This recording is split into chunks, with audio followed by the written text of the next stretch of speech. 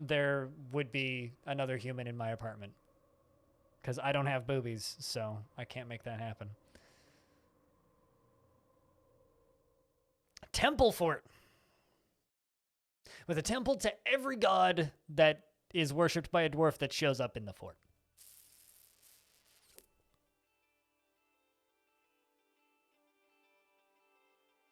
Actually, I have a boobies command too, so.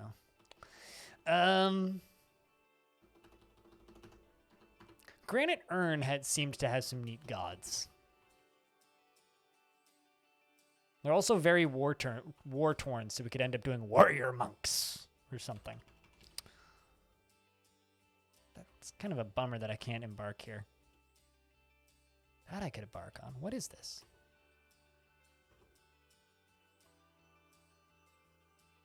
Thick vegetation, but no trees? All right, Aka's Mountain.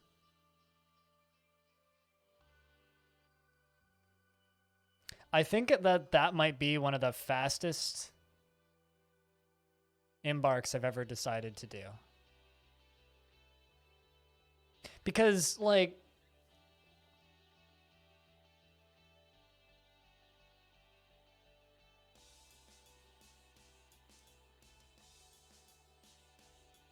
that would make sense for warrior monks to be kind of on a mountain, right? I think so. I'm not too worried about frame rates, so I'm going to make the embark size a little bigger. The only problem is there's a varied aquifer everywhere. They need to be isolated? They don't need... Well, I mean, if you want them to be isolated, obviously we have to settle up here.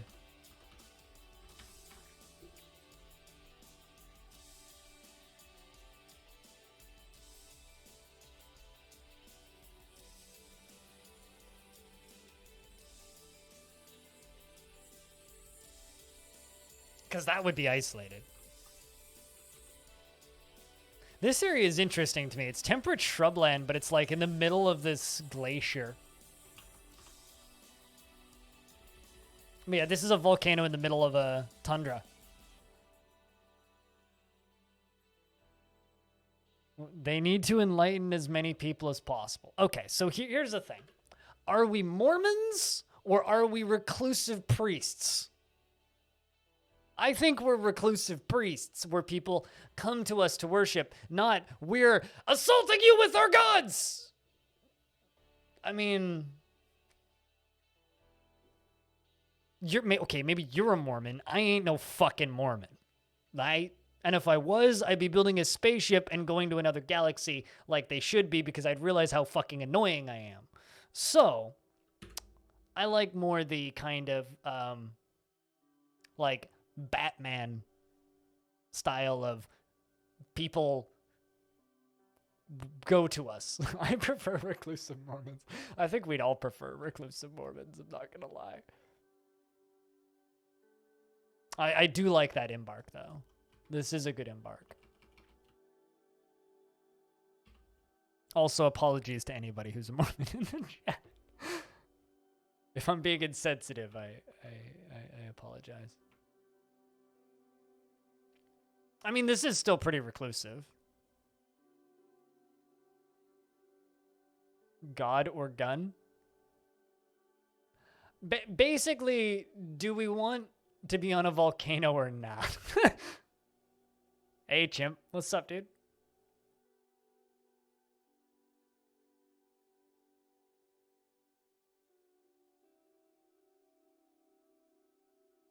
One of your favorite YouTubers is one? I'd be...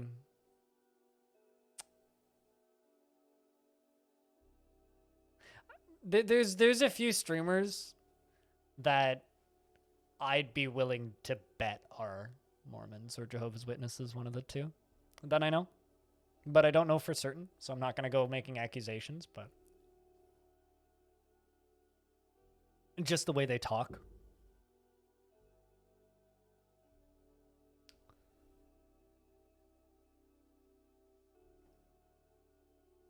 But yeah, this is a pretty cool embark, I'm not going to lie.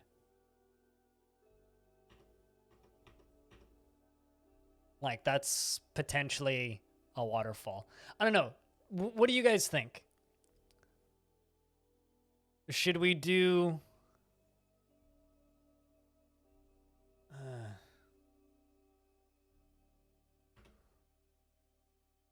mountain embark with a big river for the temples?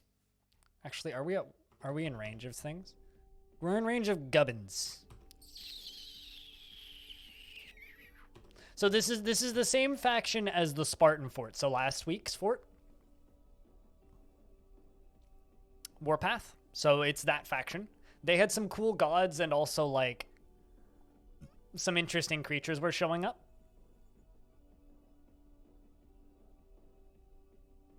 Doesn't kind of make you the king of dwarves? Absolutely not.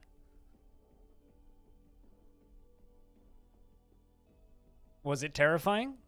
Why was the studying miserable? Pilot guy. Just have to study things you enjoy studying. Like, I've been studying synthesizers, and that's been very enjoyable. At least one non-mountain biome? I do have at least one non-mountain biome. That one tile down there. I mean, I could just make the embark bigger.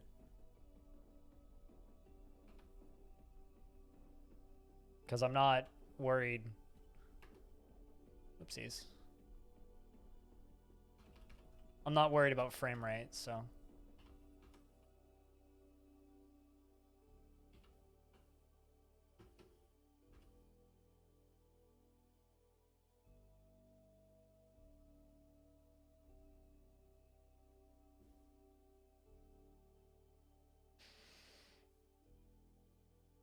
Working on your computer science degree? I feel like a third of the people who watch me have some form of computer science degree. It's like the Twitch demographic. It's comp sci majors.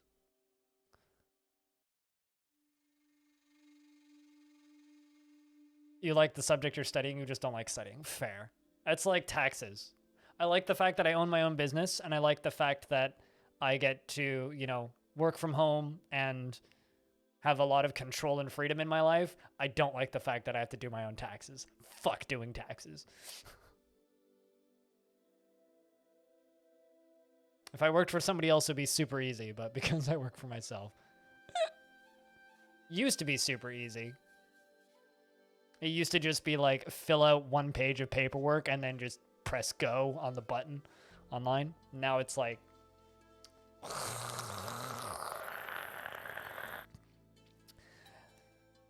You know what? Fuck it. I think I'm going to go with this mountain. Like, it is kind of in the center, but I think it kind of makes sense that, you know, a dwarven monastery would be kind of the centerpiece of a fortress. Also, this means we can get visitors for the different temples, so that'll be interesting. A very large area. If you choose a smaller area if you experience lags. I will not worry about that because we're not going to be here for too long.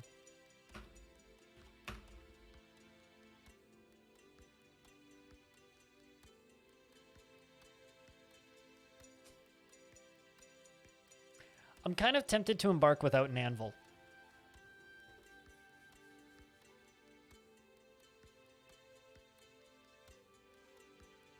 Like, we're monks, right? We're not crafts dwarves. We'll purchase an anvil from the first trader. With books? Fuck that. No, I ain't barking with no books. That's too expensive. We are vegetarian monks. You are not going to tell my dwarves what they are and are not. If they want to eat massive feasts of piles and piles and piles of meat, they will. Oh, are we? No, I misread that. I read that as we are. No, I don't think so. I'm not going to limit the dwarves' nomables. Also, I just need to quickly make a week 8 dock.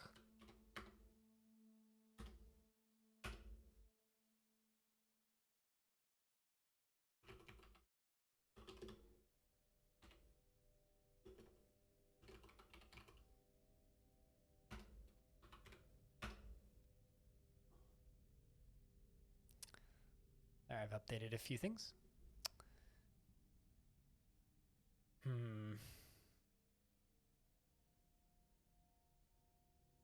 Why is that a challenge? Oh, you mean for the entirety of your fortress? That just sounds tedious and obnoxious without DF hack. And the reason I say that is because dwarves just bring a shit ton of picks with them naturally.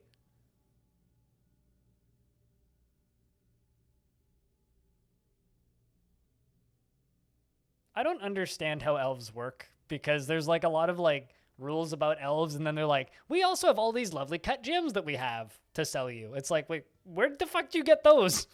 Who did you murder for this solid opal pedestal or this jade fucking altar? It's like, you don't mind, and you're not vegetarians, and you're selling me leather quivers and jade altars. What?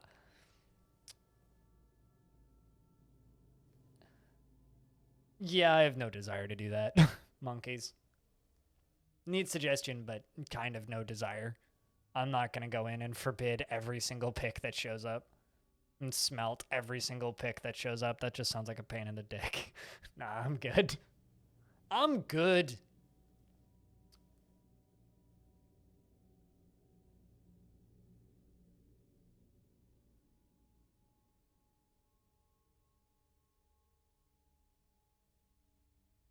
Just for the embark? That's not a challenge. First, like, that's just slow mining. See here, I like, if you're saying like one pick for the entirety of a fortress, yes, that's a challenge. But if you're just saying one pick for the embark, that's not a challenge. That's just saving some points. Like, I could totally do that. That's not an issue. One pick. There could be surface deposits. There is not going to be surface deposits. And I can tell you that because it said deep metals. So I will be shocked if there's surface deposits. I don't think you kill a tree for jade. Maybe the trees are mining the jade. They just have really deep roots. And they just like pull the jade out for them.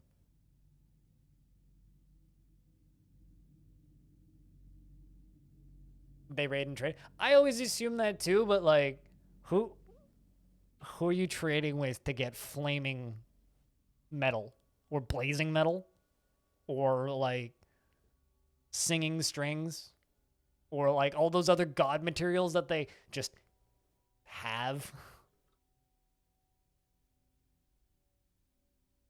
It is possible, but exceptionally rare. I mean, I know how they get them, but it's like, how the fuck are they doing?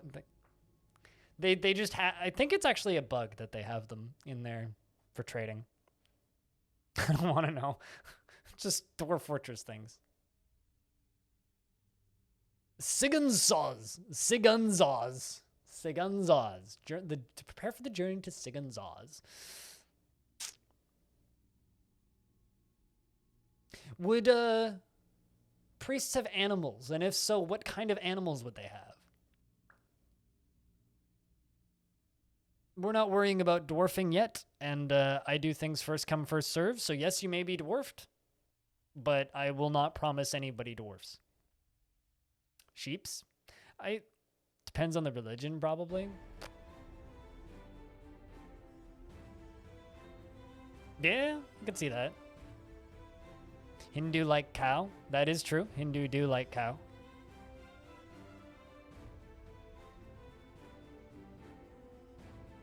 And they wouldn't have much worth trading for? I mean, I feel like they're probably stealing them. Or they have them from, like, before time. I'm trying to think, like, if I can even pasture them. Because we are settling on mountains. But I want to say that, like, there was no trees, but there was thick forestation. Elephants. My faction doesn't have tame elephants, I don't think.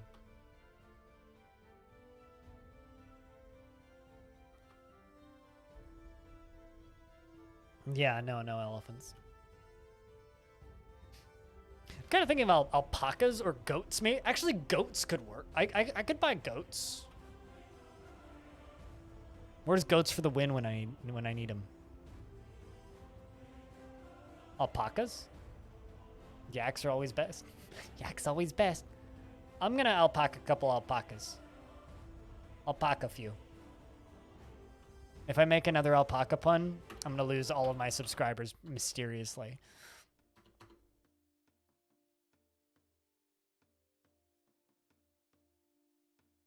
Yes, but dwarves ain't Buddhists. These are dwarves. They're probably like Euristists. That was a weird sentence.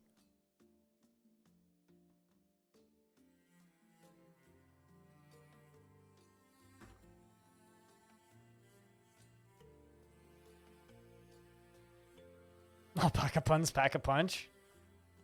I mean, they'll alpaca punch.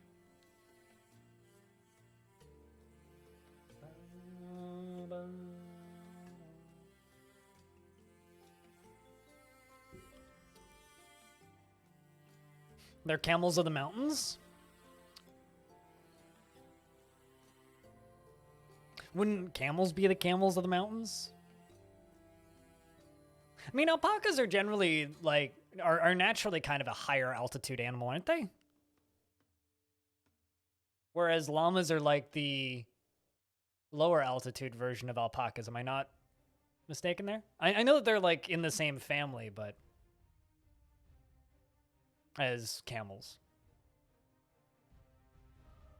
Like, I always thought that llamas were, like, bigger because they were lower altitude and alpacas were smaller because they were higher altitude. I could be totally wrong there. Is altitude sickness a thing? What causes altitude sickness? The heck's in it? Is that like when you have less oxygen and you get super tired? I was expecting you to say, alpaca this chat full of lead if you keep the puns going. That's what I was expecting you to just like threaten chat with a gun. Lower oxygen? You keep fuckering on Twitch, just Twitch, YouTube streams and Discord, whatever. Everything works fine, but Twitch decides to buffer every stream you watch. I'm not dropping any frames, so. Are you still watching in embeds though? Like, are you still watching in multi-Twitch, Hobo? Because I'd be willing to bet if you're watching in multi-Twitch, it's multi-Twitch.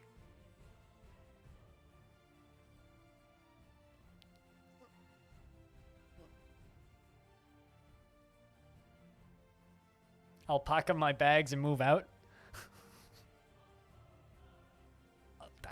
You know,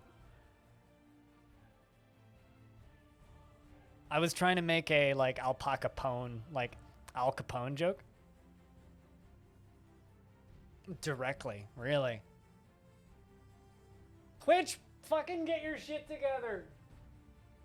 This is... God.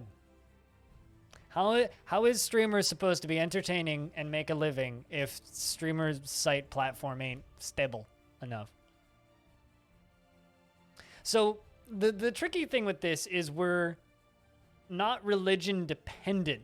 Like, we're open to all religions.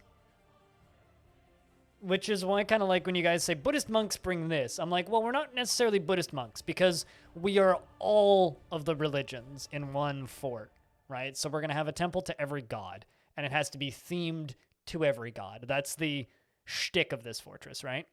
A temple to every god, themed to every god. So if it's the god of metals, I need something metal in there. If it's the god of the earth, I'll need something that's earthen. So like maybe like an earthenware statue of that god. If it's a temple of I don't know, rivers and rain, then fuck a fine, I'll figure it out. I need a shower in there, basically. In a golden age where, well, in this dwarven society, they are very accepting of all religions. And then we need to have them open to guests. So that's kind of what I'm thinking of doing, or thinking of doing. Kind of thinking about building it like pseudo above ground with like a big tavern somewhere. So like these dwarves basically they're more like caretakers of these temples than anything. So I'm not going to be very combative, so hopefully we don't get invaded. We probably won't because the population is set to 60, so... I think I'm going to bring some turkey. Well, what's a higher altitude bird?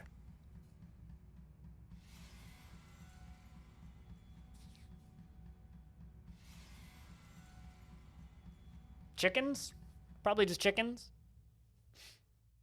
Eagle. Yes, that's indeed a higher altitude bird, but I'm thinking of one that I could bring. Because, like, I got geese, I got chickens, I got turkeys, I got peacocks, I got ducks. I should bring some goats. Goats are too good for higher altitude stuff, so.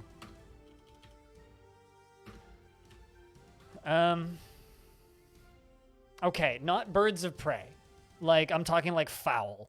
Like, something that you'd raise to eat. I'm kind of leaning chickens. I think the geese in Dwarf Fortress are just white geese, right, Dominic? So there are no Canadian geese in DF, which are like the patterned geese.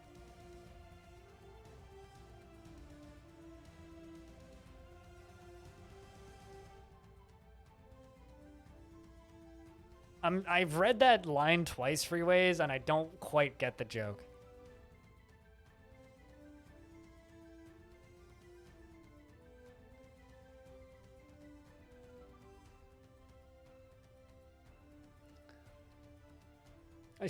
Next time I interview Tarn, should I ask him what he has against Canada and why there are no Canadian geese variants?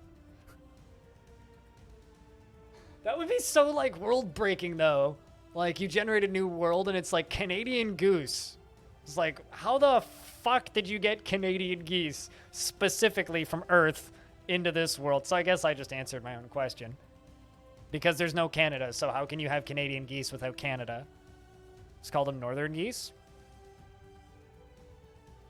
Okay. Yeah, I could see that. Or like a gray geese, because technically that's what they're called, aren't they? They're gray goose. Because there's geese and then there's gray geese. I'm pretty sure that's what they're called, is gray geese. 55,000 kilometers high. I've been that high up this last year. That was no, not kilometers, but meters rather. I missed the K in that. Are you sure 5,500 kilometers high? Not meters? Yeah, there you go. Kilometers is like, I think, higher than the highest point on Earth. That's pretty high up. But I've been at 5,500 meters. Yeah, like, that's the moon. Not quite. Great. It is a vodka, but, like, gray geese are, like, the... Hold on. I realize we're literally just, like, staring at the embark screen and arguing about geese, but...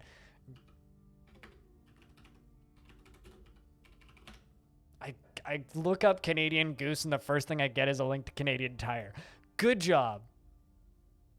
Also, a Canadian goose is apparently a extreme outdoor weather coat brand.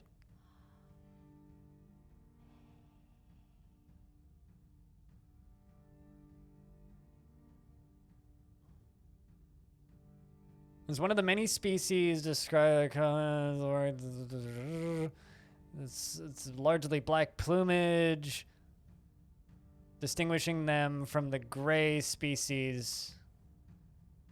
Okay, so no, they're a black goose instead of a gray goose. A gray goose is a white, like, it's like the white geese that are. It's like. The Canadian goose is referred to as the Canadian goose. A persistent urban legend gives them the name of the country, or gives them the country of origin as Canada, but this is false. Also, did you guys know that today is Wikipedia's 20th birthday? Huh.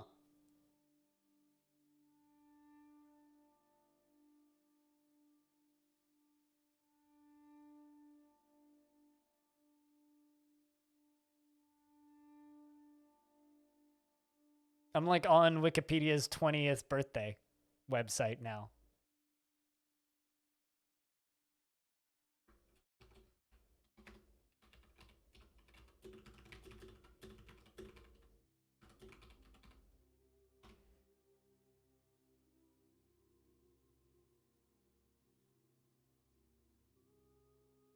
Chat, can I get a round of happy birthdays for Wikipedia? And a double round of happy birthdays for Wikipedia if you've never given Wikipedia money yet they still pester you?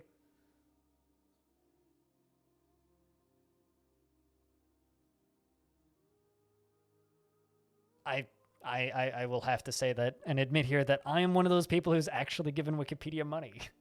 Hey, Cooler, enjoy your lurks. I'm debating on sitting down, chat. Should I sit down or keep standing? I've been standing for about an hour and 40 minutes. Almost 2 hours. You've given them a 20? It's $1 a year. That's pretty good value, I'd say. Considering probably the amount that you've used it, because we all use Wikipedia a ton. Is it having a standing desk? Well, I haven't used it while streaming in a really long time, so uncomfortable right now. Because up until recently, my nice black void background ended right here. So you would have been able to see the top of it.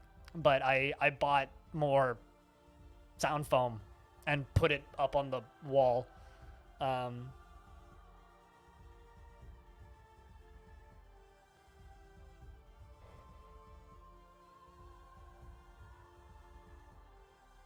You feel like you should also give them $1? You should give them $1, Hobo.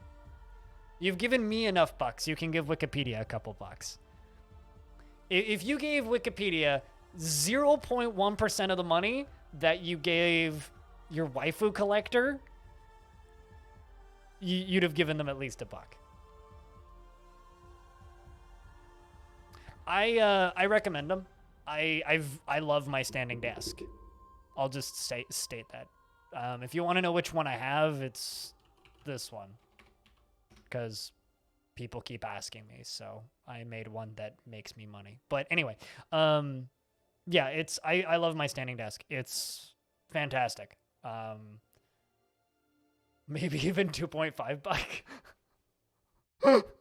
No, I'm calling Hobo out. I ain't calling anybody else out, just Hobo specifically. But no, I bought this desk a couple of years ago, and it was a fucking excellent purchase, and I'm very happy that I did.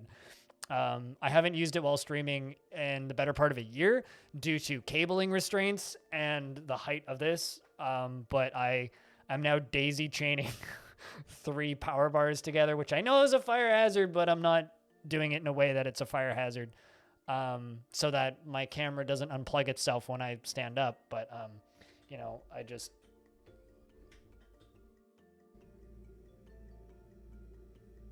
have the ability to do this. So, if we want to do chest cam, I could do chest cam. I guess. What's up today? The desk is up.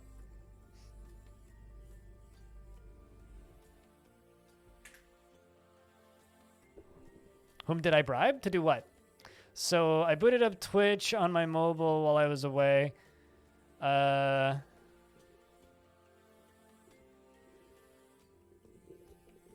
First was blind next to Quill 18. Dude, and some dude playing Minecraft. Who did I bribe? What, to end up in the recommended section? Nobody? I don't think. I mean, Twitch didn't do the,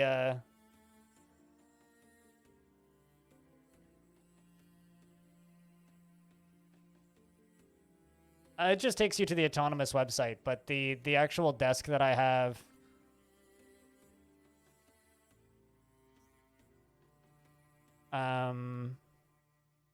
is their standing desk brand, and they only have one standing desk, but this is the one that I have. Smart Desk 2 Premium, this thing. Which is not loading because my internet's good. But yes, that's the desk I have. The video loads just fine. The images are having a hard time, apparently.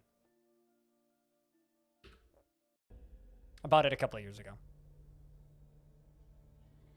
You have 2 Twitch followers? Yes, it looks like you have 2 followers and 5 views on your channel. It's all good, level 1. Also, I got all the Disnoff subs in my chat today. But yeah, Cooley, last I checked, I can't afford to bribe people. I wish I could afford to bribe people to put me on the front page of Twitch, but unfortunately I can't.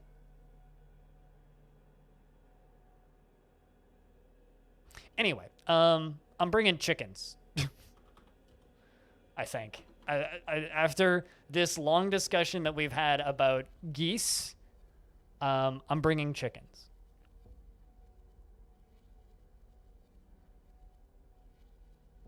Yes. He does indeed auto-host both Cat and me. Yeah. And he's helped both Cat and me out a lot because of it.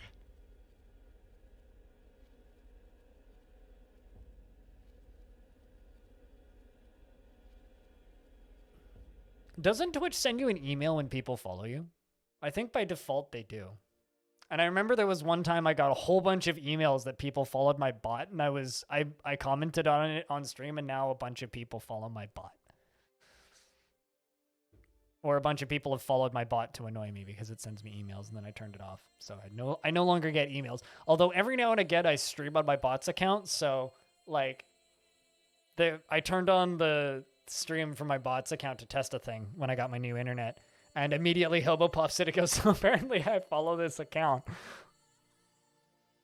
for the ultra secret streams. Here's the question. What is more secret, my bot streams or my Discord streams? Probably my bot streams, actually, because I never actually tell anybody when I DM a few people. It's like, hey, I'm testing a thing. You want to come see if this works? You already follow. Yes, I think you were one of the people who followed the bot. Yes, Animal, that is very much something that you would do. You and King the Space Disco Fox, who I still need to stop myself from saying cop. He changed his name years ago now, and I still say King the Space Disco Cop instead of Fox because Cop was a better name, in my opinion. Bot streams are secret? I guess. I mean, I do an ad here for the Discord streams. Anyway, so chat, this channel has gone from a few things, right? It went from extra money is used to purchase beer to extra money is used to purchase records to now extra money is used to purchase records and synthesizers. I'm sensing a trend. Alcohol is expensive, is the trend. Anyway, what the fuck was I doing? Right, I was building a fortress, or getting ready to embark on a fortress of monks, which means I must bring more ale. Wait, no, not that. Ale. DJ Blind in the making. Like I said before, I was a DJ back when it still wasn't cool, and it isn't cool now.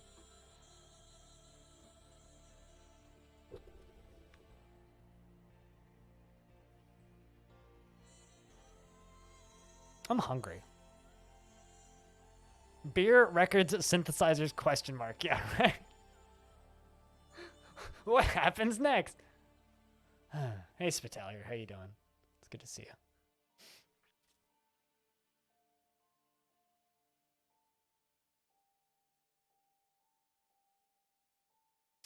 I think I might need food. I'm getting dizzy. This is not good. I'm also getting hungry. I'll get food when we actually start the fort.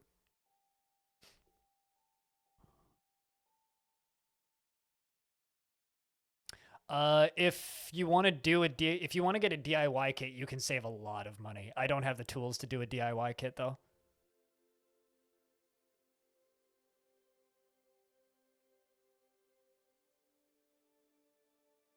We'll purchase an island and use the DF name generator to name it. How the fuck am I going to purchase an island? I don't think Captain Sparkles has enough money to buy an island. Like, I don't think Ninja has enough money to buy an island. Although, depends on, I guess, how small the island is.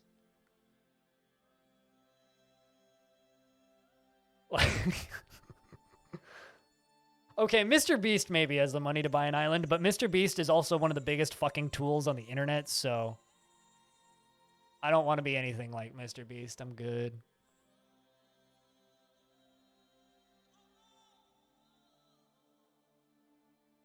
Fortunately, I'm not an insufferable twat. I'm just insufferable, so. Thus, I don't have anywhere near enough money to buy an island. All right, I need 7 names. Did you, Wormbo? I don't actually hate him, but he bothers me. He used to make fun of children's YouTube intros. Quality content. Unironically or inironically? Because I don't think inironically is a word. I'm assuming you meant unironically.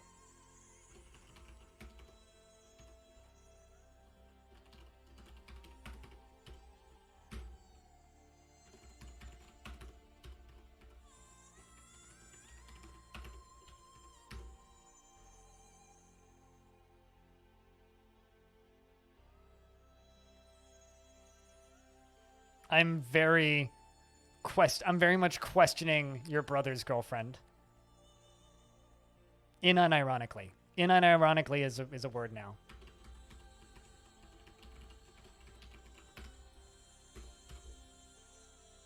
I'm surprised it let me have that many letters. A 6-acre island in Nova Scotia is $65,000. I'm going to go out on a limb here and state that you do not want to own an island in Nova Scotia. Unless, like, you want to roleplay a Viking or something, but, like... I like Nova Scotia. I would not want to live on an island in Nova Scotia because you get the shitty weather of Eastern Canada temperature-wise, so it's cold as fuck, and you also get hurricanes. So you get, like, Florida-level hurricanes, and it's cold as shit. Did you just name all of my dwarves, Darren? I mean...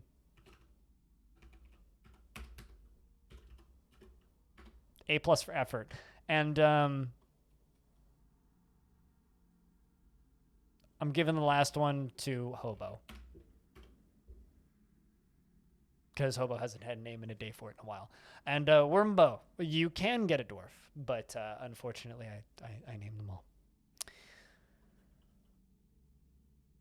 It is indeed what I asked for. You are indeed correct. I'm going to sit my desk down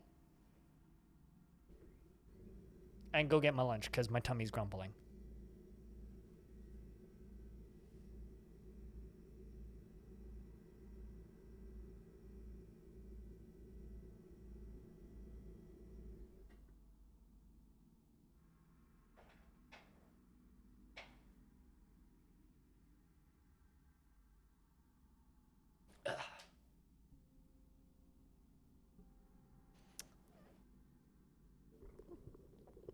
I mean, I was talking about real-life Vikings, not Dwarf Vikings, but you are indeed correct. Although, to be Vikings in DF, all we need are spiky helmets, and we need to rape and pillage the English. So we also need the English in Dwarf Fortress to be Vikings. So this is difficult. Because we don't have the English. It's a very important ingredient in order to be Viking. I need food. I will be back in a minute. If you are awesome and happen to have sound commands, could I get some sound commands in the chat? And if substitute for the else, I would at least like pick the correct race. So we'd go for the humans probably. We'd rape and pillage the humans. Anyway, now that this VOD is probably muted on YouTube or unable to be monetized on YouTube because I've said rape and pillage too many times, I'm gonna go get me food. And shout outs to everybody who supports this stream and lets me do this full time and supports my dumb antics. Could I also get a round of beers? I will be back in a minute. And then we will finish embarking, naming the fortress, and read all the dwarfs' descriptions, and then go build a bunch of temples. Back in a couple.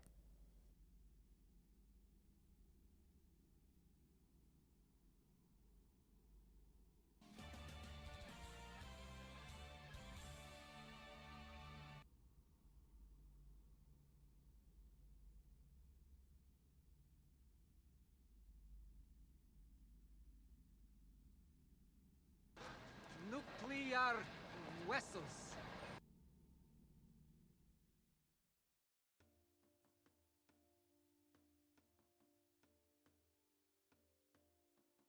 NANI?!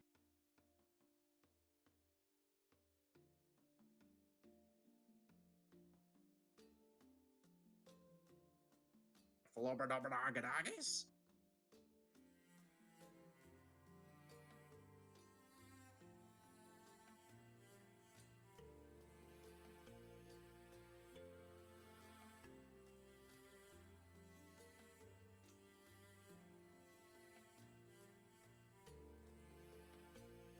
You fucking donkey!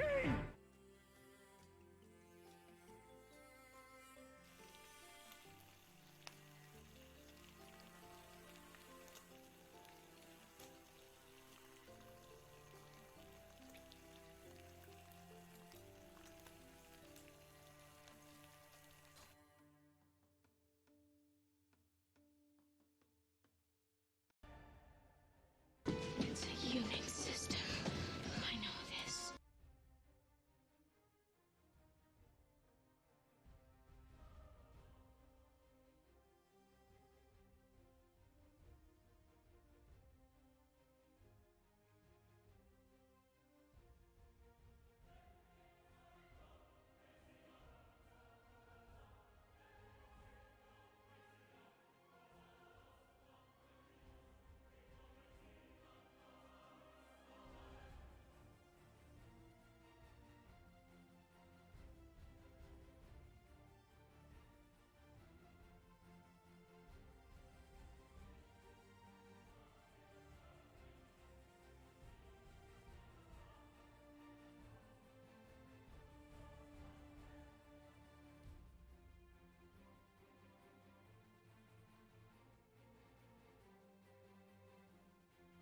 Woo! Oh, dude, Yeah, fuck baby. yeah, dude. Let's That's go. fucking sick. Hell yeah. Woo!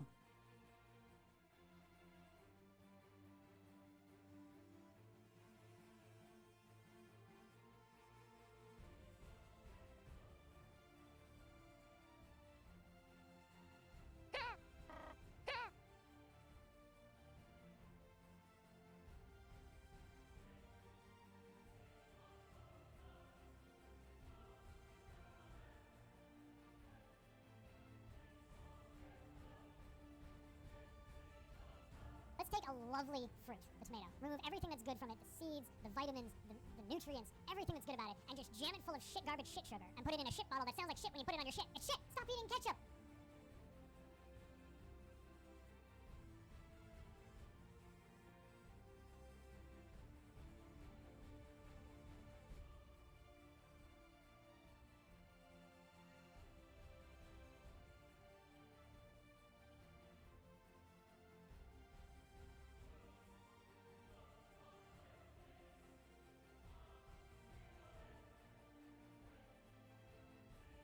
You must have a pretty low work ethic then, if you look at something, don't understand it, and give up.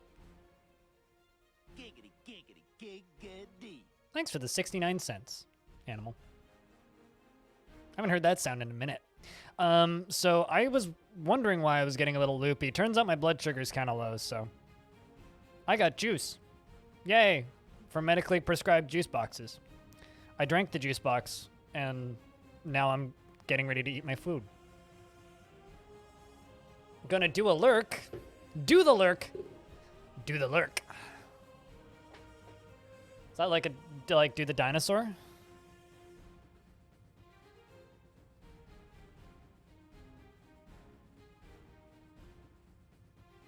That's wine, not juice.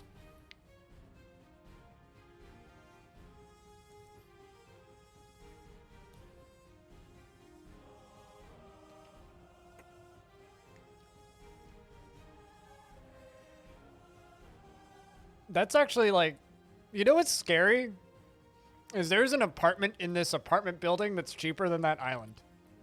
Or more expensive than that island, rather. One of the apartments in this building sold for $800,000 not too long ago. I like the fact that there's just a website called Private Islands Online.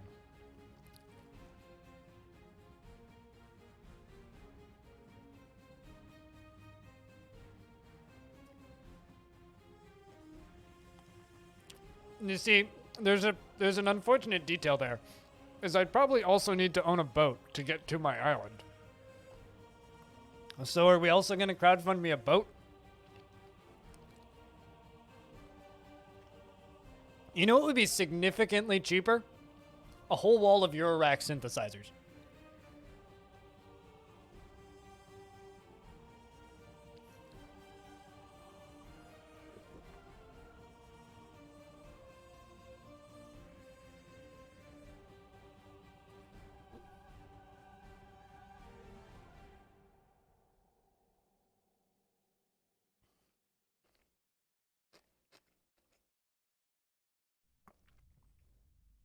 But boats are way safer than helicopters.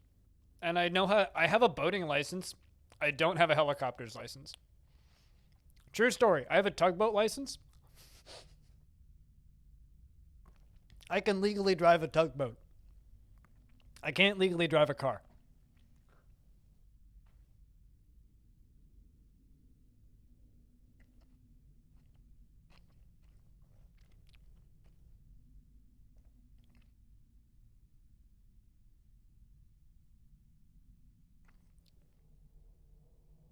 And the sounds of it does sound way creepier, especially in like.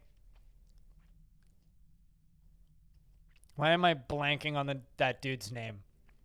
What was the name of that really creepy rich dude who had a private island, who killed himself in prison allegedly? Fuck, what's the name of that dude? Why am I blank? I watched a documentary about this man relatively recently. Jeffrey Epstein. Epstein. Yes. That's why I said allegedly killed himself in prison.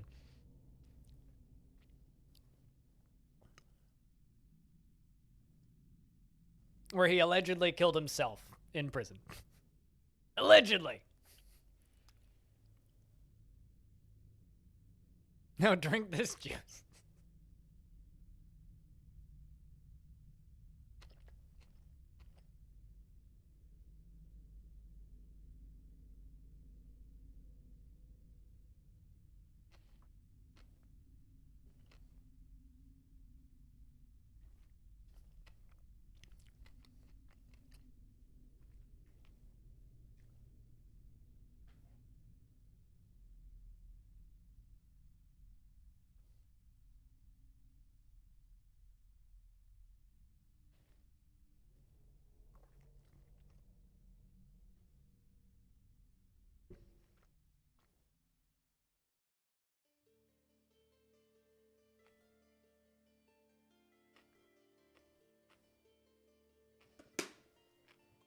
Back in a moment.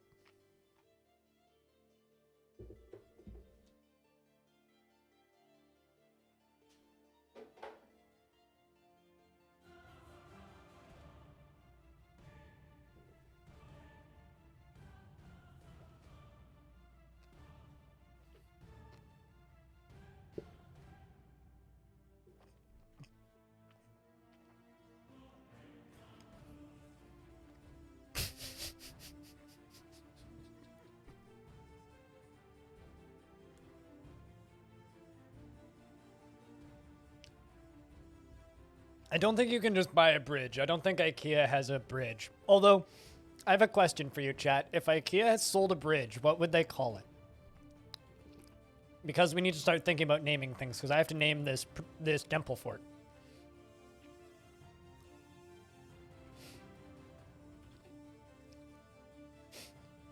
The group name.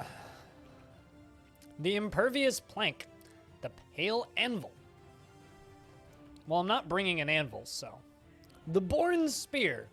The Scored Quakes. The Crystal of Pondering. The Bolt of Gravel. The Crypt of Vaulting. I think I had the Vault of Crypts was a group once that I did.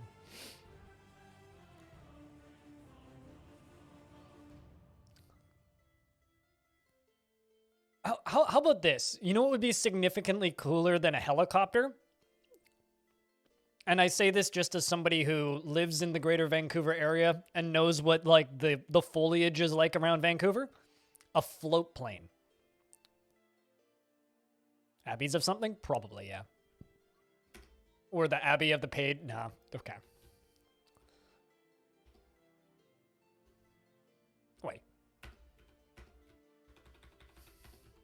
It's getting a little sick. You know, that ended up way too perfect. I didn't even see what the last word was. The Holy Mountain? I mean, we're going to have to put some holes in the mountain.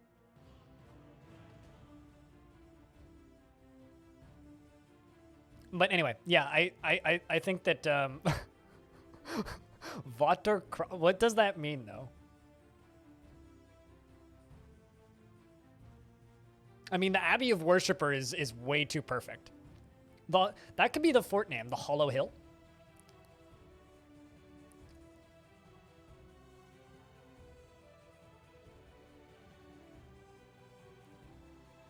But yeah, no, anyway, a float plane would be way better for around here than a helicopter.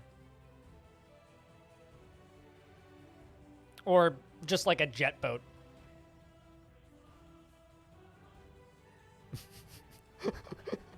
I don't think European is a language.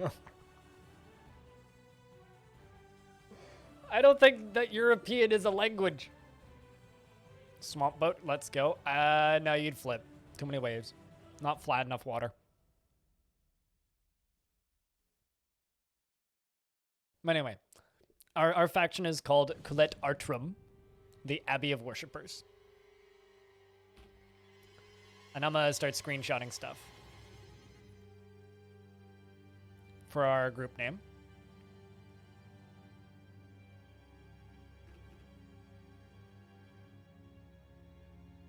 Just gotta delete all of last week's images from...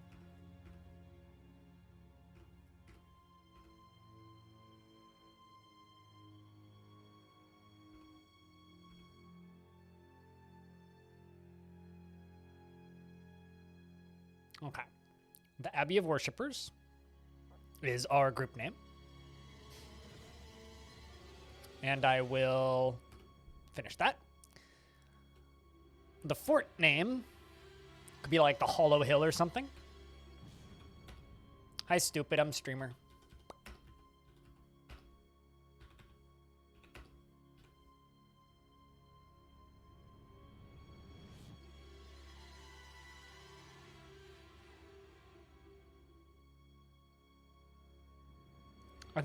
I think Hobo was being funny, Warmbo. Another title for a metal album? I totally didn't even look at it.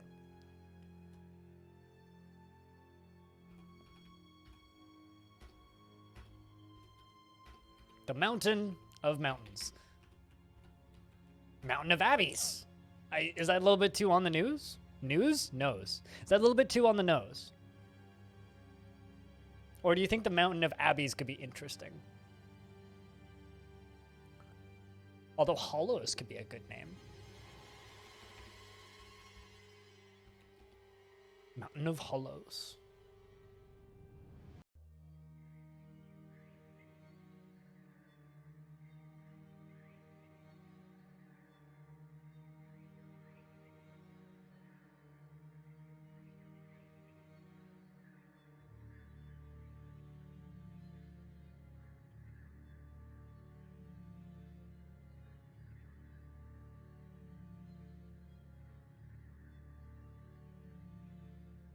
I'm kind of leaning towards the Mountain of Hollows.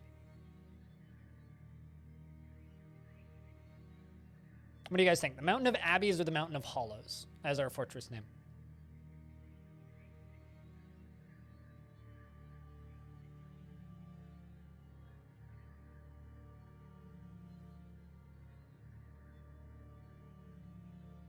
The full cup of emptiness.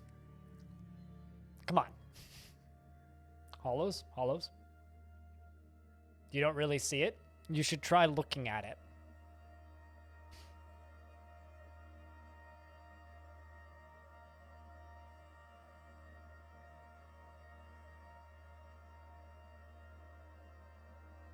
It's like a dead swamp. Well, you're a dead swamp. I don't know what that means, Squug.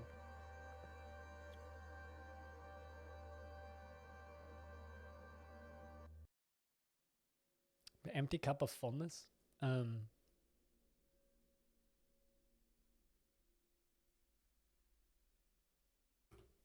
right, so we are the Mountain of Hollows of the Abbey of Worshippers. And we need a symbol. You know, actually, we could name the symbols. The hollow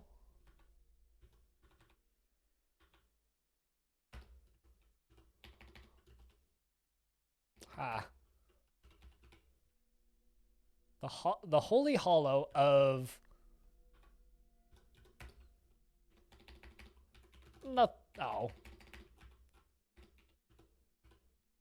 of emptying.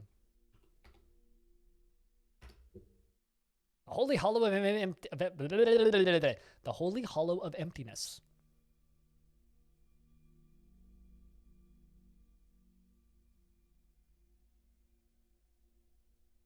Without real significance or value. That's ironic and I like it.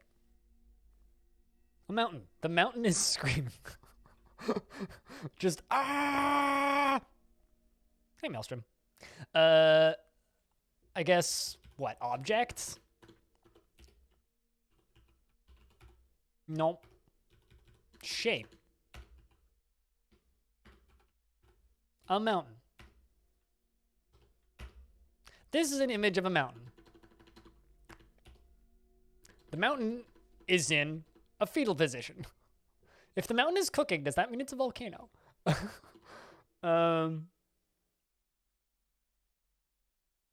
What's changed? We yelled about geese for a bit, talked about buying islands, and now I'm naming the fort. So not much.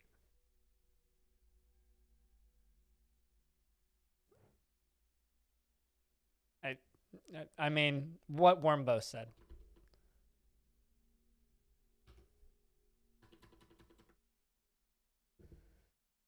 I'm trying to think. What,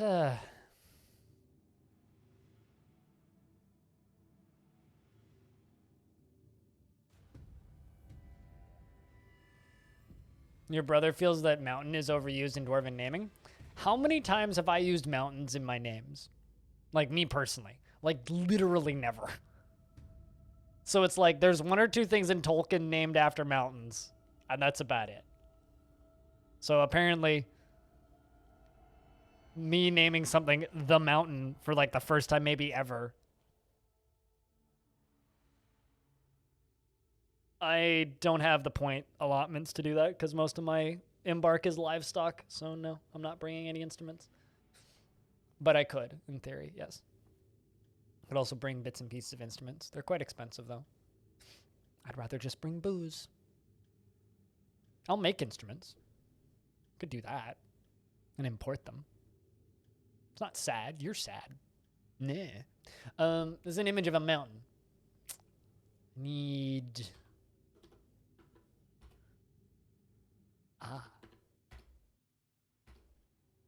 And a broad cross. And that's not a challenge. That's torture. Also, do me a huge favor, okay? Stop saying dumb scenario challenge. There is no challenges in Dwarf Fortress. There's scenarios. This game's very easy. You can intentionally kill all your dwarves, which is what that would be. But that's not a challenge. That's just obnoxious. And I'm not going to intentionally make the game unpleasant for myself. I play Dwarf Fortress because I enjoy playing Dwarf Fortress. I stream Dwarf Fortress because I enjoy streaming Dwarf Fortress. And if you're just like, do a thing that makes the game visually and physically unpleasant to play, I'm not going to do that. Because what the fuck's the point of me doing that? It's not a challenge. It's just unpleasant. Stop suggesting unpleasant things, because I'm not going to listen to anything you say. And we'll probably just mute you after a while if you keep doing that. Okay?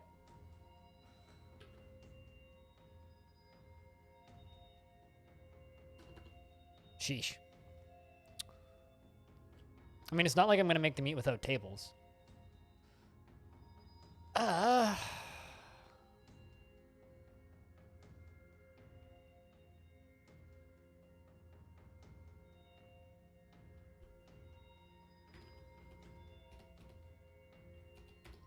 This is an image of a mountain and a broad cross. The mountain is devouring the cross.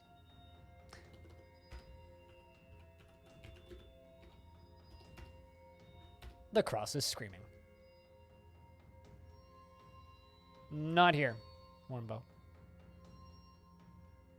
But yeah, anyway, stop suggesting dumb challenges. If you have actual scenarios that are interesting, then feel free to submit them for later weeks, but I'm not going to just torture your dwarves challenge, because that's not a challenge. That's just going against the game's mechanics. Unfaulted, hello. We are okay. How is Faulted? It's nice to see you during the day instead of late at night. So that's going to be our image. The Holy Hollow of Emptiness.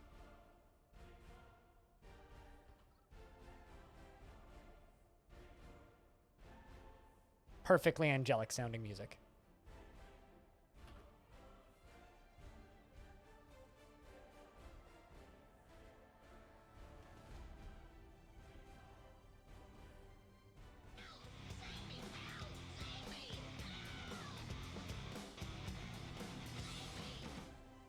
My sub expired without me noticing.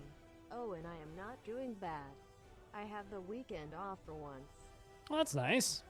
And I, of course, took yesterday off. Apologies. Yeah, I noticed the sub ran out. I just didn't say anything. So I don't like to call people out for that. But, Faulted, welcome back. With Prime sub for a 10th month. Good to have you around. Cheers.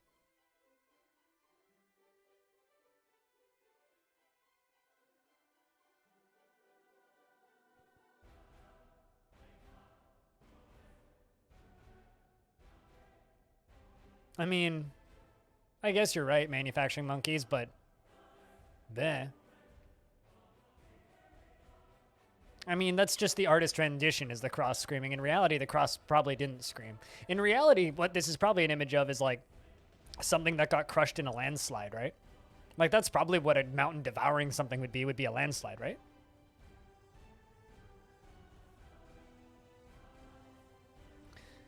You're looking at the dwarf language of the wiki, and I'm trying to see if you could realistically use the language in day-to-day if you tried to learn it. No. It's missing a lot of important punctuation.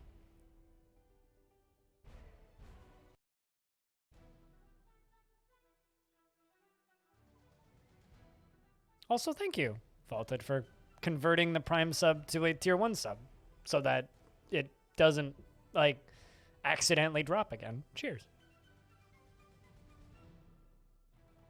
Although, you know, Hobo, to be totally fair, I've been wondering what the fuck he's been on about for most of the day.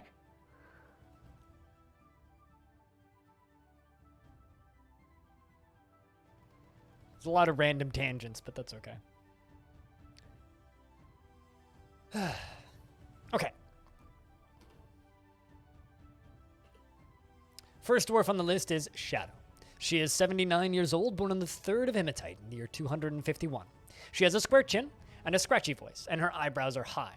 Her teeth are crowded, and her very long hair is neatly combed. Her slightly upturned nose is short, and her small-lobed ears are narrow. This is madness! Madness. This is Stone Hobo. This is Hobo. This is Hobo. Yeet.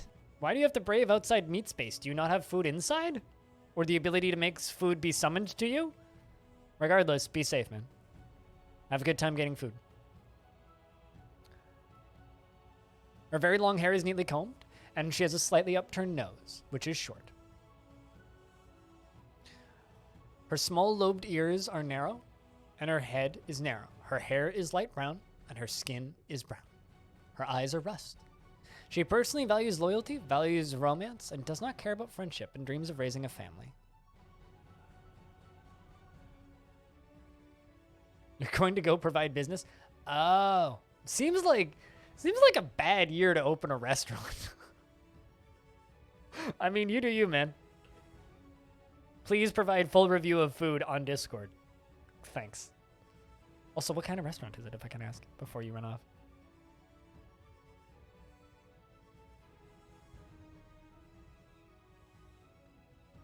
Better than last year? I guess, but like maybe wait another 6 months? I don't know. It just feels like a bad, unless like you're primarily basing your business on like takeout orders, but still it. Although then again in Florida no one gives a shit, so. She dislikes obligations and will try to avoid being bound by them, although she is conflicted by this for more than one reason. She does not generally respond to emotional appeals, and she likes to present herself boldly, even if it would offend the average sense of modesty. She often acts with compassion and doesn't try to get things done perfectly. She is quite comfortable with others that have a different appearance or culture, and she is slow to trust others. She is often nervous, and she tends to think before acting. She tends to consider what others think of her, and she has a tendency to consider ideas and abstractions over practical applications. She often feels discouraged and occasionally overindulges, needs alcohol to get through the working day. She likes working outdoors and only grumbles mildly at shitty weather. Better than 2020 is a low bar to set? Yes. Tis indeed a low bar to set. The next dwarf on the list here is Blue Chimp. He is 58 years old, born on the 25th of Opal in the year 272. His sideburns are clean-shaven, his very long mustache is arranged in double braids. His very long beard is arranged in double braids. His medium-length hair is neatly combed, and he has a very narrow chin, and his rust eyes have large irises. He has a scratchy voice, and his nose is short. His small lobed ears are narrow. His hair is light brown, and his skin is pale brown. He personally considers craftsmanship to be relatively worthless, values peace over war, values honesty, and sees life as unfair and doesn't mind it that way. Dreams of mastering a skill. Actually, it's more likely a vampire.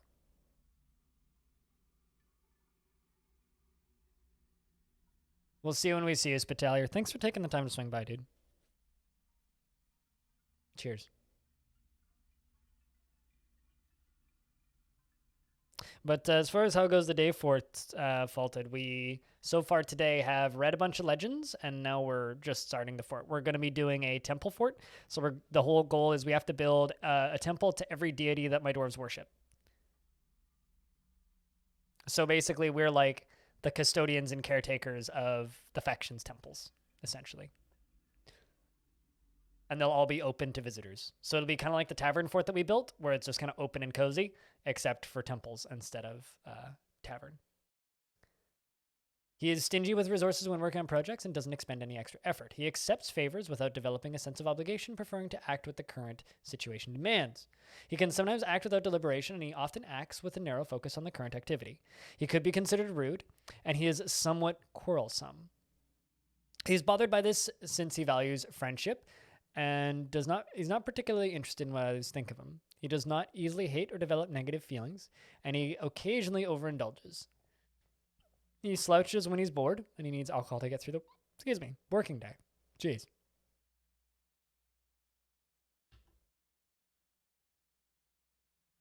I'm so sorry for Animal is 88 years old, born on the 10th of Galena in the year 242. His hair is somewhat greasy, and his medium-length sideburns are neatly combed. His very long mustache is arranged in double braids. His very long beard is neatly combed. His medium-length hair is neatly combed. He has a high voice, and he has a slightly upturned nose. His ears are narrow. His head is narrow. His dark brown skin is wrinkled. His nose bridge is slightly convex, and his hair is light brown with flecks of gray. And his eyes are rust, and his lips are somewhat thin. 88 years old. Does not feel the slightest need to pay back any favor done for him, no matter how major the help or how much he needed it. He would never pass up a chance for a good fist fight and prefers to be alone, occasionally overindulges, and he is somewhat fearful in the face of imminent danger. He tends to be a little bit wasteful when working on projects, and he acts with compassion. He is trusting, and he needs alcohol to get through the working day. Can I reset this dwarf and get a different one? Because Jesus Christ, that dwarf sucks. Spitalier, she is 76 years old, born on the 17th of Moonstone in the year 254. She has a very narrow chin, and her somewhat splayed out small-lobed ears are narrow.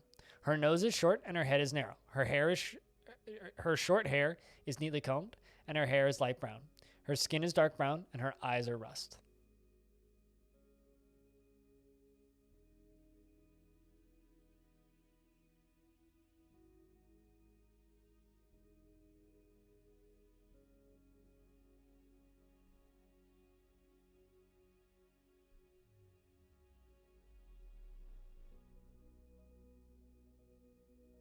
Won't that get messy in the end? I mean, potentially, but isn't that like every Dwarven fortress? Is that it could potentially get messy? But isn't that kind of the fun of it? Like, yesterday's just got, like, burnt to death, right? She has a strong sense of duty and is always tense and jittery. She desires little for herself in the way of possessions and could be considered rude. She likes a little excitement now and again, and she is rarely happy or enthusiastic. She is conflicted by this as she values parties and merrymaking in the abstract. She doesn't often feel envious of others and occasionally overindulges. She is somewhat quarrelsome, and she is bothered by this as she values friendship. She generally is quite confident in her abilities when undertaking specific ventures, and she talks to inanimate objects when she's thinking. She needs alcohol to get through the working day. Just like me, I talk to my plants. Only when I'm thinking, though. Manufacturing monkeys. He is 60 years old, born on the 19th of Limestone in the year 270. His hair is somewhat greasy. His short sideburns are neatly combed. His long mustache is arranged in double braids. His very long beard is neatly combed. His very long hair is braided. His nose is short, and his somewhat splayed out ears are narrow. His head is narrow. His hair is light brown. His skin is copper, and his eyes are rust. He personally deeply respects skill at arms and sees those that attempt to maintain dignified and proper behavior as vain and foolish, vain and offensive, and does not particularly value the truth. Dreams of mastering a skill. Well, that's why he's religious, is because he doesn't particularly value the truth. He takes offered help and gifts without feeling particularly grateful, and he doesn't mind wearing something special now and again. He is somewhat uncomfortable around those who appear unusual or live differently from himself. He doesn't try to get things done perfectly, and he thinks he is fairly important in the grand scheme of things. Finds obligations confining, though he is conflicted by this for more than one reason. Because that dwarf's a playa, that's why. Diamond.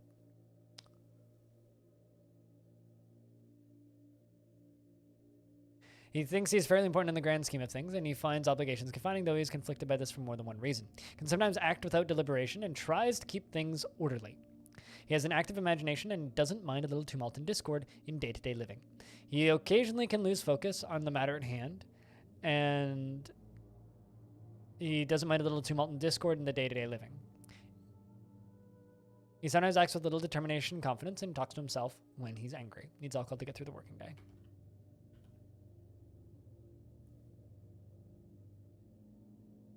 First introduced to DF 10 years ago, though it sounded and looked stupid. I did not follow it, and then I fell in love with dwarves, and now I regret that early version of it. I mean, don't we all kind of regret parts of younger versions of ourselves? It's part of growing and changing. I agree with this pilot.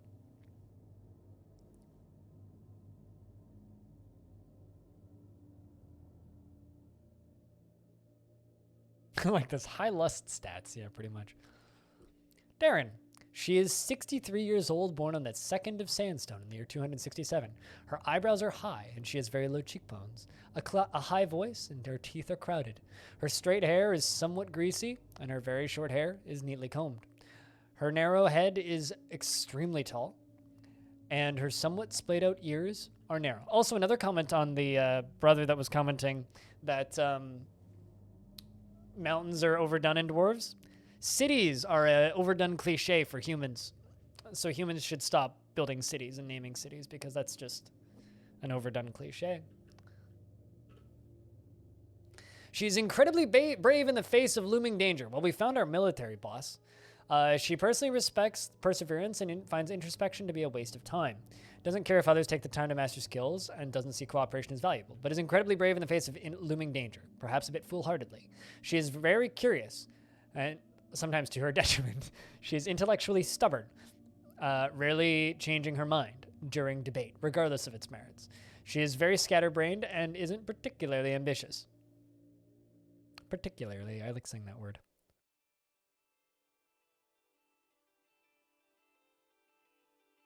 She tends to assume the worst of two outcomes will be the one that comes to pass, and she prefers that everyone live as harmoniously as possible. She doesn't mind wearing something special now and again, and she ventures... and she generally is quite confident in her abilities when undertaking specific ventures. She lives a fast-paced life, and she doesn't feel envious of others. She tends to be swayed by the emotions of others, and she isn't particularly interested in what others think of her, and occasionally overindulges, needs alcohol to get through the working day.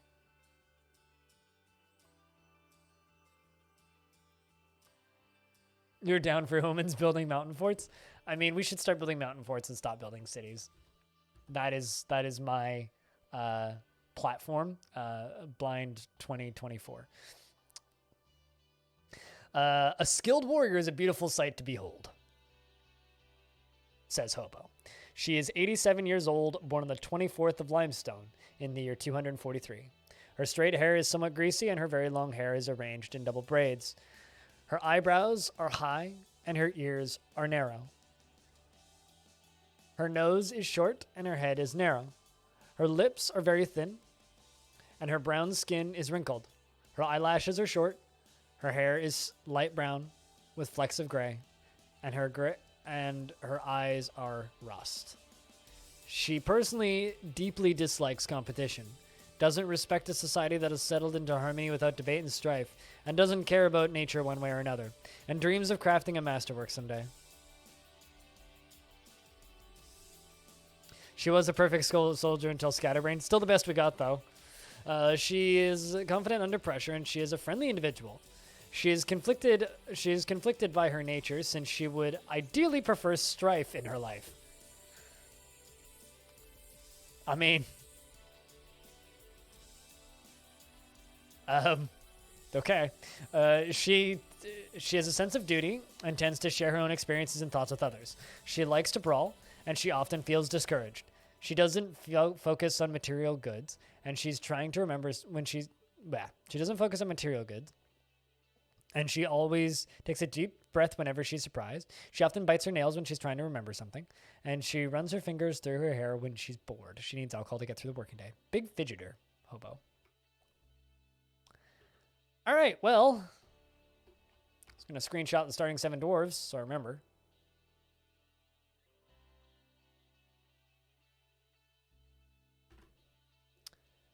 And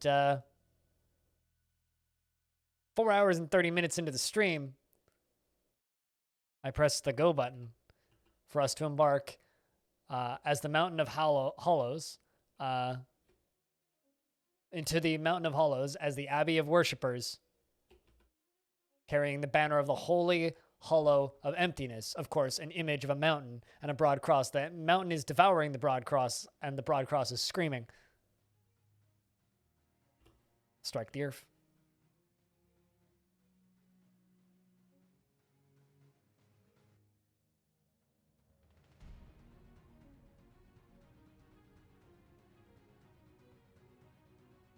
Can I get a round of beers in the chat?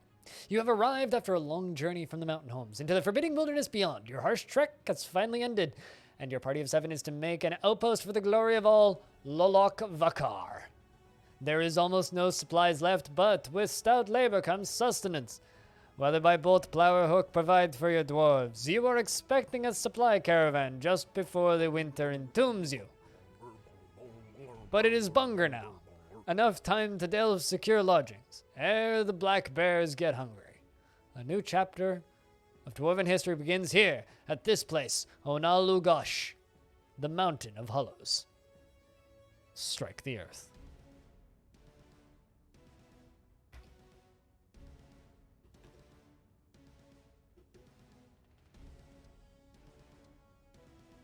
Well, there's a road.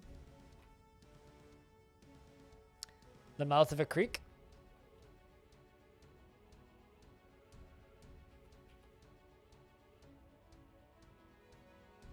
Pretty steep mountains.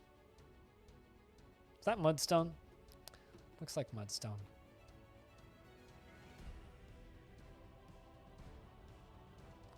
I'm never going to escape the mudstone.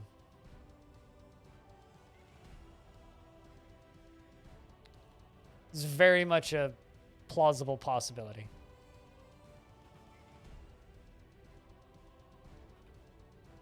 No, it's sandstone.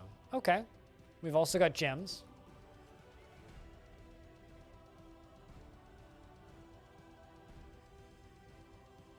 Lots of surface gems, actually. What's this? Schist. Is that petrified wood? That is petrified wood. Ooh.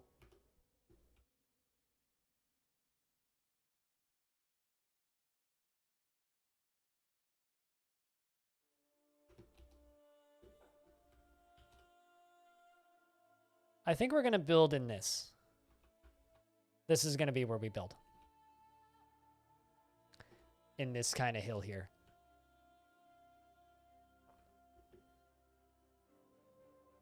So who's the expedition leader? Hobo's the expedition leader. Oh, damn.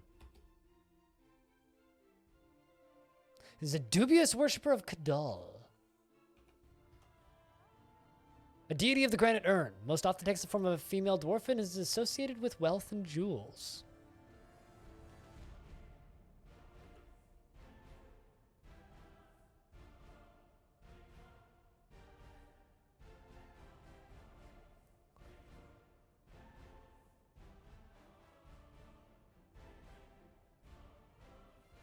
Hide the broad crosses? Yes. All right, so the first thing we're going to do is I'm going to pasture all my animals right here. Because I got a lot of animals.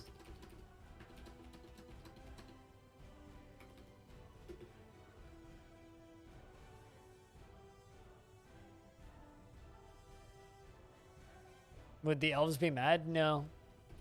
No, they don't care. Oh my god. I don't believe I've ever seen bamboo before.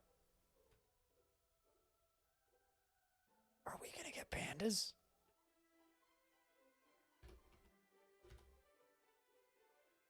Okay, I got eagles and peregrines and wombats and a mountain goat. No pandas.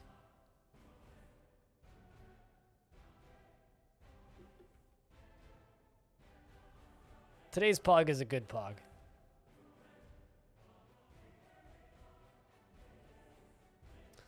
All right, well, we need a miner.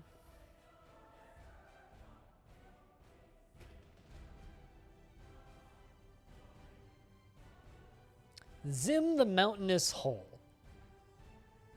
A deity of the granite urn, Zim most often takes the form of a female giant cave toad and is associated with mountains and earth.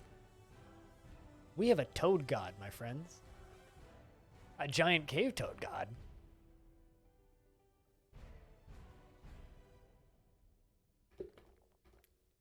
All right, well, the first temple we need to build is most certainly that of our expedition leader, which of course is the deity associated with wealth and jewels. So here's a question, chat. Should I make them a different shape per? I should make them different shapes. Yeah. The mountainous hole. I mean, that's what they call my ex-girlfriend.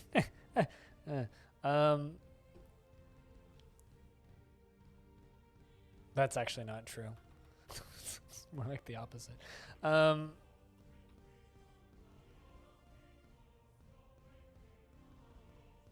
my best taste joke, but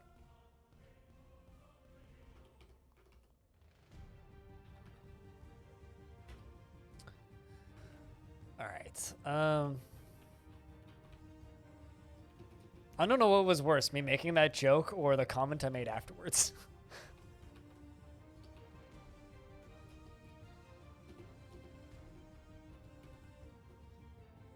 Go on. Go on. I'm not going to make a frog shape. That is more effort than I'm willing to put into shapes in DF. All right, Animal, you can be in charge of woodwhacking.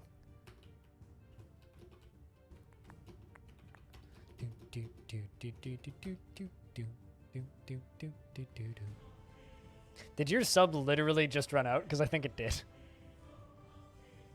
At least on my end it did. Maelstrom.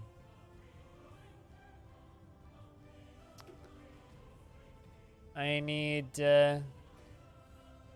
crafting a great work of art. Let's put you on stoneworking.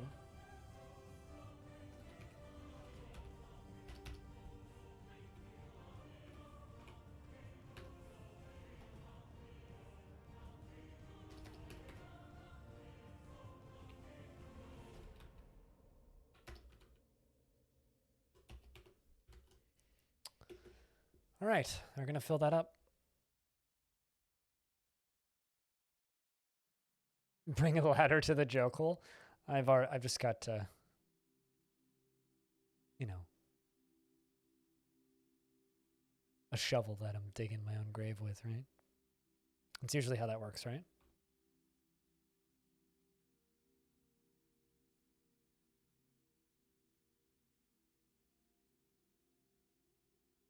I love how all of the livestock are just like clustered together in that one spot.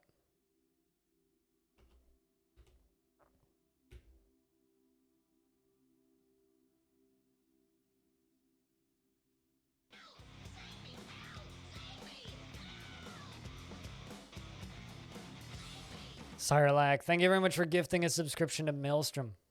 Thanks for gifting a subscription as well. Maelstrom, enjoy the ad-free viewing and Crypt Sip for another month. Welcome back.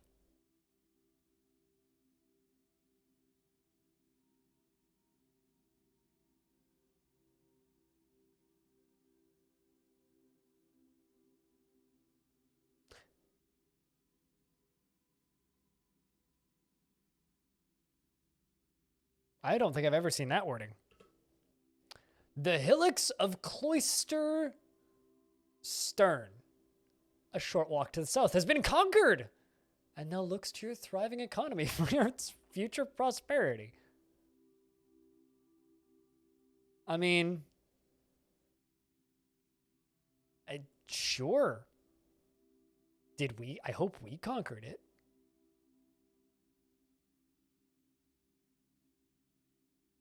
You just got a check for sitting at home and doing nothing. That's a pretty good reason to get a check.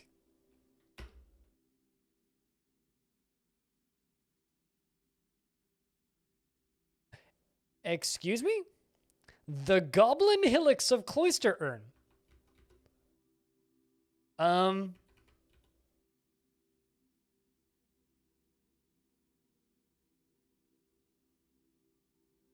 What?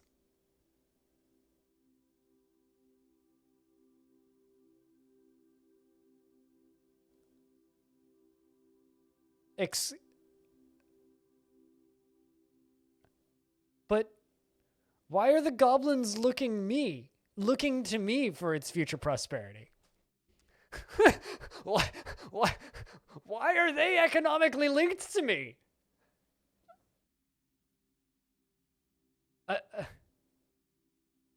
Although I can raid them.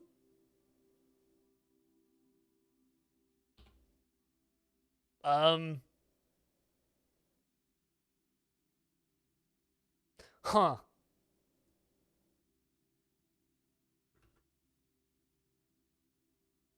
I have a few questions about this.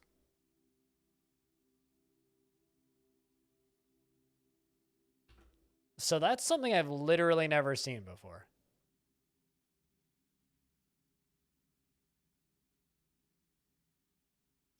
Good neutral goblins. That I very much doubt. I mean, they're literally part of a faction that's at war with me, which is the hatred of nuts. And it states that they're at war with me, right? They're economically linked to me, and they're at war with me.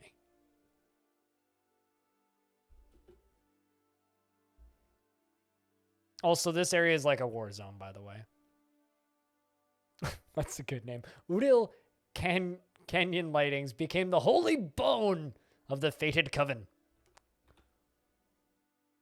The army of Ogres, rumored obscure the godforsaken hate, marched on Fortress Urns. Fortress Urns is under siege. This is such an active war zone. Jesus.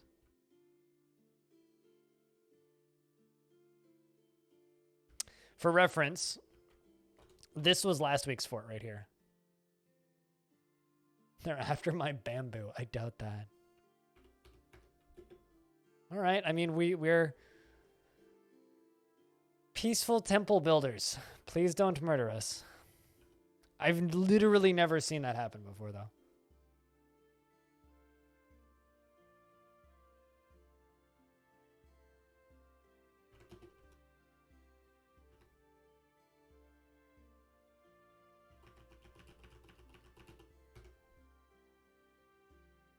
Hello, Stephen Pork.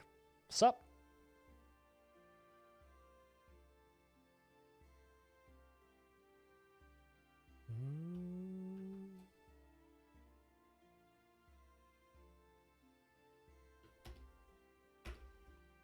Also, I'm going to put Darren into the military, even though they're not the best military dwarf. Giving it to them anyway. It's the best we're going to get.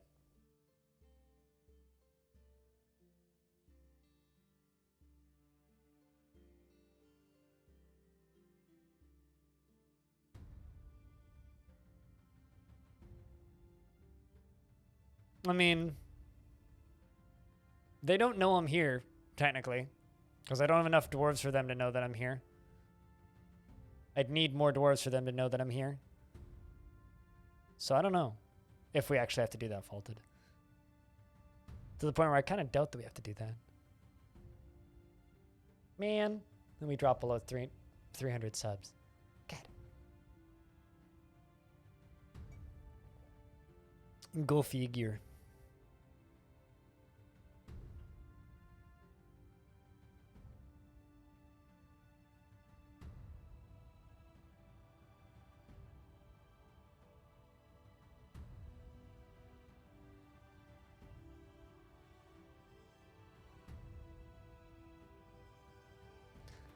All right, well, that first temple that we have to build.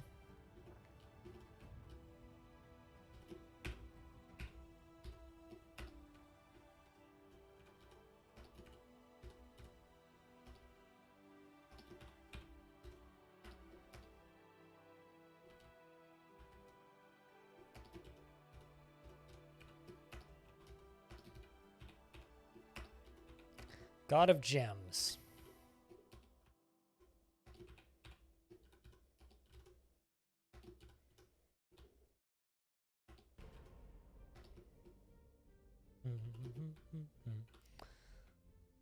You know, I wasn't intentionally making it look like a heart. No, I want to make it look like a heart. It's kind of just doing this. Thinking like, somewhat of a gemmy shape.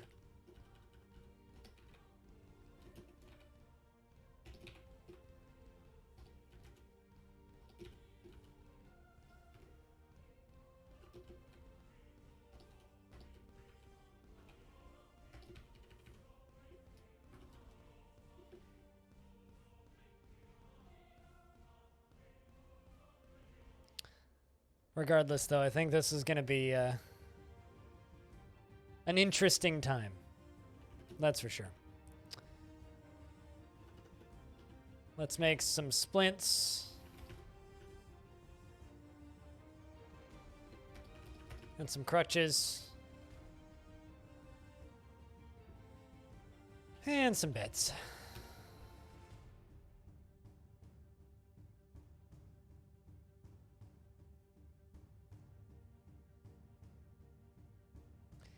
Yes, but Arch Crystal was also way older than any of my forts have been. I mean, Long Death is giving it a run for its money, but Long Death is also a very different fort than Arch Crystal.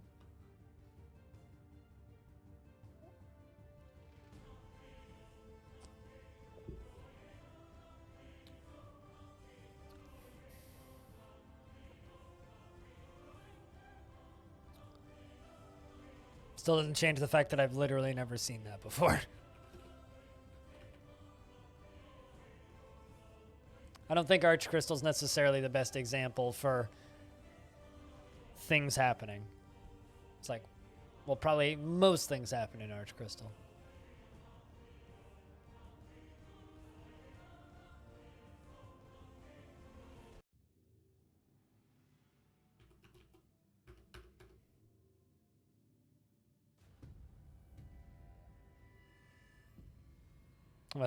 Since when am I making 1,000 temples, sir? I'm not making 1,000 temples. Now you're just putting words in my mouth.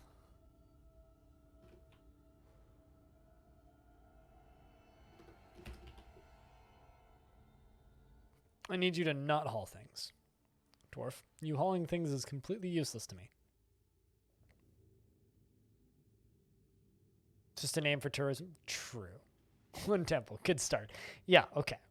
2 temple. 3 temple. 4. 5 temple. 6 temple. 7 temple. More.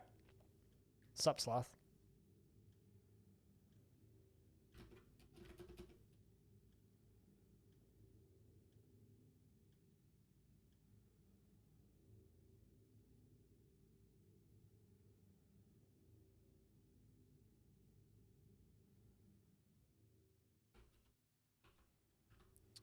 Then I have to put you on stone detailing.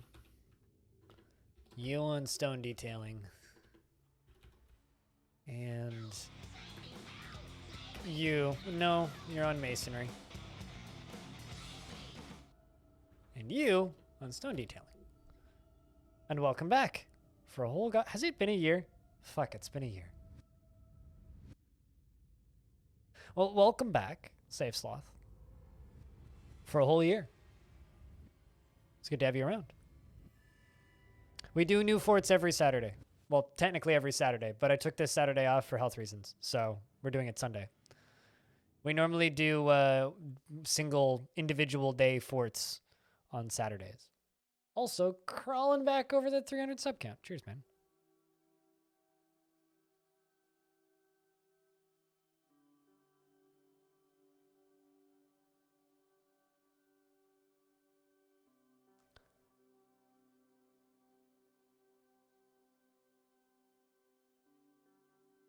Why are we killing the heretic again?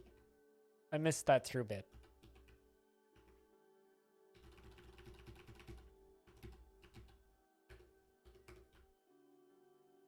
So yeah, Bob Almighty, if you type an exclamation point Dayfort, you'll get a link to a document, which we're slowly filling out on world lore and events, as well as histories from every fort I've done in this world. And the kind of whole point is we're trying to build as much lore and knowledge about this world as possible while playing many, many forts within it. And every week, normally Saturdays, but this week Sunday, we set out... Ooh. That might be what I eat for dinner, actually, Sarlacc. What kind of fish, if I can ask, before you head off. But regardless, you have a good dinner. Yeah, no, so normally we do this on Saturdays, but this week we're doing it on Sunday. And every time we set out with a specific theme, the theme for this week is Temple Fort. And also, I need to grab the name of it real quick, so I don't forget it.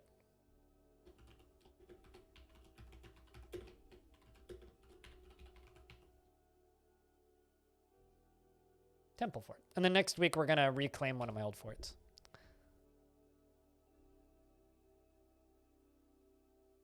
Did I hide the broad cross? Well, the mountain ate it, so we don't need to hide it because it's already been eaten.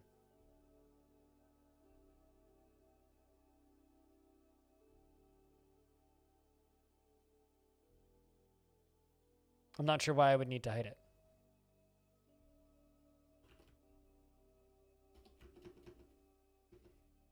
Do you get 2 wood? No, it's like stone. Petrified wood is literally just stone and is used as stone.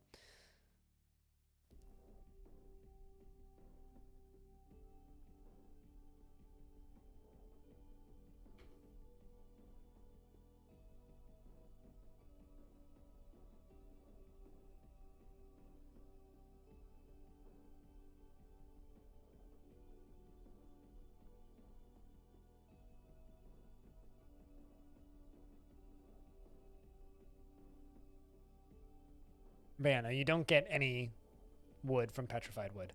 It's like basically saying fossilized wood. Like it might as well not be wood. It's like something entirely different. Although I got 2 petrified wood doors, which is perfect. I want to say petrified wood is also like kind of valuable, if I'm not mistaken. Shadow, do you like gems? Embarrassed at the lack of chairs. We're working on it, okay? You like warthog men for their short tempers. All right, then. You do not like gems. How about you, monkeys? You like schist, lead, and cherry opal, clear glass, and 4-sided prisms, and bucklers and slabs. How about hobo? Like nickel and sapphire, and maggot leather. Decahedra and the sound of the bell lyrics. All right, hobo. We're going to give you gem cutting and setting.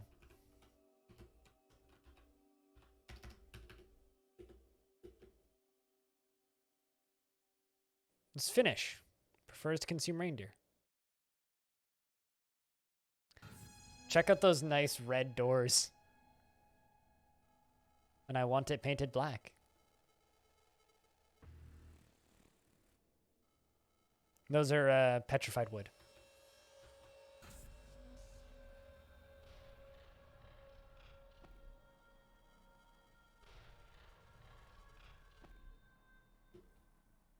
Not Santa's favorite. Santa also likes to consume reindeer. That's the part of Santa that you don't know about. Is he just eats them when they get back? That's why we only have one song about Rudolph. He didn't make it very long.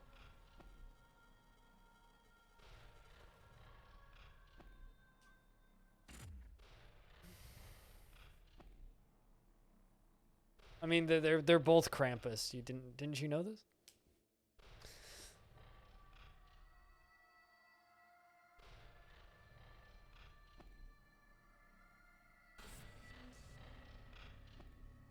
It's the part that you don't know about Santa is Santa's actually not a very nice person. My childhood? As if you had a childhood. Come on.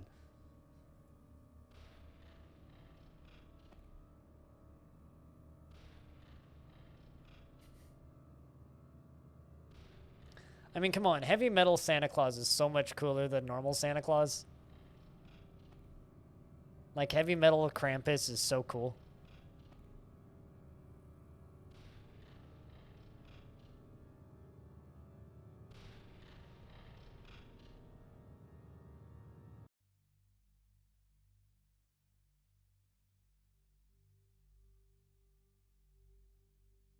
You know, whoa, hold up.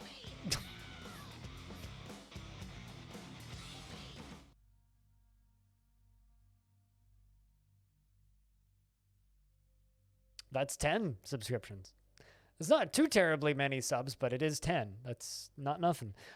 Thank you for gifting subscriptions to Chica Nobrico, Robotic Ronald, It's Fry Guy, It's Frying Guy, Talon, Erberger, Garga GG, Kid Pro Quo, Draven Dredson, Balinor, and apparently Balinor's sub dropped. Huh. And Bastin. Thank you. Holy ribbit, indeed, yes. Jesus, man. And congratulations, everybody that got slammed with ad-free viewing. You do indeed have a skull, too, and can beer properly. Cyrilic pops back in to throw beers around. Cheers. Thank you. Vaulted.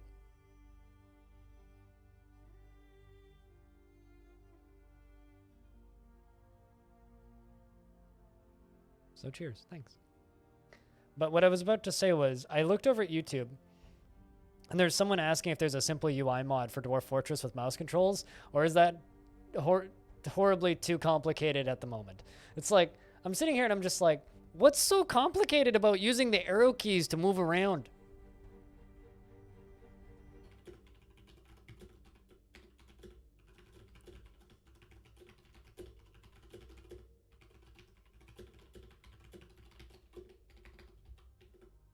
Like it's not hard. Like, but anyway. Am I some sort of horrible elitist to think that it's not that hard to do this? Like, some people seem to certainly have phobia of pointers. All right, we're gonna need lots of barrels. But seriously, thank you very much for gifting 10 subscriptions in the channel, Faulted. Cheers, man.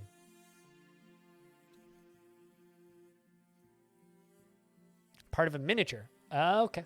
I mean, it's hard to be active in paint, but it's not hard to just like randomly drop a 10 pack of subs into the chat.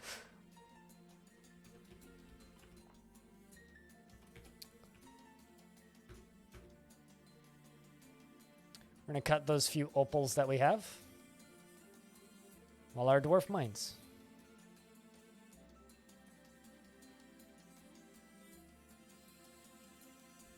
Yeah, I don't know. I mean, do you remember when first-person shooters you controlled your dude with the arrow keys? Back in the good old days?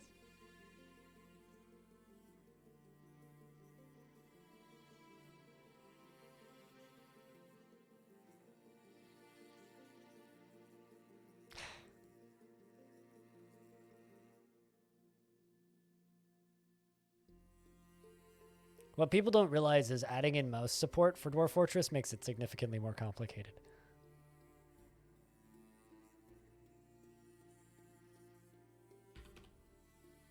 There's a couple of clicks to do as opposed to typing. I'm only able to reply and be active while paint is drying. Okay. I mean, I'm totally fine with you just communicating in the form of throwing 10 packs of subs at my stream. I'm totally fine with this, so. You've wrecked the Discord DF room. I mean, this is acceptable.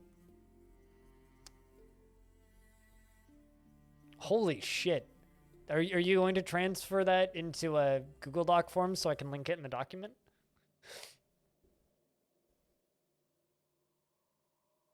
Have you guys even put anything into the Discord word stories? I have 2 new words from before. So, chips funded by the dips for excessive verbosity is all I have to say, unfortunately. But there you go, Freeways. Adieu. But Balinor, how we doing? It's good to see you. But I wouldn't say that you've wrecked the DF Discord room. I think that the DF Discord room is working perfectly as intended.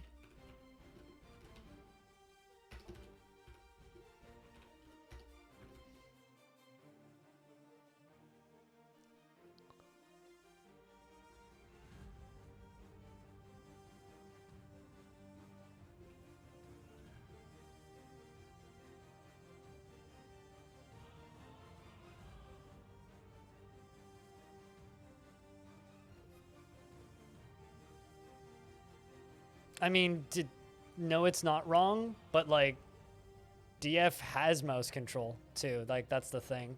But you'd still need to use keyboard for a lot of this stuff. Like, this is vanilla mouse control right here. But like, it's so much slower than just using the keyboard. I guess I'm just some horrible elitist for saying that, you know?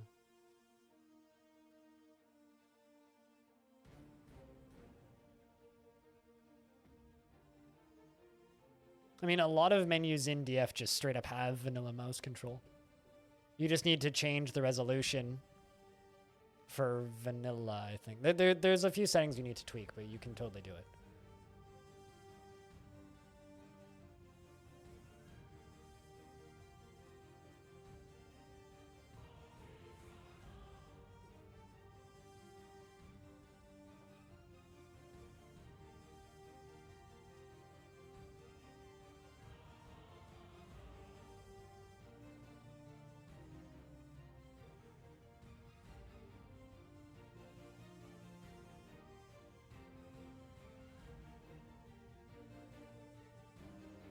Yeah, create a doc and post the link in the Discord or drop it in the chat so that I can put it into the doc. You just need to make sure that it's set to public so that people can view it, because then it'll end up looking like these. These are all the different stories that have been attached. These ones are just individual screenshots, but these are, you know, what they all look like. And then I can add them.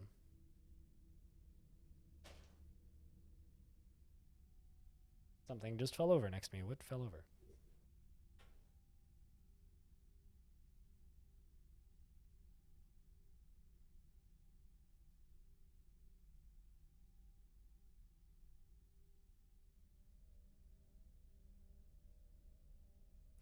I need more adhesive for my foam panels, apparently. I'm gonna go get more adhesive for my foam panels. 2 seconds. Troubleshooting, you know?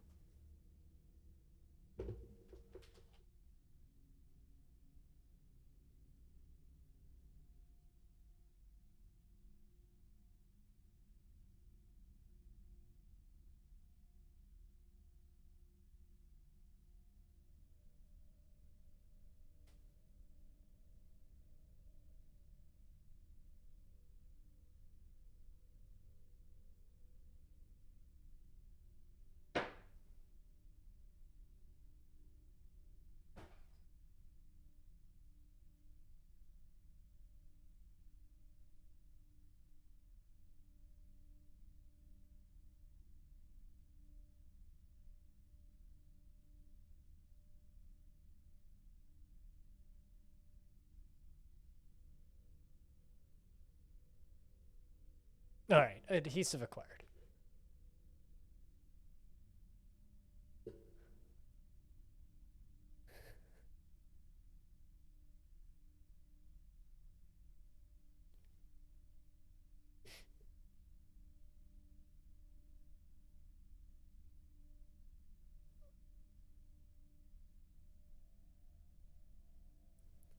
You went exactly where I hoped you would, and I'm not disappointed. I mean, of course you would. This is the way Twitch works, right? We're all just on the same wavelength. To a degree. Some migrants have arrived. Extra hands.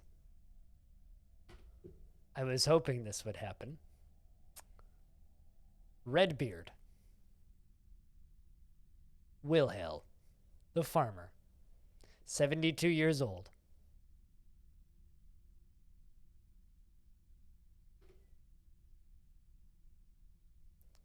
I wonder what you're carrying. You have a steel crossbow.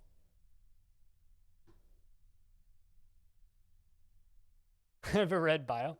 I mean, Redbeard was in the last week's fort.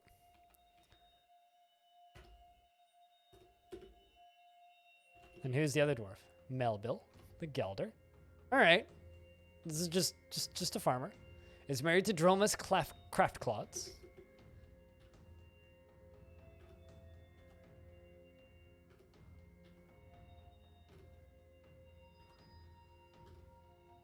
Just checking names. A jeweler. And Rhinestone the peasant, who escaped. Got a DM Ryan about that.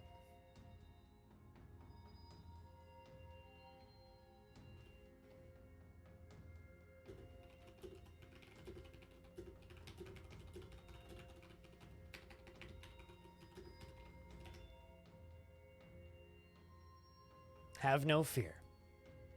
So this dwarf was a child that was expelled from last week's fort.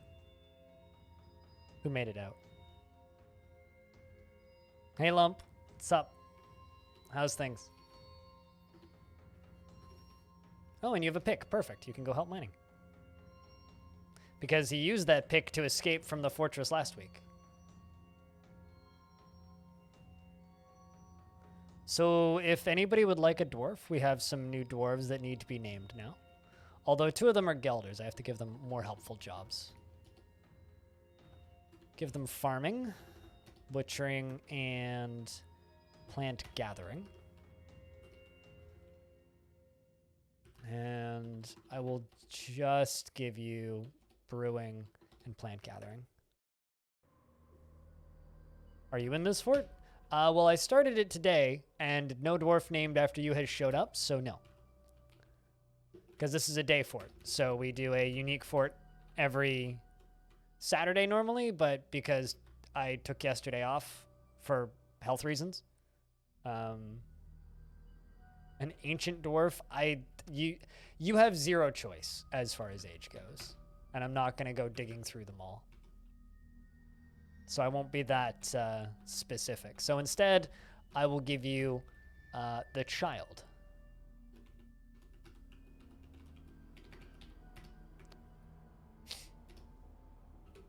Touch Shriek is 11 years old, born on the 13th of Timber in the year 319.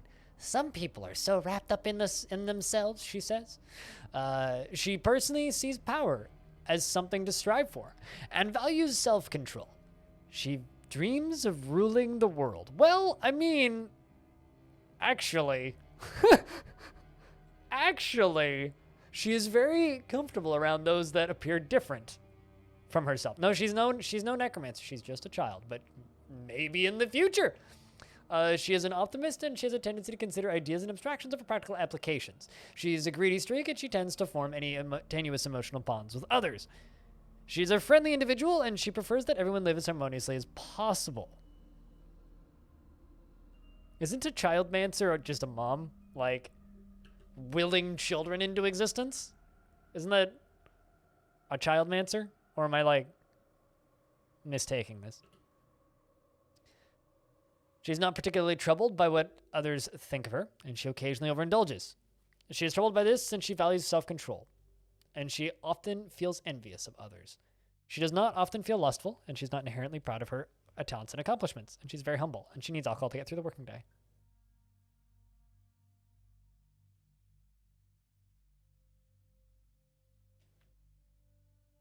All right. Anybody else want a dwarf? I think Lump wants one.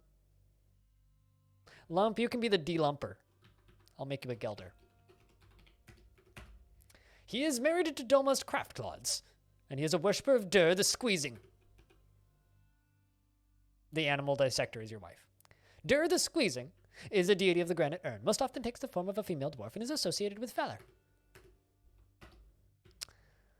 He dreams of mastering a skill. He personally sees no value in holding back complaints and concealing emotions. I just started laughing at the joke I made earlier. He personally sees craft's dwarfship to be relatively worthless and doesn't feel strongly about the law. Dreams of mastering a skill. He feels strong urges and seeks short-term rewards. Does not generally respond to emotional appeals, and he is greedy and is greatly moved by art and natural beauty. He is troubled by this since he dislikes the natural world. Also, I need to fill in a few things in the doc real quick before I forget.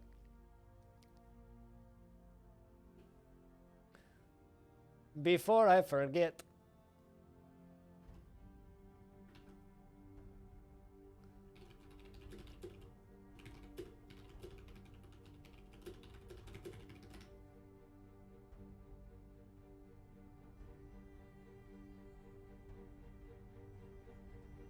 Just wanted to write the name down.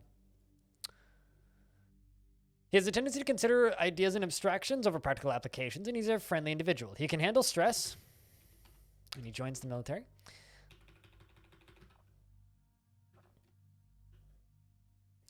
And he has a greedy streak. He is stubborn, and he cackles when he's nervous. He needs alcohol to get through the working day, and does not mind being outdoors, at least for a time. And he's getting used to tragedy. Aww.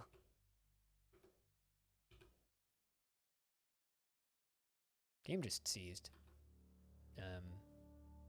Okay.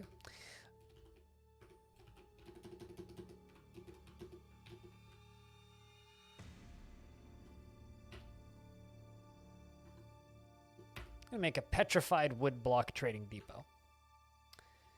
And because of this, I need a dwarf with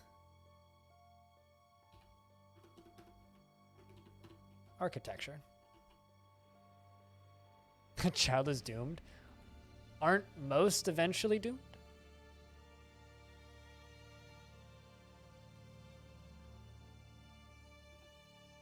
Mountain goat is fighting with Redbeard. Oh, Redbeard is hunting the mountain goat.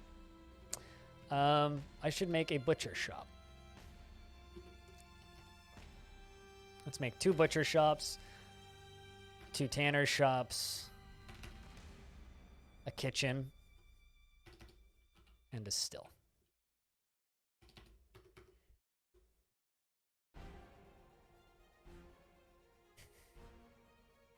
Someone seems excited about being gifted a sub. Hey, Chico. Yeah, Faulted was very kind and gifted 10 subs. Damn, Redbeard. Look at that. Killed a mountain goat. Wonder if we've got any other animals. I'm very much hoping we'll see pandas because there's bamboo everywhere. So I'm being hopeful.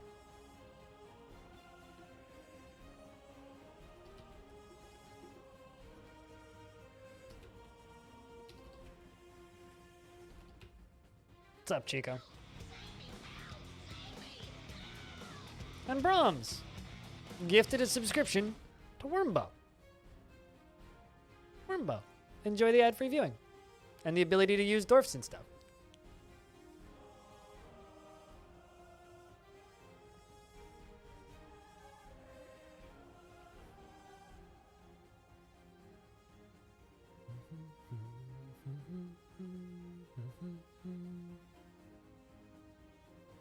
Oh, you're from Spain? Oh no, I don't think I knew that. No ammunition. Oh no. Only have 4 steel bolts. Oh boy.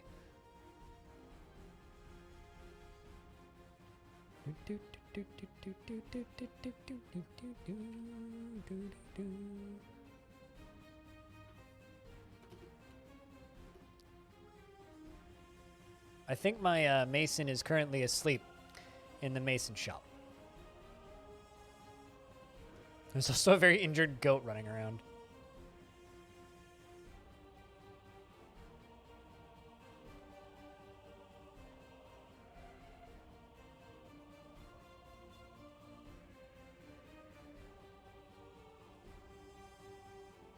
Sub count will update eventually on the stream.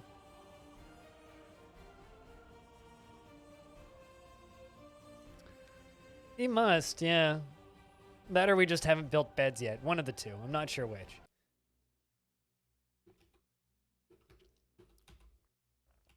I'm trying to think how I'm going to build living spaces in this fort. I haven't really come up with an idea or plan of attack for that yet.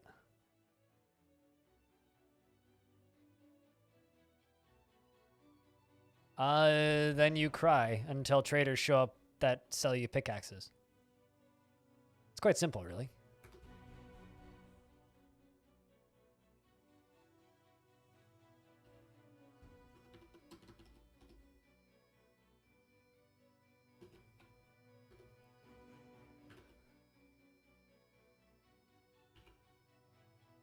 Although I need all of this hauling to be done before this dwarf will actually do what I need him to do.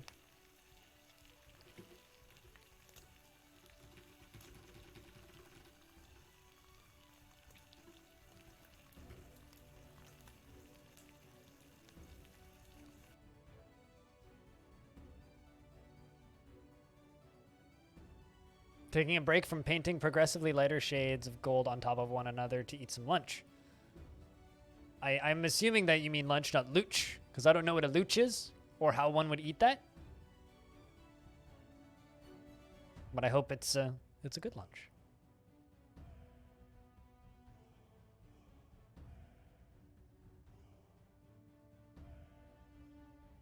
It's pretty good dwarven strength training. Just get them all to haul these boulders out.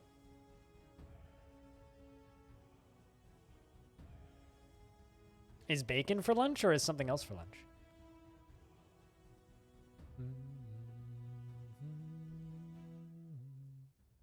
Cheese for everyone!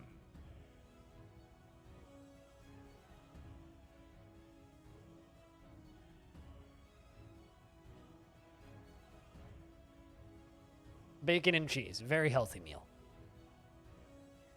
Not only that, but apparently cheese for everyone. It's more than just cheese. Also, those sound commands that you hear people using are $6.99 a month on Patreon. It's like subscribing, but it helps me directly. It's like subscribing 3 times, actually. There we go. See, that assaultingly orange color, that's petrified wood. I'm almost regretting using it because it's so bright. Pizza for lunch? Ooh. Sounds like good weekend food. Hey, Matt, what's up? Your eyes hurt? Yeah, mine too. I kind of want to, like, I might actually change the color of that because that's, like, upsettingly bright. Like, that's a visually assaultingly bright. It's more of an orange than a red. The doors are red. On the default RGB? Yeah, I need to change the color of the trade depot. Apologies. We'll go with sandstone.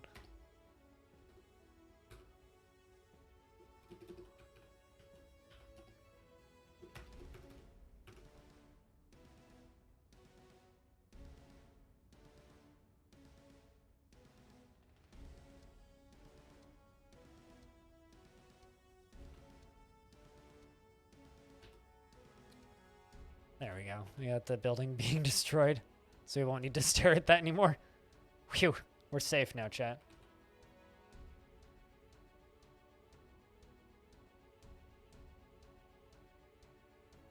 But anyway, Dwarf Fortress is good. How is Matt? You're seeing red? Your name's red, that's why. For those of you who don't know, it's Maximus is my cousin in real life. He streams video games on the internet. It's this weird trend that people have started doing in the last 6 months since the pandemic started. I recommend you check out his totally unique broadcast.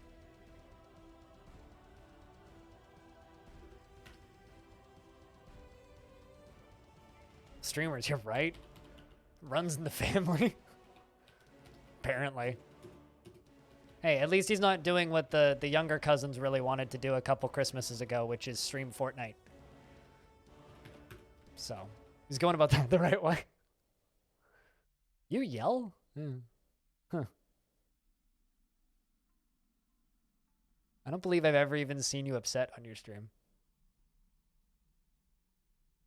Yeah, we have some of our younger cousins are very much into that kind of video gaming. And when they learned that I stream games for a living, they were very frustrated by the fact that I don't stream Fortnite. And were convinced that I would be significantly more successful if I streamed Fortnite. I mean, I already ate lunch, so not today, Hayes. Also, I ate a sandwich for lunch, so why would I use a fork and a knife for a sandwich? That seems kind of redundant. Why is that construction suspended wall? Just build it, you goofs. Come on, guys.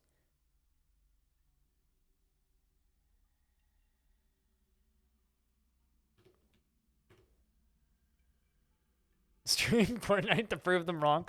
How about I just don't? Civilized is a really good cannabis culture website and magazine.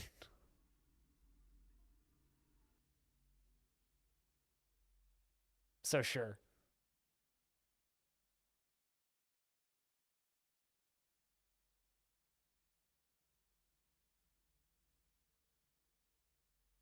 But no, it's Matt Smith does like Phasmophobia, Factorio, and various other games along those lines.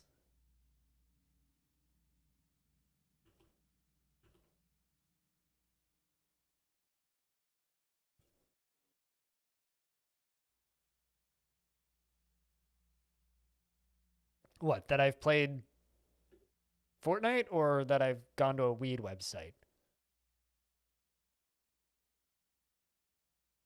I've never played Fortnite, I'll be totally honest. It just never really appealed to me.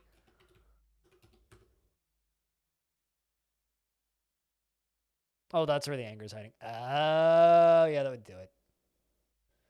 That would do it. Or you could just play it like my friend Cody and just play super duper slowly and just like stare at a wall for 40 minutes and talk about the beautiful atmosphere. Which is why I like his streams.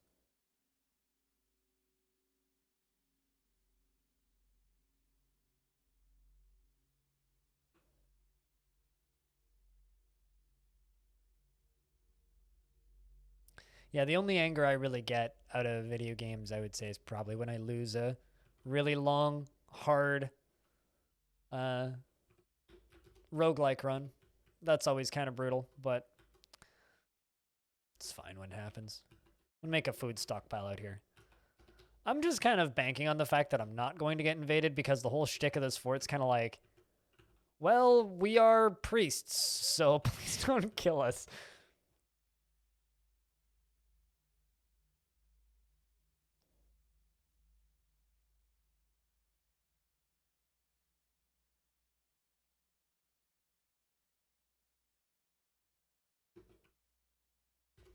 Got an idea for housing.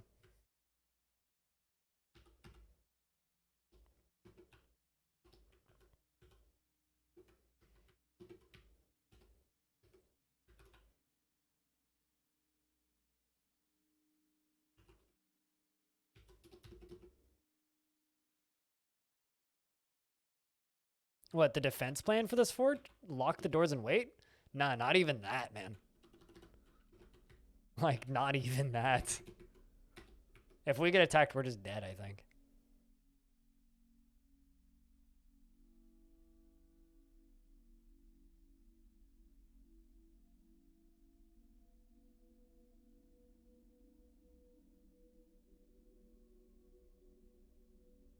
Lock the doors and pray. Yeah, basically. That's pretty accurate.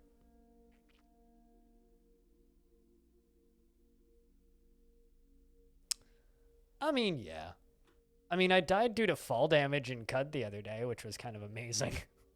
Because I've played hundreds of hours of that game and I've never died to fall damage, so I got a unique achievement for it. And you know what?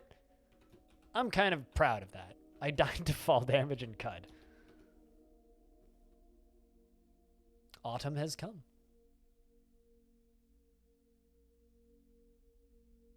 Which means we're probably about to get traders.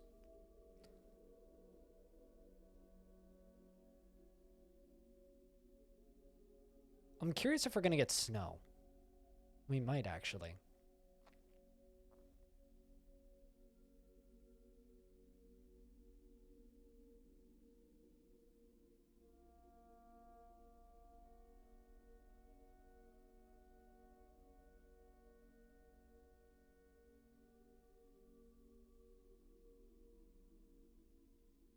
You can die to fall damage in CUD? Yes, and I recently did it.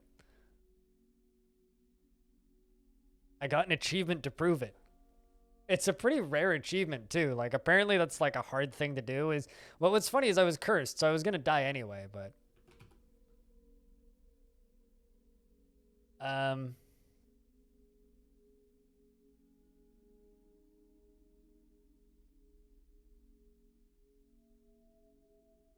yeah, there it is. Free falling. Fall to your death. January 10th, 2:43 p.m.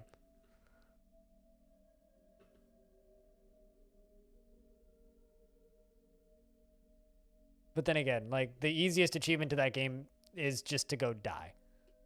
Which is interesting because only like 69% of people who own CUD have died, which means only 69% of people who own CUD have actually really played CUD.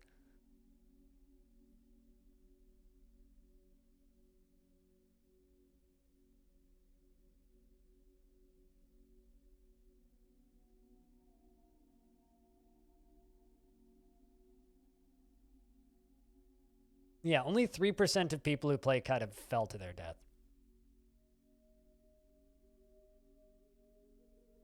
Although I'm realizing I need to do some of the Yappa quests at some point because there's some dialogue I've never actually seen in the game, which are all Yappa quests.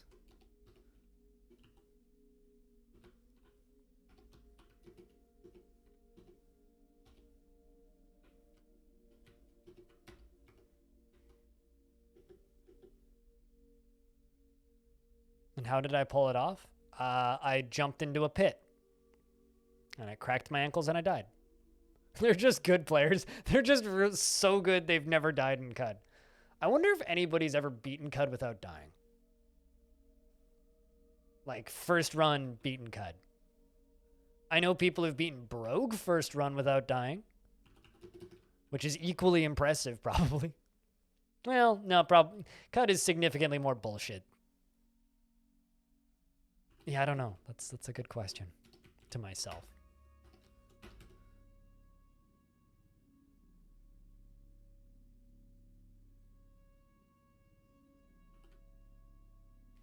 All right, so this is where I'm going to put our housing. So around the front of the fort, there's this little pit, basically. Around the entrances to all of these, there's going to be this little pit with this little downward staircase right here.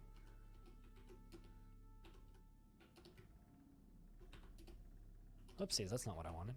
I wanted to just dig.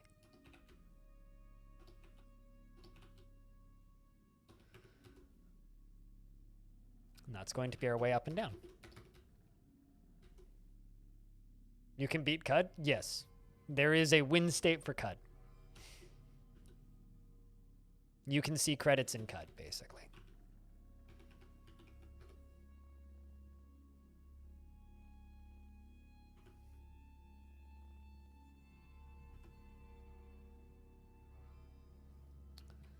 Going to go back to constructing rock blocks and enormous wooden corkscrews. Sure, those will work.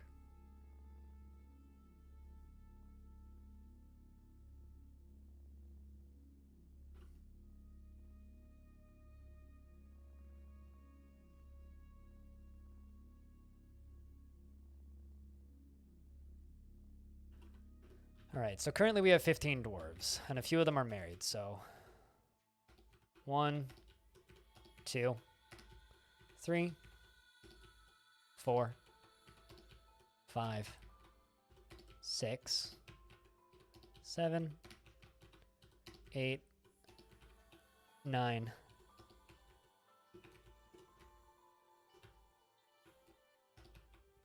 10, 11,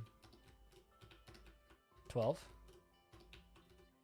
13, 14, 15, 16, 17, 18, 19, 20. These are going to be our beds. Will keep us suited for a little bit, I hope.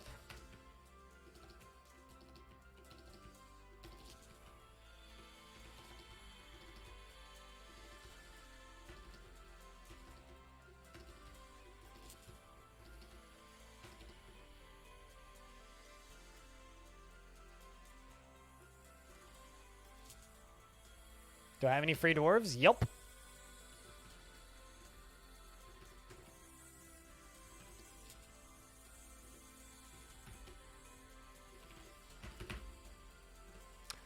She feels tenderness when talking with a child and grouchy when caught in the rain. Within the last season, she felt tenderness when talking with a spouse and didn't feel anything after seeing a mountain goat's dead body. She is married to Athel Basement Scholars and has one child named Touch Shriek. Sorry, I can't read that name out loud in the context of a child.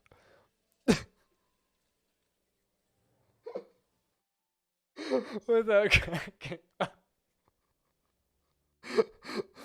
She's 84 years old, born on the 27th of Obsidian in the year 246.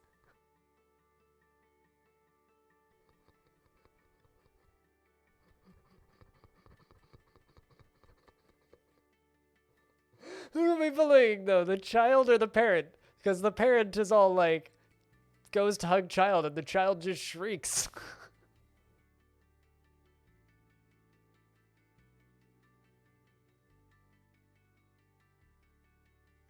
Oh, God. I'm crying. All right. She personally finds that maintaining decorum is a silly and fumbling waste of time and doesn't think one way or another about leisure time. Dreams of crafting a masterwork someday. She likes slate, brass, crystal glass, cave crocodile tooth, and rat bone, sheep wool, and rope reed fabric, and ducks for their quacks, and kiwis for their long beaks. She is unerrantly returns favors, no matter how profound, and has a profound sense of gratitude for kind actions. She is prone to strong feelings of jealousy, and is curious, sometimes to her detriment. Now I have the hiccups. Help. She is very humble, and she is not particularly interested in what others think of her. She is a friendly individual, and she tends to be a little wasteful when working on projects.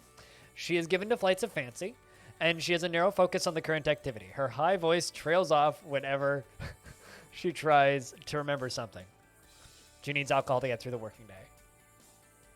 Do you rule the world? No, but you have a mom now. And it's very funny reading, she is married to Athel Basement Scholars and has one child.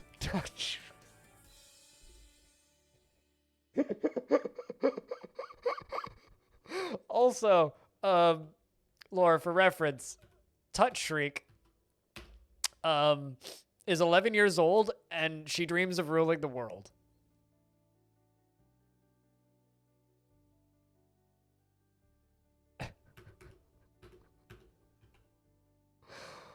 Oh dear. This game's wonderful. She fucking better, yeah, indeed. Which means in World Gen after, oh no, no Outpost Liaison. How curious. I was half expecting our Outpost Liaison to be, our, Warmbow friend.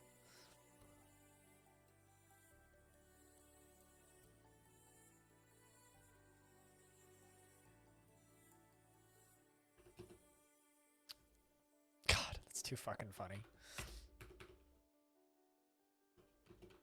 We're also going to put all of our small cut gems there. I need a broker. Redbeard has plenty of skills in that regard. In fact, Redbeard might also just end up being our manager. Yep, is going to be our manager and our bookkeeper, which means we need to make Redbeard an office.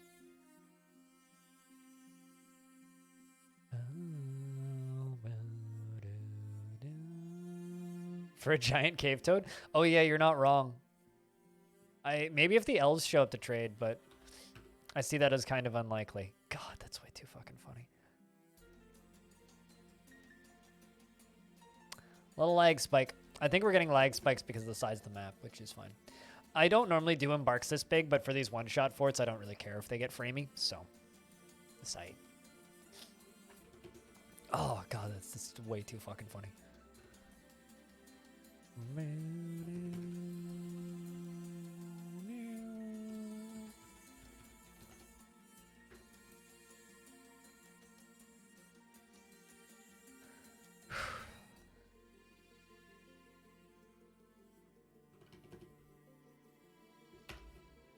All right, a little bit of money. Let's see if I can get me an anvil. Anvil is #1 priority. Because we currently don't have an anvil. They've got nanny goats and ducks.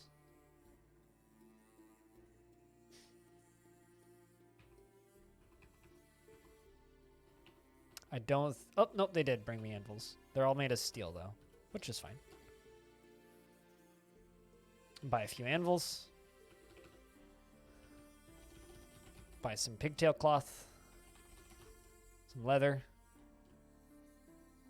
Actually, you know what? Screw the pigtail cloth. Let's just take one piece of pigtail cloth, one piece of leather. And then 2 pieces of giant cave spider silk cloth. And they seem pleased with the trading. Excellent. Was there an iron one? I'm totally fine with taking the steel ones. They are nicer after all.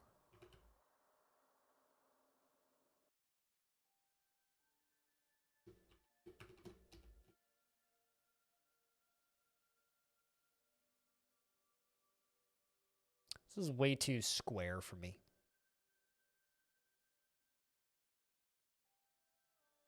I'm gonna have to make this a little bit more round, I think.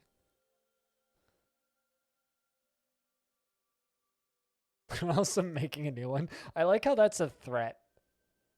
Because, I mean, as the resident mom in the fort now, Lore, Chat was referring to because dwarves that dream of ruling the world often end up being necromancers because they're also paranoid about dying generally, right? And obsessed with their own mortality. And since your child dreams of ruling the world, they were calling her a childmancer, and I'm like, wait, isn't a childmancer just a parent? Because you're just like willing children into existence, versus like someone who's undead, which like is just, you know, bringing the dead back.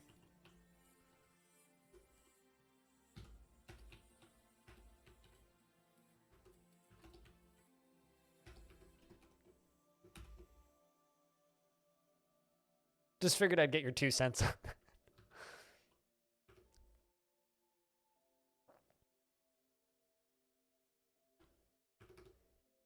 Also, let's make a craft store shop. Get some rock mugs up in here. Hey, Orange.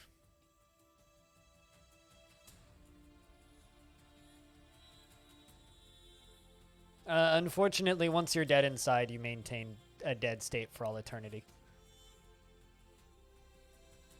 Touch shriek, not freak.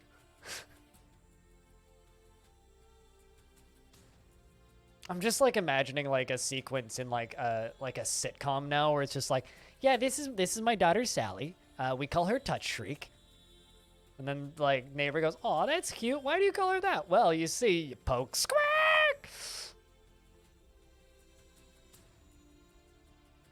You touch her and she shrieks.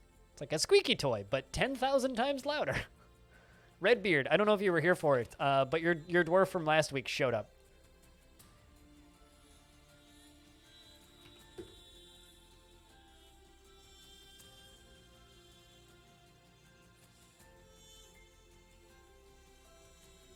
Refugee, yes.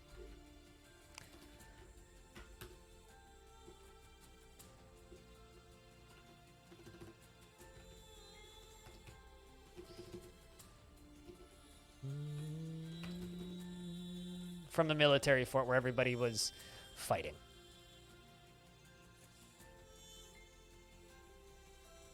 On Phil from the future. I'm not familiar with Phil from the future. The only Phils I know are from my past.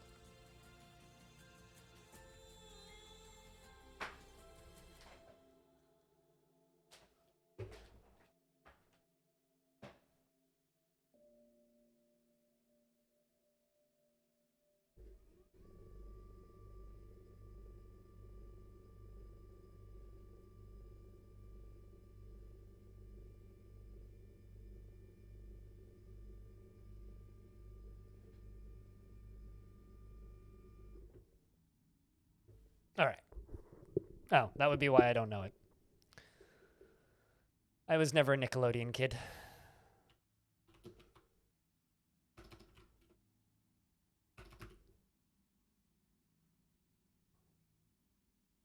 Phil, I thought you said empty.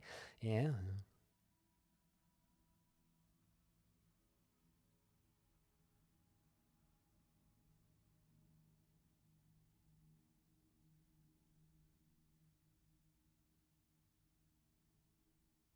And some more migrants have arrived.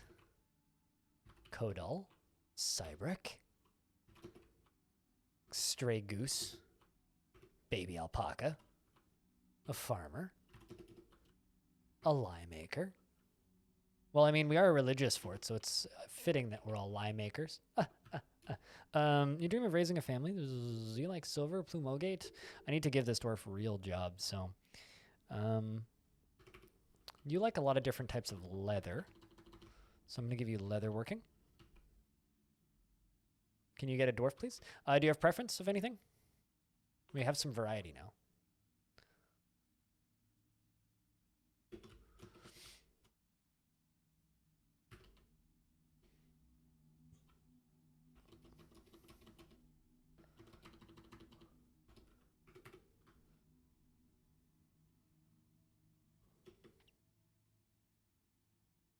Nope. Okay.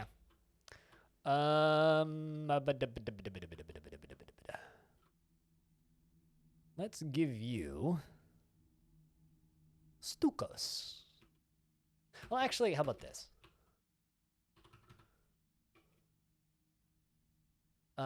You're now married to Lore. Just because I want to say child named Touch Shriek again. Your deity is Dur. The squeezing of the granite urn most often takes the form of a female dwarf and is associated with valor. On the late spring... Oh, never mind. That's pointless. You must never forget true loyalty and repay it in full, you say. He was annoyed when caught in the rain and didn't feel anything after seeing a mountain goat's dead body. And he was annoyed after sleeping in the grass. Well, that's fair. 75 years old, born on the 21st of Hematite in the year 255.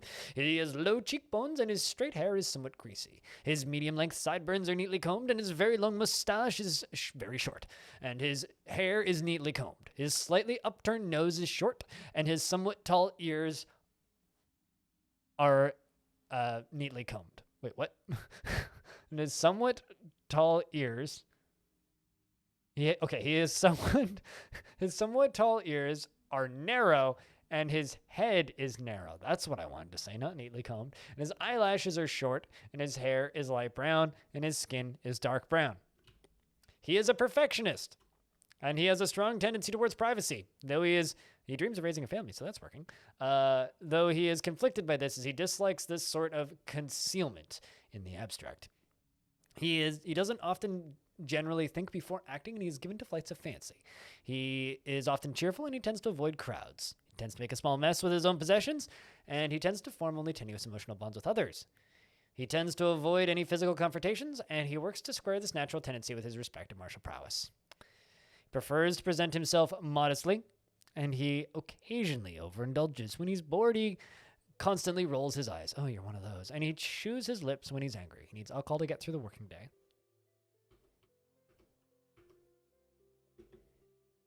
Yes, we are we are making a temple to every deity.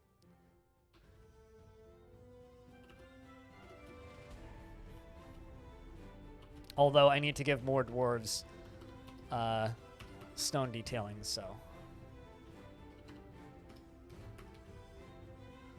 Because this is taking too long.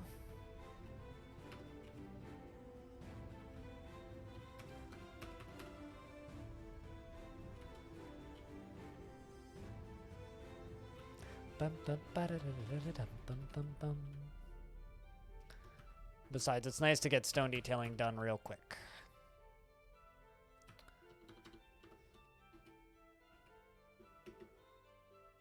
I love that there's just a dead goat, just like right there.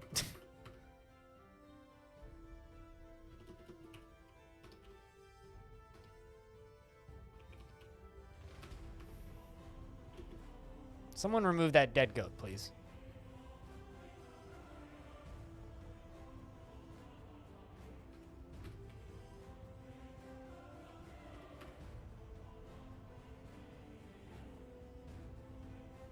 Sacrificed goat? I mean, I think it was caught for food, and then they didn't butcher it in time because they didn't have a butcher at the time.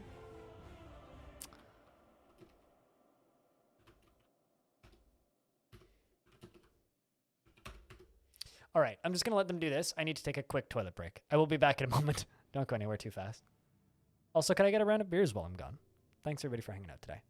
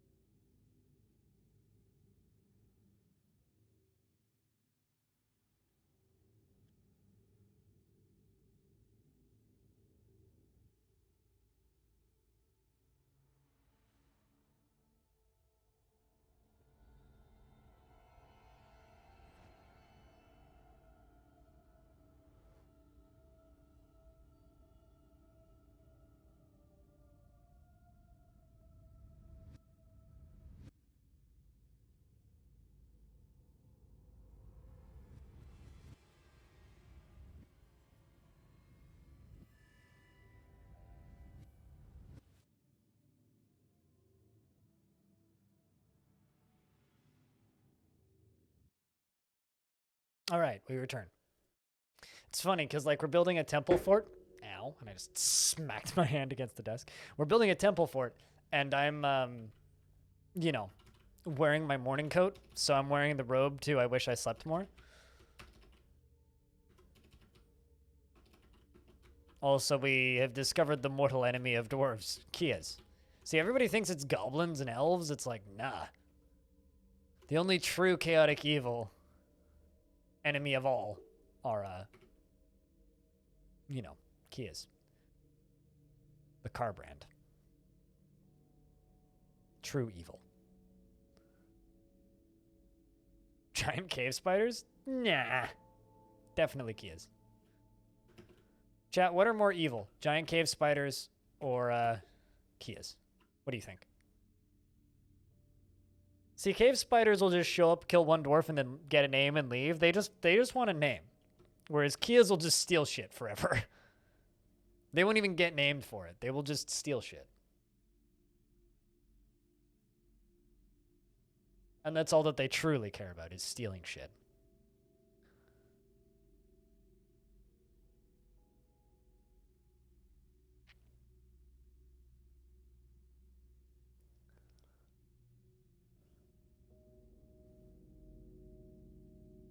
Get the prayer stick and beat them into oblivion. Yes. Get the sticks of the holy and beat the shit out of them.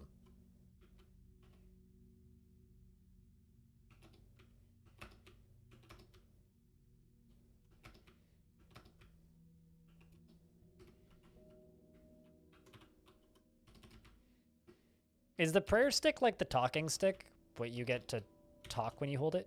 But you get to pray when you hold it instead of talk when you hold it?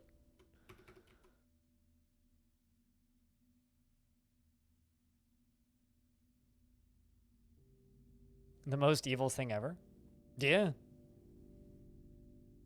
Masterwork of Darren has been lost. Oh no. Did they steal a bed? I think they stole a... Oh no, they probably stole a massive corkscrew. Or just toss the holy hand grenades. We're dwarves, not British comedians. Come on. Although there is a dead Kia on the ground there. Because the mason scratched it to death, I think. And then attacked it, but it jumped away. Grabbed the Kia by the foot.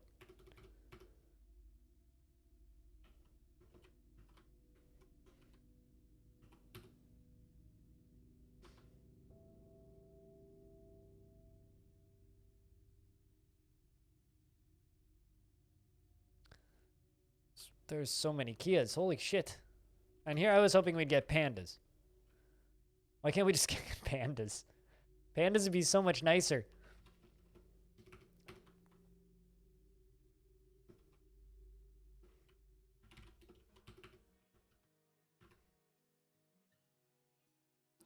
All right, Redbeard, you can have this one. And I'm going to make another mason shop. In fact, I'm going to make 2 more mason shops.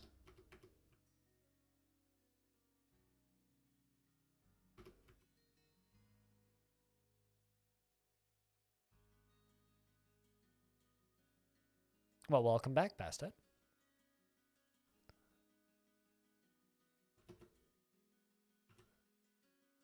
All right, let's make tables on repeat for a bit and thrones on repeat for a bit.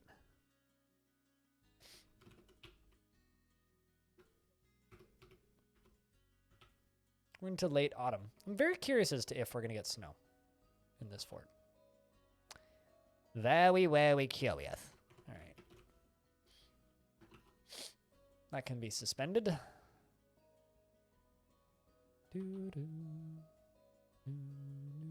Grey Langurs are pretty bad. In Long Death, we had a couple years there where Grey Langurs were just assaulting us nonstop. They would like run into the fortress and like jump over the wall, climb down into the fortress and steal my books. It was kind of obnoxious. I think they're all dead though, because they don't do that anymore. A lot of Prime subs today. Cheers to everybody's resubbing with Prime.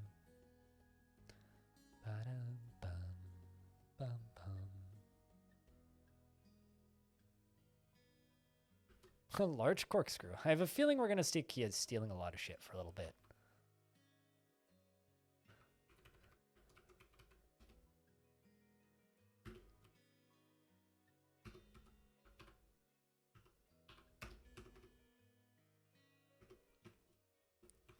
All right, Redbeard, that's your bedroom.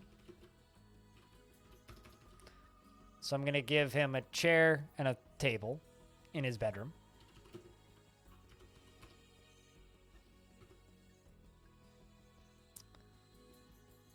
So that he can have an office in his bedroom.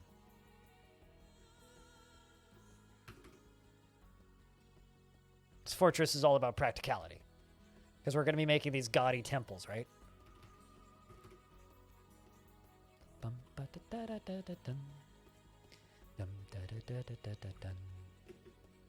Also, to those of you who missed it, one of the first things that happened in this fort was we got a notification that a local helix that's economically linked to me was captured, and it's owned by goblins. So there's a goblin fort that's economically linked to me that's right beneath me, which is like literally on my front fucking doorstep. So that's happening.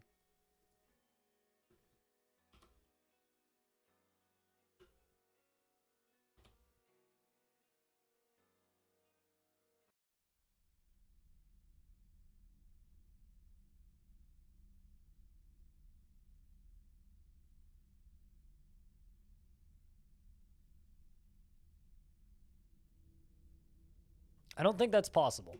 More like this will be a goblin village once they're done murdering all of us.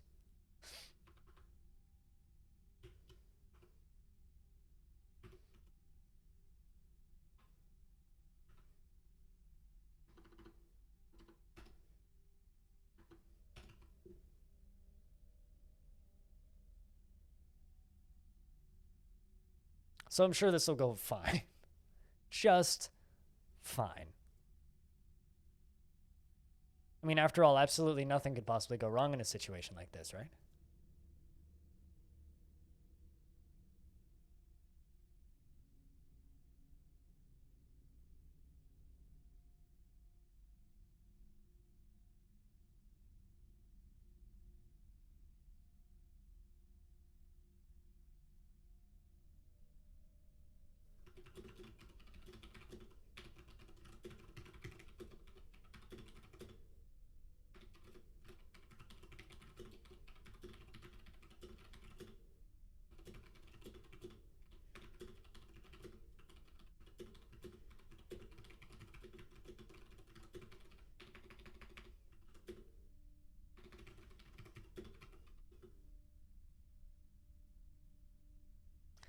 I like this person who comments on my YouTube video.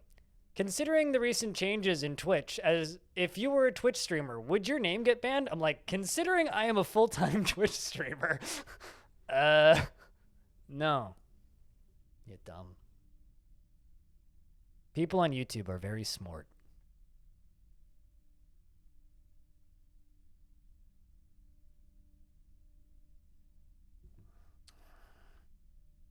Big brain comments from YouTube today. The smartest? Yeah, right. Sheesh. It's been like a week since I've had that comment, too. But then again, there's also a lot of people who've asked me that on Twitch, so I guess even people on Twitch aren't that bright. It's all about context. I need to gather more plants.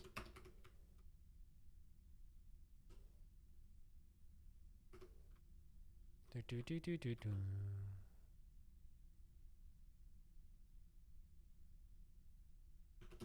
mean, every now and again, Twitch chat gives them the run for their money, too. I think I need to destroy this because the key is bugged. You joke about that, but number one, you can't actually stream on Pornhub. You'd have to stream on Pornhub Live.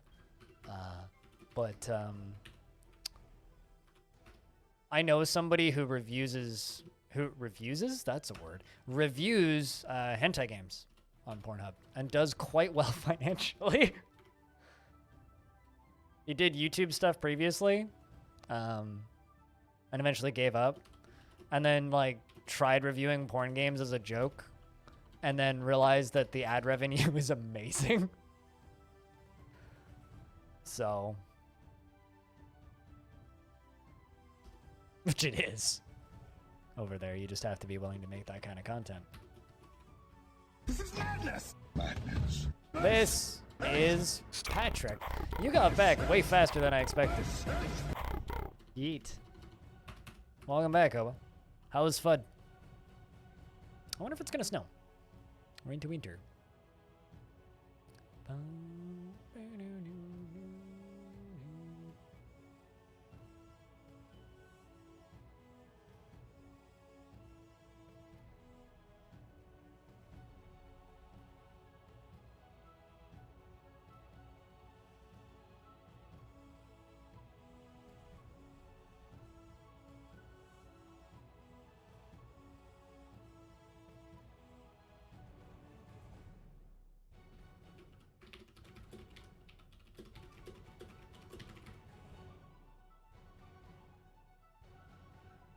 You know, part of me was tempted to like help that person and point them towards Lazy Noob Pack and explain how they could set up the like mouse support in YouTube comments, but then I decided, you know what?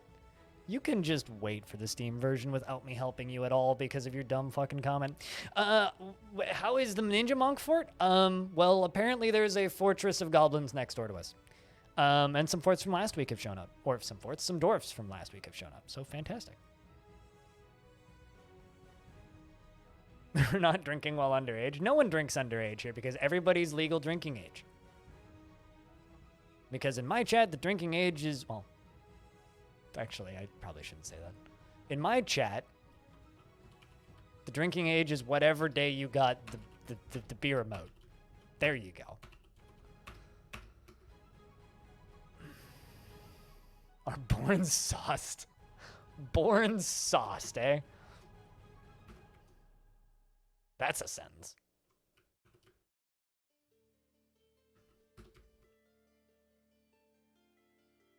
Only in the chat virtually, so yes.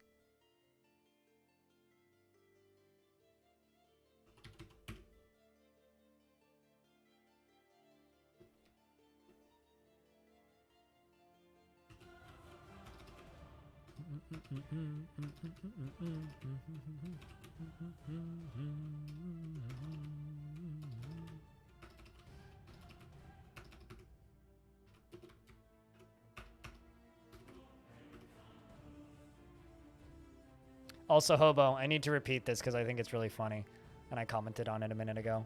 But this person put in a pretty legitimate comment on one of my videos, so I responded to it. And then they basically asking like about mods that let you use mouse support in Dwarf Fortress. And then I was just like, well, what's so hard about using keyboard? And then they basically just posted this sappy response about how it's really hard and how that was acceptable in like in the 90s, but in the current year it's not acceptable, which I think is kind of dumb. But besides the point. Anyway, and then I was going to respond to that comment, but then I read their next comment, which was basically just also giving current events as if you were a Twitch streamer, wouldn't your name get banned? And I'm literally sitting here streaming with 100 people watching, looking at this comment, going like, you know what? You don't deserve my assistance. Fucking moron. I don't like just ripping on YouTube comments very often, but God, sometimes, man. Sometimes it's just too so stupid. I just can't not. It's just like, God, man.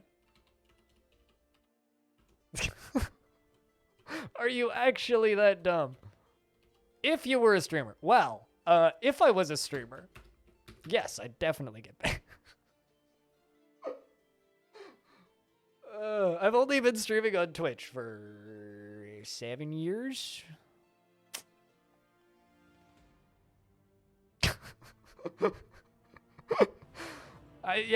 Chat, am I a streamer? Last I checked.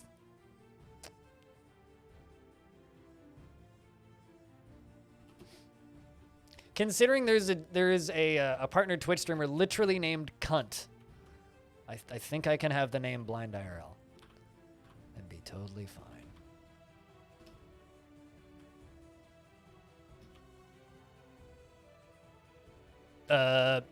What?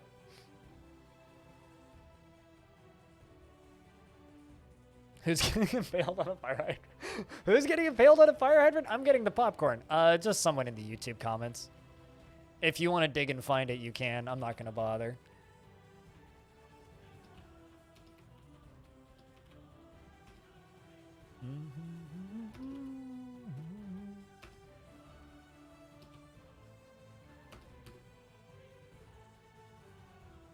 All right, so this is the first temple.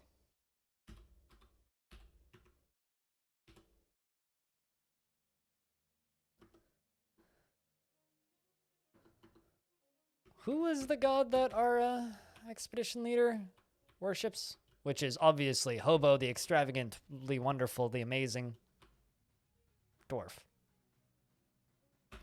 Who's your deity? Well, would you look at that? Hobo is romantically involved with manufacturing monkeys. Well, ain't that adorable? She feels satisfied after feels love after a new romance. Okay, who's your god again? Kadol.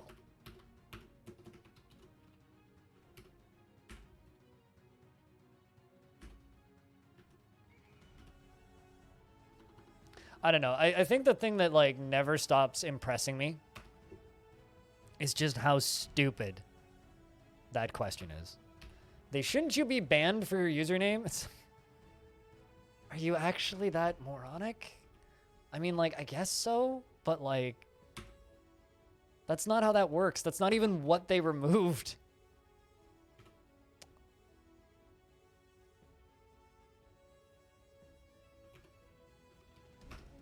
The Abbey of Jewels. There we go. Twitch, for total clarity's sake, Twitch banned or removed a tag called blind playthrough, stating that the use of the word blind as a playthrough is like the equivalent of like saying literally with your eyes closed. And they decided that that's an offensive thing to say, which I don't necessarily agree with. I think that that's kind of silly, but I see where they're coming from with it. But like the fact that there's enough people that I've had that comment many times that think that that are surprised that I'm not banned from the site because of my username is wild. It's insane how many people actually think that that's a thing.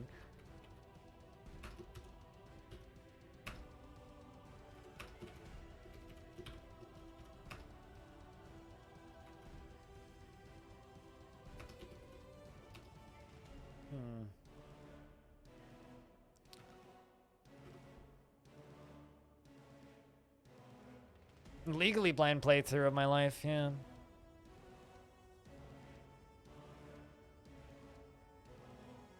Other hobo, not stone, aka Seashore's wall. Stoned hobo, not stone. Two different people, friend.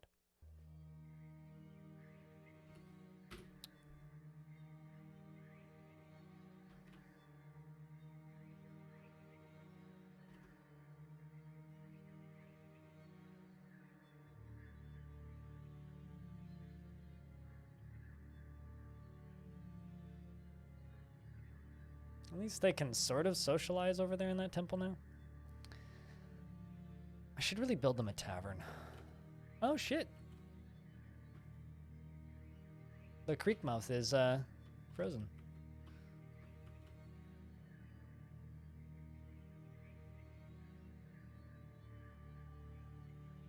The trick is to tell the difference between me and the other one. Yes. That is very much the trick.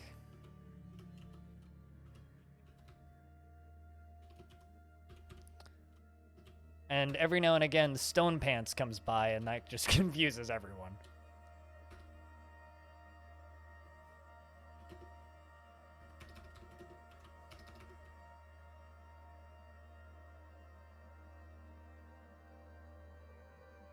After being clean for several years. You're welcome. And you can play in this world, too, and we can collaborate. You can tell me what you find and what sort of events happen. Or not. And then I won't be particularly sad, but I will cry myself to sleep every night about it.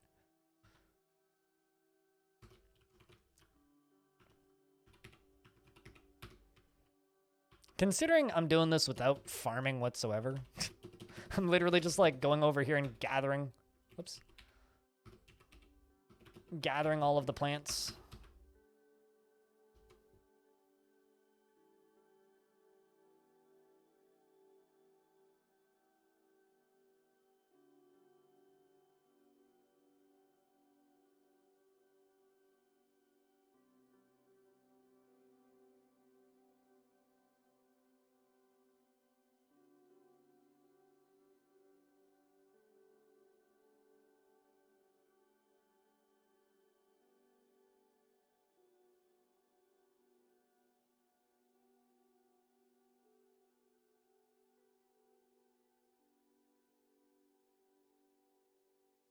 You can specify world seeds? Technically you can, but it's more of a just download the world save. Also, there's a coyote fighting with animal.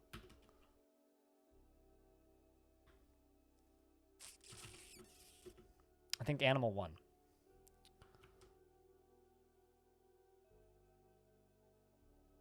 Oh, there they are. It's a bunch of coyotes. I wonder if they're going to go after my llamas. Also, the little creek here is frozen. It's raining still, though, which is interesting. Kind of surprised I haven't just gone for my alpacas yet. They seem to be very scared of my dwarves, just like real life. This poor coyote got separated from the pack. Buddy, get back over to your crew.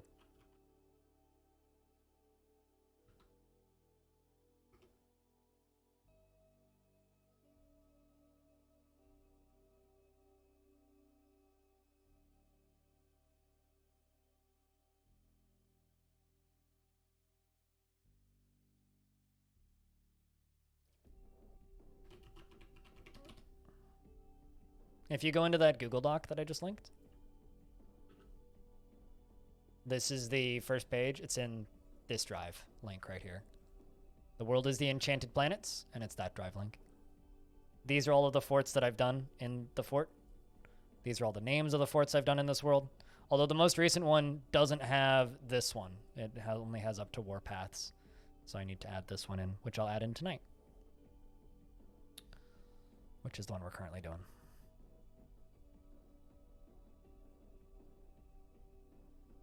As well as some world stories that we found. And if you find anything throughout the week, just shoot them at me. Like stories from Legends or anything.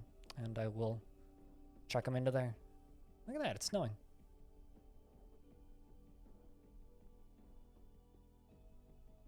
Snow in DF is so pretty looking.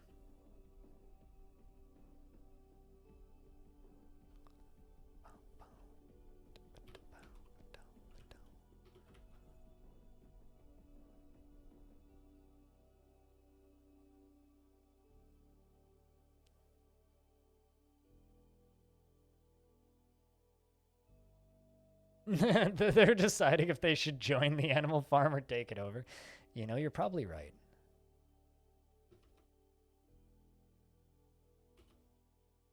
Look at all the snow coming down over here now.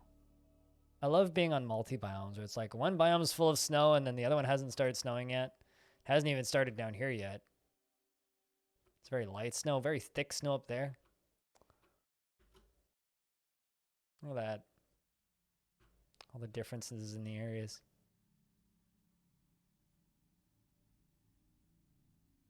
It's cool.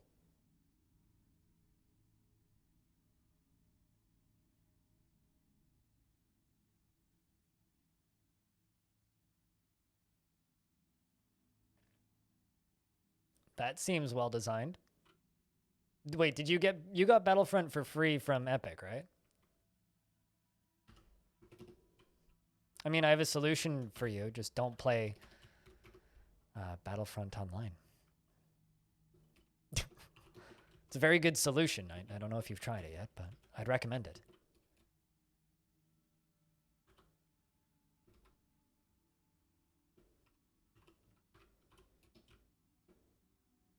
Yes, it is frozen. It's also not a river, it's just a creek.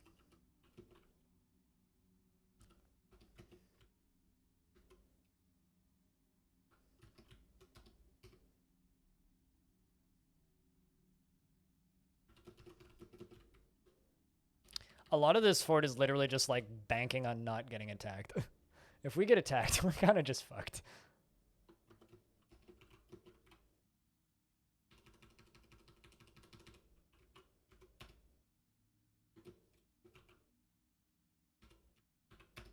Which is dumb because we're inside of a massive war zone.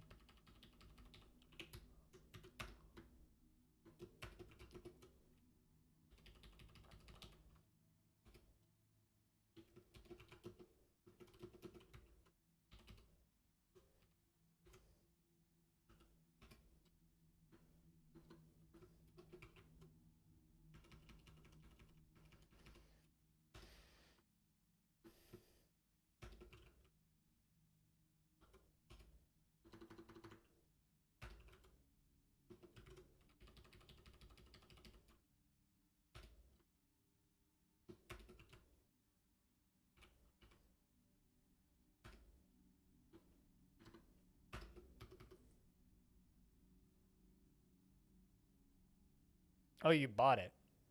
Oh, okay. Yeah, I don't know then. That does sound like a very well-made product.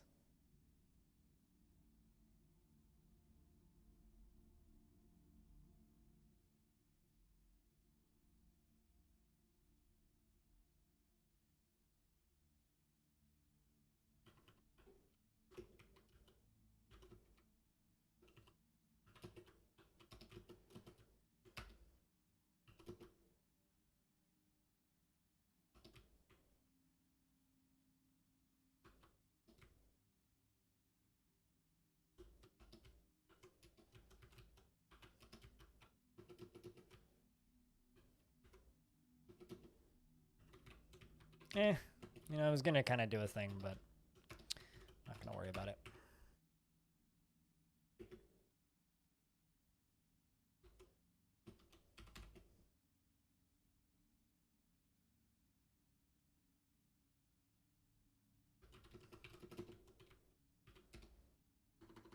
But yeah, no, large portion of the fun of these one-off day forts is I really don't care if they just horribly crash and burn.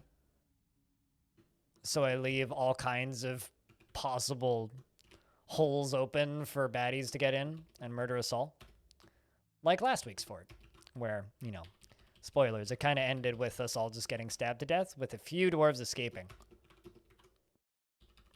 And then one of the dwarves becoming very important in the faction in the process, which was kind of neat. So I'm kind of hoping that that dwarf shows up as our outpost liaison or something at some point. But we'll see.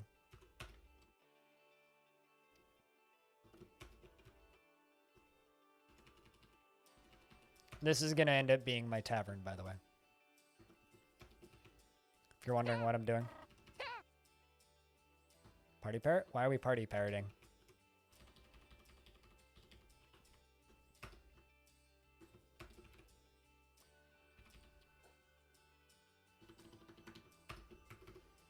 Is there a party worth parroting?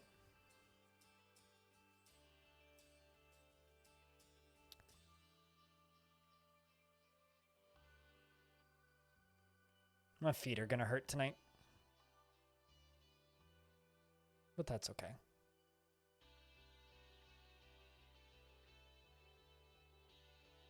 Body's not used to standing this long.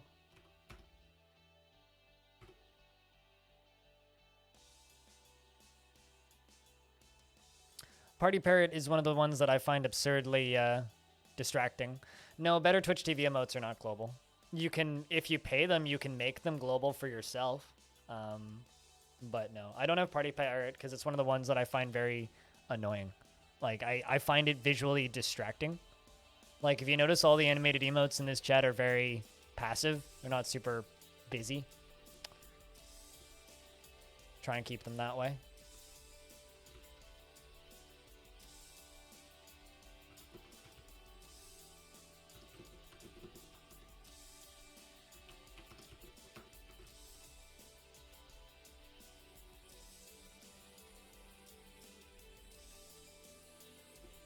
Which is why it's not enabled here.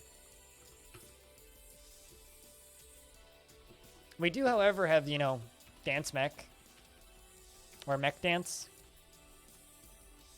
Or whatever it was called. That's the partiestest emote we have.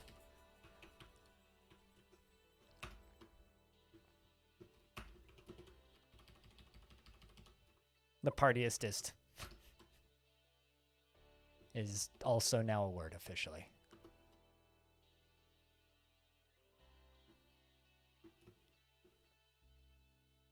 Uh-oh. I'm out of blocks.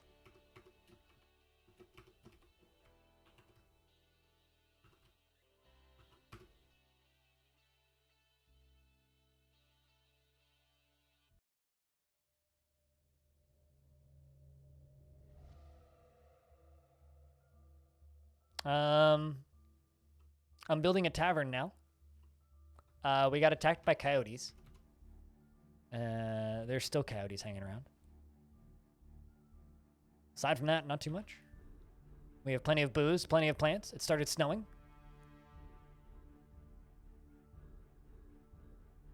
It's about to jump on some other mech. Are you okay, Peter? You're acting a little strange.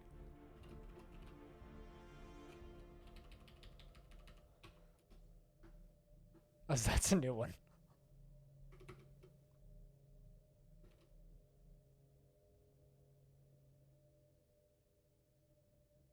You see, when a mech and a mech love each other very much. See, I actually think it looks more like Ditto just like squished itself into a mech Play-Doh mold and... I think I'm okay. I need a second opinion. All right. I mean, I don't know if you need a second opinion or not, but...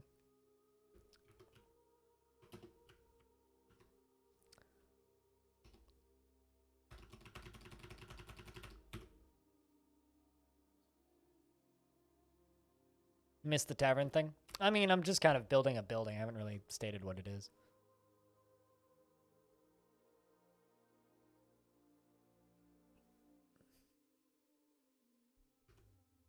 Also kind of hoping we'll get visitors, but we'll find out.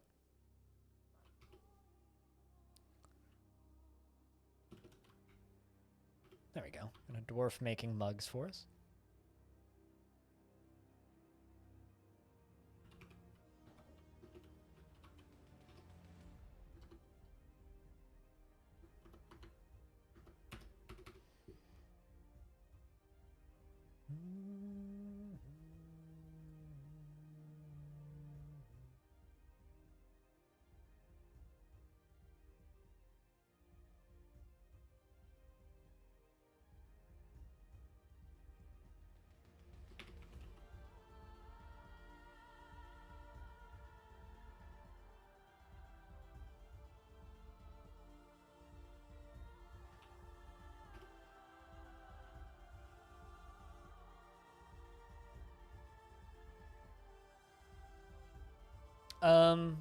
So this is, so I basically what I did was I dug a pit 1 Z level down.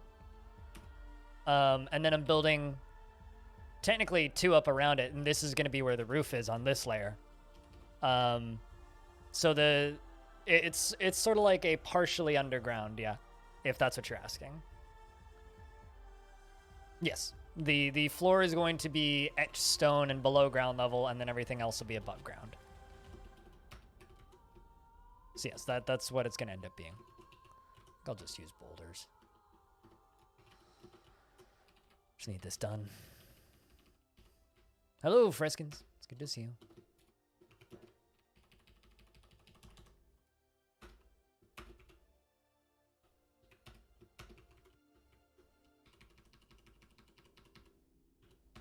That is indeed what I'm doing. Because I'm kind of doing this like half above, half below ground thing for this fort.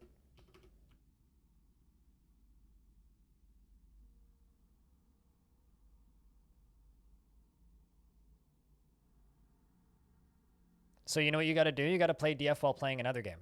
So have like Guild Wars up and be playing Guild Wars, and then jump into DF whenever you feel like doing something. Just leave it paused in the background. It's pretty lightweight. It's not like it's gonna, like, yeah, it'll bring your computer to its knees, but like at the same time, it'll just kind of run. You don't really need to worry about it. Like, it's very much a game that you can play while in queue, you know what I mean?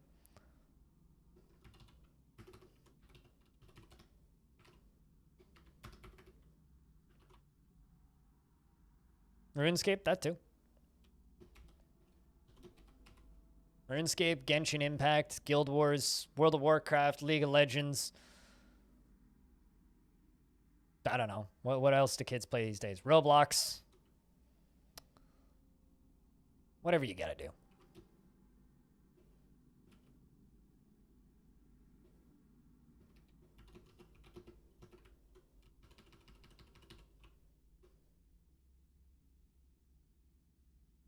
Not much of a Roblox fan. I was just naming video games at that point, but yes, you get what I'm saying. I mean, nobody in their right mind should be much of a fan of Roblox. Even Roblox fans aren't much of a fan of Roblox. They play it because that's what mom lets them play. Club Penguin is dead? Yes. But so was Bruce Willis at the end of Sixth Sense, and that also isn't a surprise or a shock. Yeah, it's sort of like a type of bunker. Yeah. There are indeed private servers, but it's still dead, my dude. Put a nail in that fucking coffin.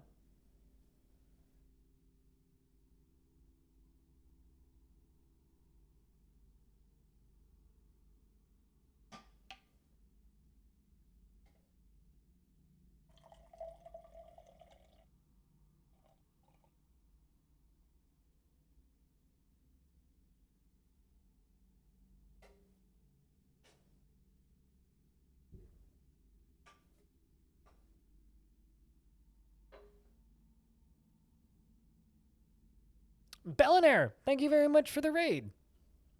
Hi. Bellinair, can I ask you a question? If a game has no official servers left, even if there are fan servers, is the game dead? Or is the game still considered to be alive at that point? Because I consider a game with no official servers left dead. Oh, hey, an elf poet is visiting. Okay, is Club Penguin dead? I'll be more blunt. Is Club Penguin dead? Also, Hobo, if you're around, could I get a shout out for Belliner? I mean, I realize I could totally just do it myself, but like, it's easier to just make you do it. Depends on the size of the private servers. I guess I could see that being a thing. But seriously, thanks for the raid. How was OpenTTD multiplayer? I hope that was fun.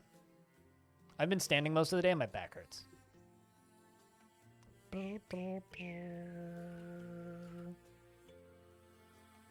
I like how Alpha's visiting now the game's just like decided to stop existing. It's undead. I like the idea of penguins from Club Penguin just being zombies, so.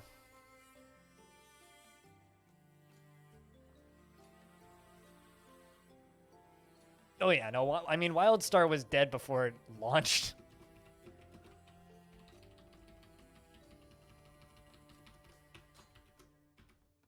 The only thing I really remember about WildStar is the donkey video.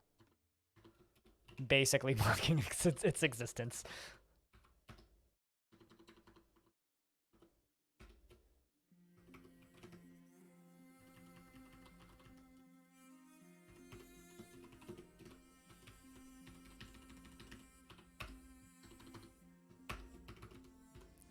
Also, Bellinair. I think that this is hilarious. So I'm just going to bring it up one more time. But got a comment from somebody asking about, on YouTube, asking about mouse support in the current version of DF and how easy it is to mod it in. And I was about to ask the person, or just like give them links to like all that stuff, and then they responded to their own comment with, also, question, if you were a Twitch streamer, wouldn't you get banned based on your name because of the current ruling on Twitch? And I'm sitting here streaming with like 100 people watching on Twitch, reading this comment on YouTube, asking if I was a streamer. And multiple times in the video, I cite my stream, and at the end of the video, I straight up state my stream and where you can find it on Twitch.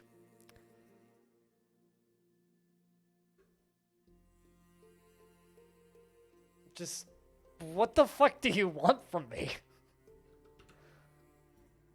Yeah, I'm pretty sure Twitch is about to just, they've got the trigger. They're just like waiting any day now to push the button.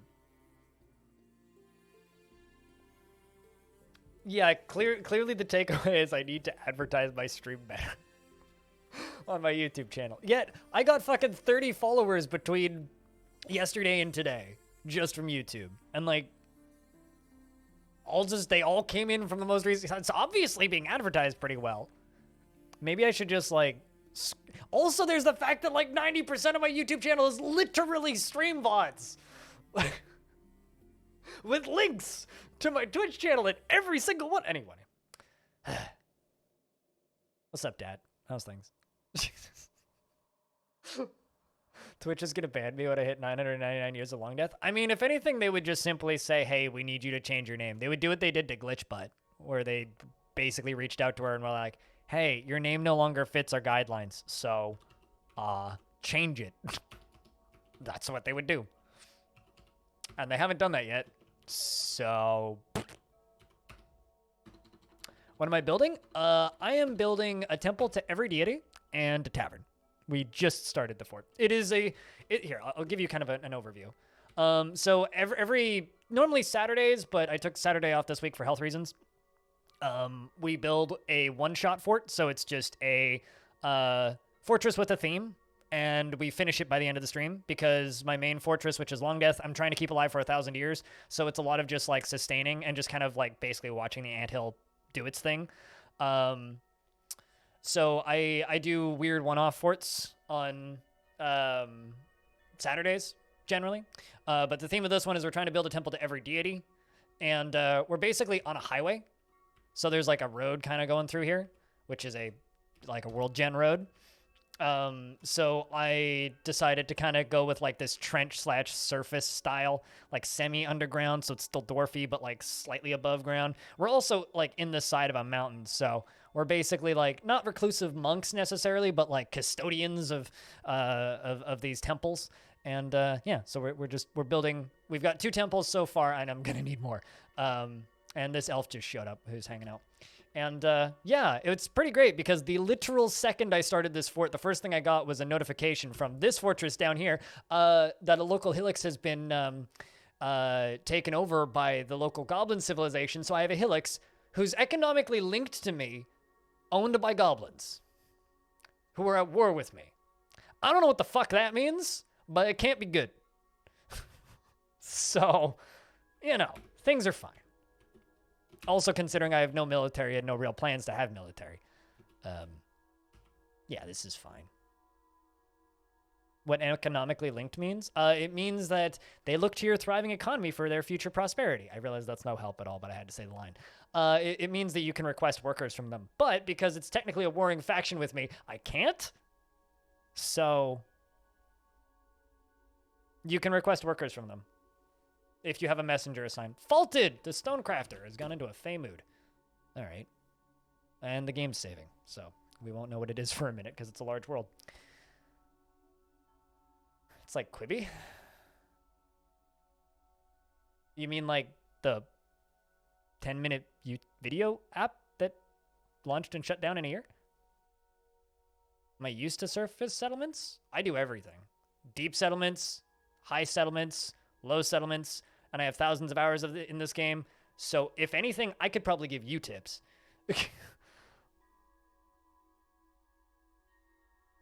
So no, I would not like tips. If you give me tips, I will probably ban you because I hate being told what to do. Or will I alternatively do the exact opposite just to annoy you.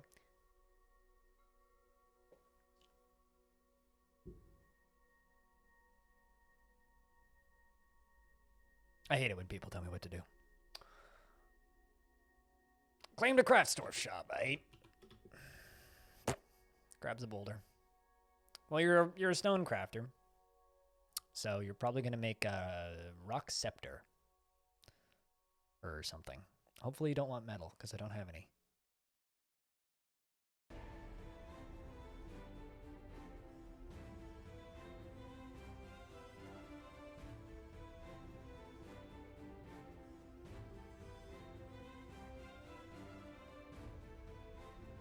bones? Yarn cloth. Ooh. Could probably do that. Got a bunch of alpacas I could shear. I just need to make a farmer's workshop.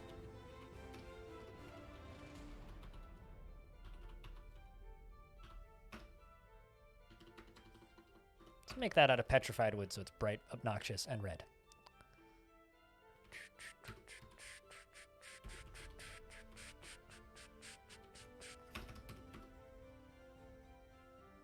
You love closed captions? I mean, they're pretty funny sometimes. You should get Bellinair to turn them on his stream. Why are all my goats up here? You're supposed to be down there, you dumbs. No, they're supposed to be down there. I need to repasture them. Need to actually make them a spot to be pastured.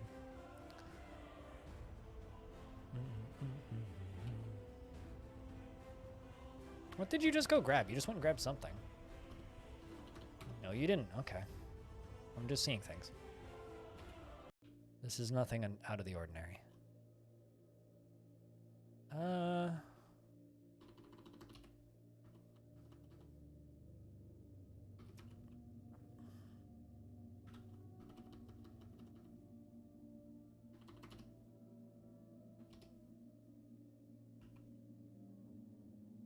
There you go.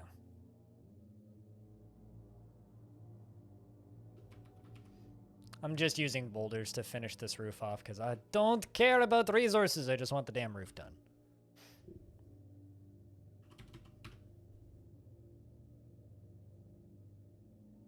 When John Claude joined the fort? What?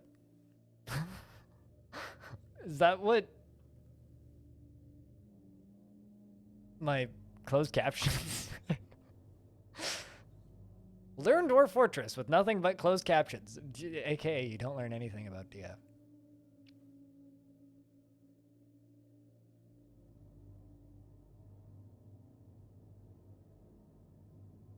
An elven caravan has arrived.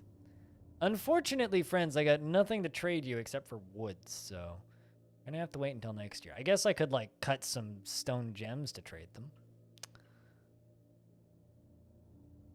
And I doubt that they're going to bring us a giant cave toad, which is one of our deities.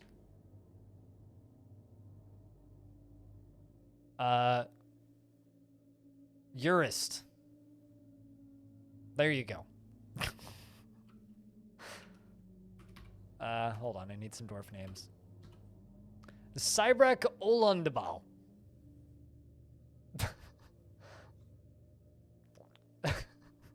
Nailed it. Kodal Edaliath. Stukos Tekudurum. Thykut Stintadadam. Urist McDwarf.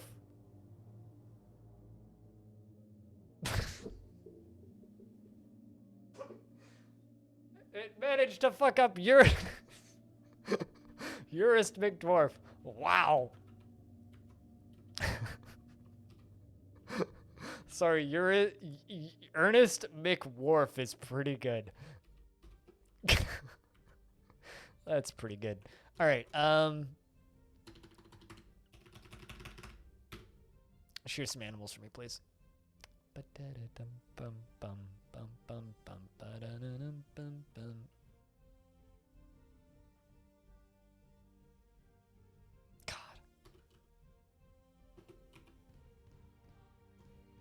Anybody gonna go shear that?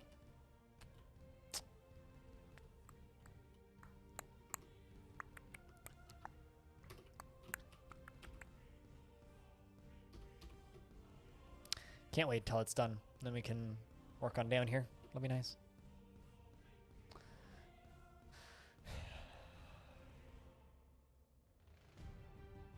Also, Delilah's Stukos Techwood drum is my new noise project, by the way. It's gonna be a harsh noise music group. Also, who the heck are you? Nedun Egozero.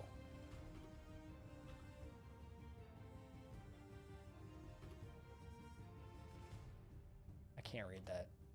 Representative. The fuck's a representative? Can somebody do me a huge favor and look up who the fuck this person is?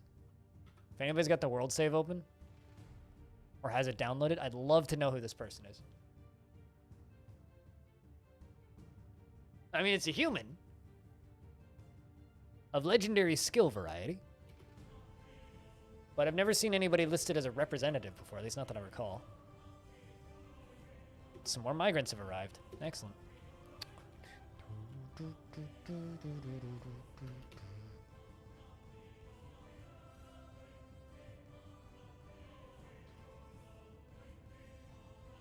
Oh, I got some metalsmiths. Cool. I got no metal for you.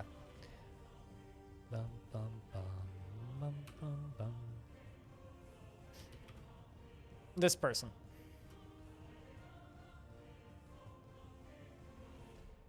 Representative. I'm just curious of who they're representative of. They're probably evil and trying to steal my shit, but that's fine. I'm just curious as to who they're trying to steal my shit for.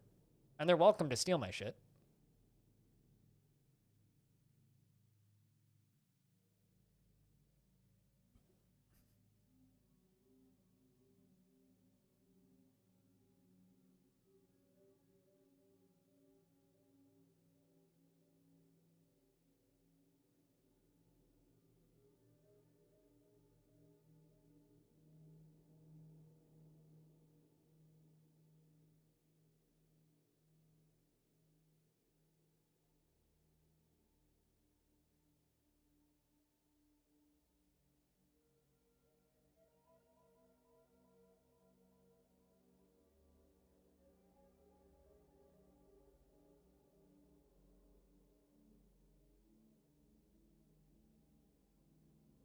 But yeah, no, I would very much be curious to know who the heck that person is.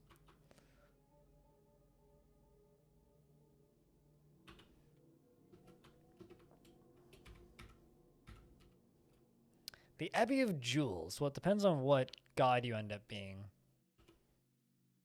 Holy shit, there's a lot of different religions in here. That's a lot of different ordered religions that all seem to be identical. All right, well, I'm going to make this as a god of valor. The Routed Chapel. Chat, I need a name for a chapel for a god of valor. What the heck do you call a chapel for a god of valor? Probably not the Routed Chapel. The Ace Chapel. Armored Chapel. Artificial Chapel. Bad Chapel. That's actually just Dwarf Fortress's Bad Religion cover band.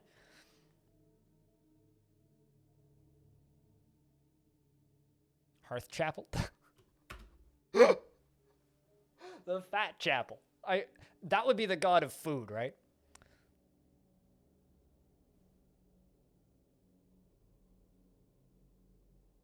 The Worship Dwarf place? Yes, we are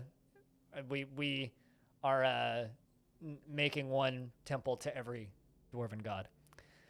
So what's the first thing you're gonna go do on vacation now, Belliner? What video game are you gonna go play off stream? Is it a good story? You're gonna take a screenshot of this. Ooh, it must be good. Path of Exile. Go play Path of Exile with Evil Trick. I think I'm gonna call it the Fat Chapel just because it's funny. The Gaunt Chapel. Heroic Chapel. You know, Valor, the Heroic Chapel, we'll go with that.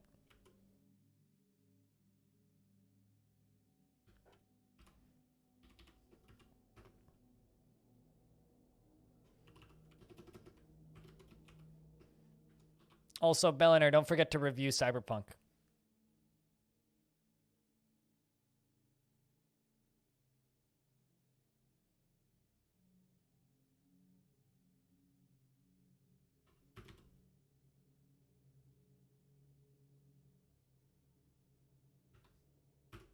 I'm up to 34 dwarf, which means I need to make more bedrooms. Bum, bum, bum, bum, bum, bum, ba da da dun dun dun dun dun dun da da da dun dun dun.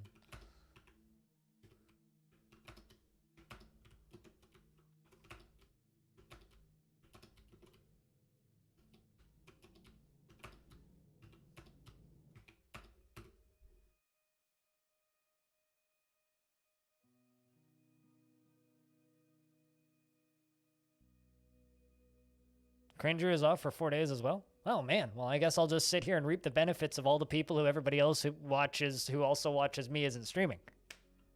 Perfect. I expect lots of hosts and views in the next 4 days. I'm okay with this.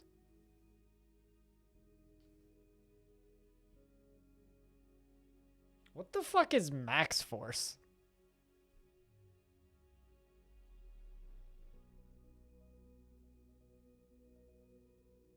Captions, are you high? Jesus Christ. Clearly captions must be stoned.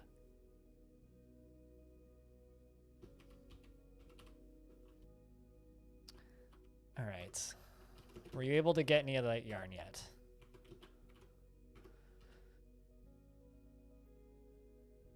Okay, we got shearing going. Perfect. Why is everybody taking vacation right now? Out of curiosity.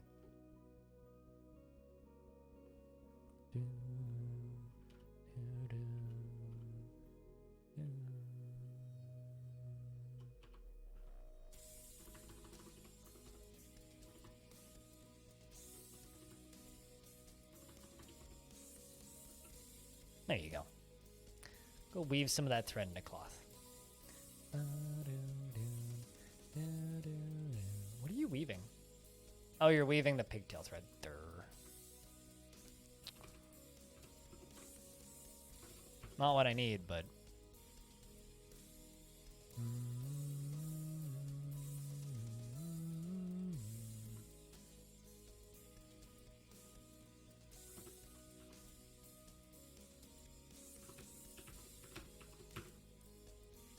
Could use the manager for this, but that would make things way too convenient and simple. We all know that I like pain.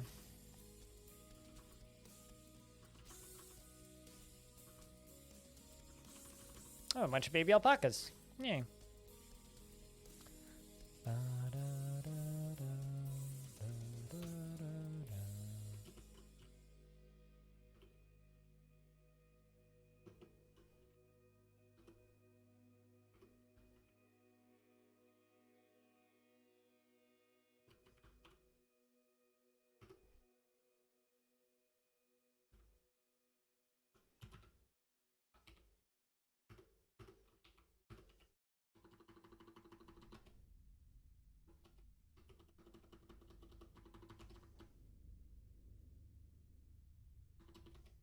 That's what I need. I always forget that spinning is a separate job when I'm doing this the first time until I have it set up. So might as well. Yeah. I mean, I know for a fact I'm going to be streaming longer today than I normally would on a Sunday. Normally on a Sunday I'd be done by like... Not by now, but I'd be looking at like wrapping up by now. But I'm probably going to stream until like 6.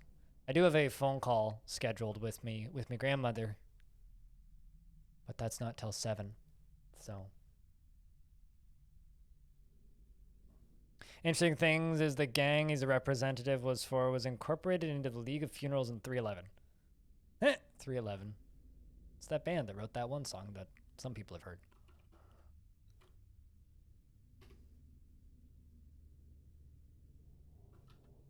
Actually, I think they wrote more than one song. Mostly that one song. Do I have the means to interrogate him? Even if I did, he's legendary, and I highly doubt I would be able to get any information out of him.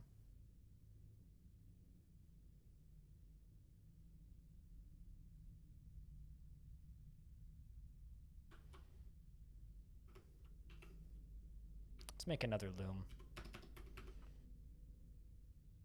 I know I've got other dwarves with weaving.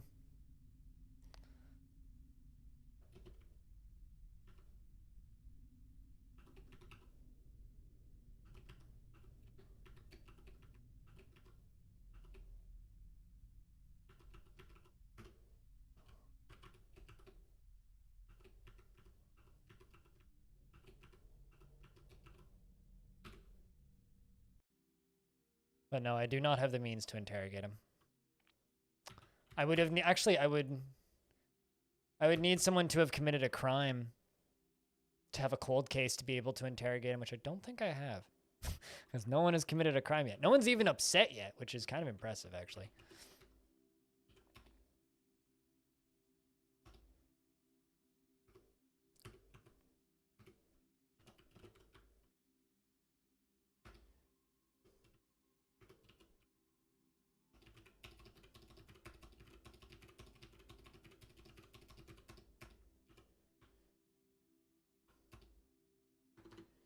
Put one petrified wood table up there separately. That's a chair, not a table.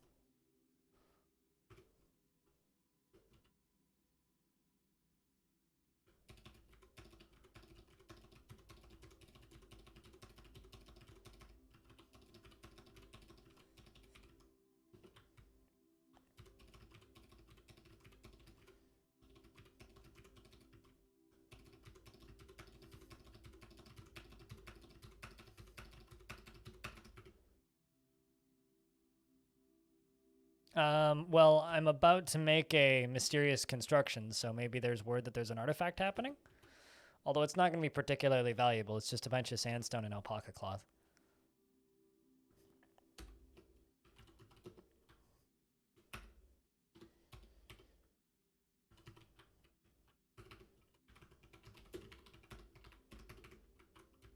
Oh, actually,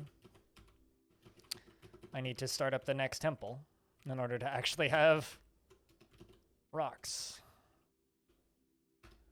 So yeah, not currently, but we will.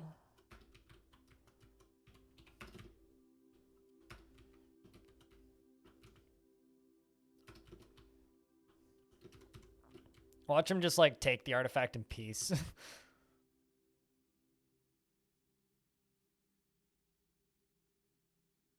But aside from that, no, not really.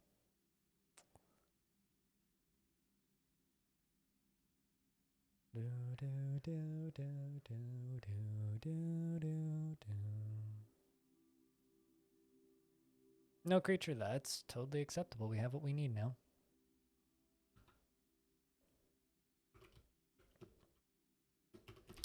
All right, this is going to become a tavern in a sec. Chat, start thinking of good tavern names.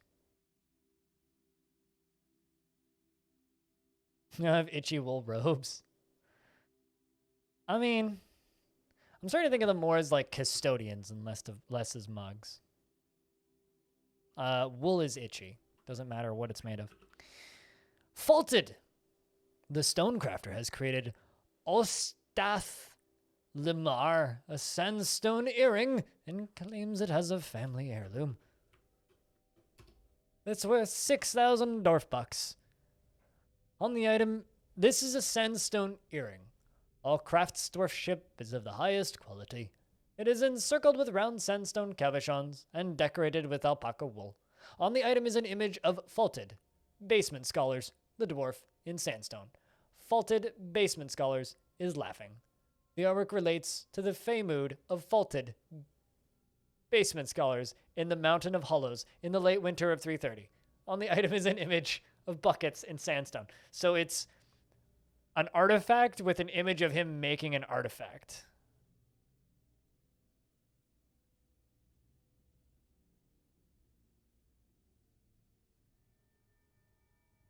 The number of fingers? Maybe.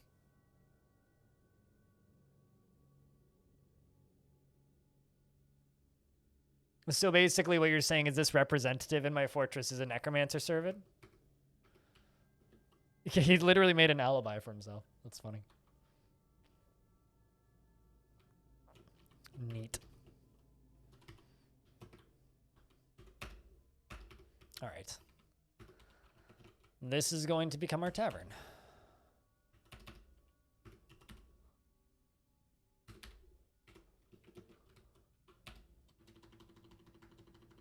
Kami table? It's not even red. That's definitely orange. Like, if you're gonna do that, at least like, it needs to at least be the right color. The autonomous pages, the tufted gold. Definitely not calling it the virginal books. Muscular plank. The immortal key. I like that. The immortal key.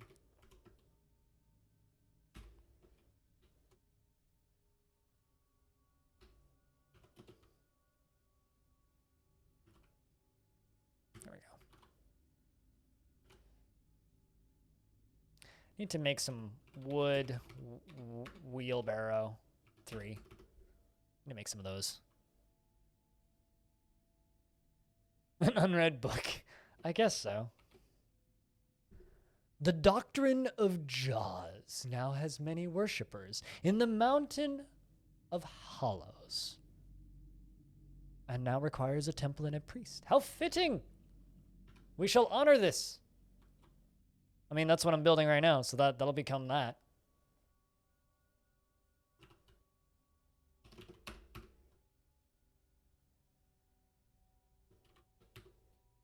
I like how there's this tavern down here and it's just an elf by himself. Also, Stone, while you have it open, if you like, if you want to look up Foggy Lead. An elf.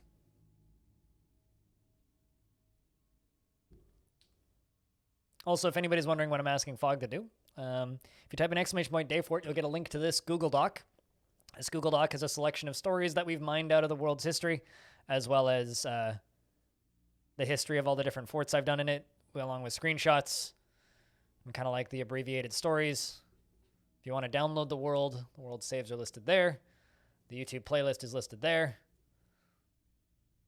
If you want to poke around. Looks red to you? Definitely orange. Fog is British. I wonder why.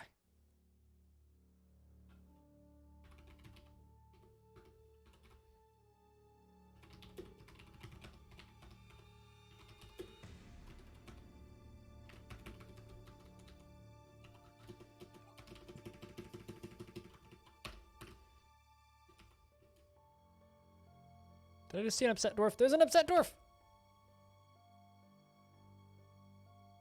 Well, we'll make you happier. It's okay. I don't care too much about moods.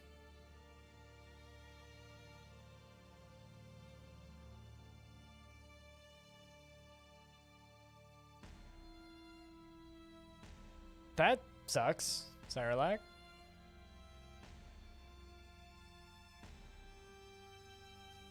Sounds like the child made off like a bandit. Jeez.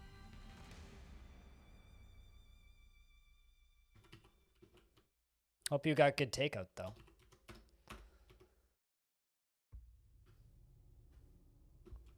Kind of reminds me of how I used to sneak the internet router out of my parents' bedroom without them knowing.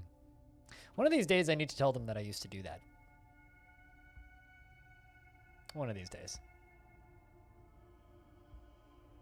I'm still, like, curious if they know.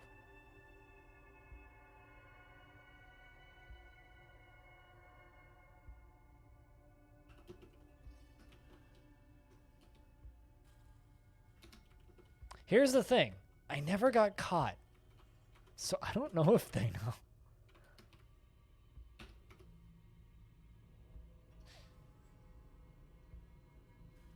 Because what they would do is every night they would unplug the router and put it under their bed at night.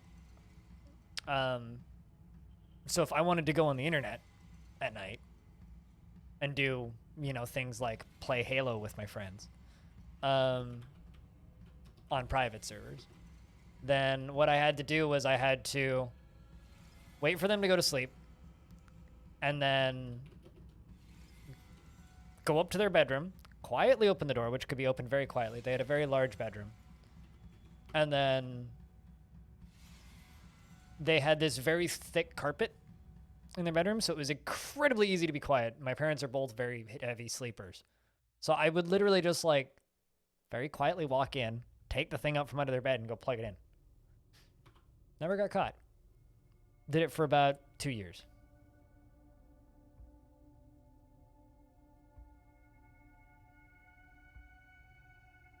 You just thought they didn't? I mean, I don't know. I used to also, like, sneak up on people in my old house a lot. I used to freak out my little sister because I would just, like, wander around perfectly silently. And then she'd just, like, come around the corner and scream because I'm standing there. She's like, I didn't know you were there. So, I don't know. Maybe I'm giving myself too much credit, but at some point I need to make that question. Your mom locked the entertainment room at night and you made a spare key while she was at work? Fucking genius. Did she ever figure that out, though?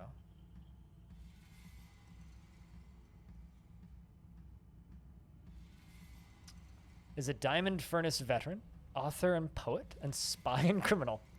Like everybody in these worlds. So the elf who's hanging out here is a spy and criminal, elf poet, military vet, and the human is a criminal necromancer spy. Excellent. Perfect. Just the clientele we want in our religious fort. At least the tavern's popping.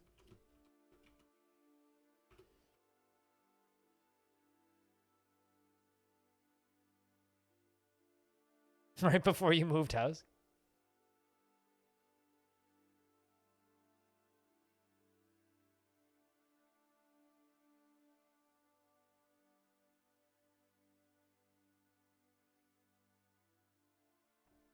You would buy a second broken one from the internet and hide it so that when your kids got it, they wouldn't work. Yeah, that would be mean. You don't trust criminals? I mean, I guess I'm kind of a criminal.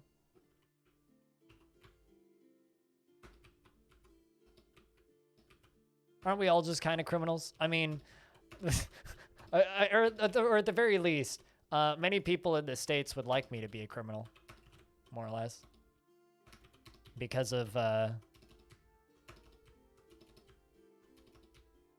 music I stream on other platforms that are not Twitch, because I value my Twitch channel too much.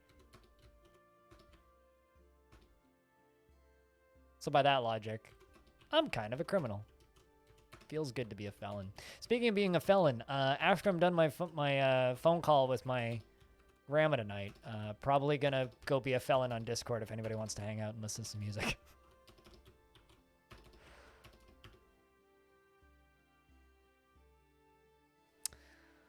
I really, really, really, really, really wish I had Michael Jackson on vinyl now. Just so that I could play Smooth Criminal. That sounds a little racist, Zane.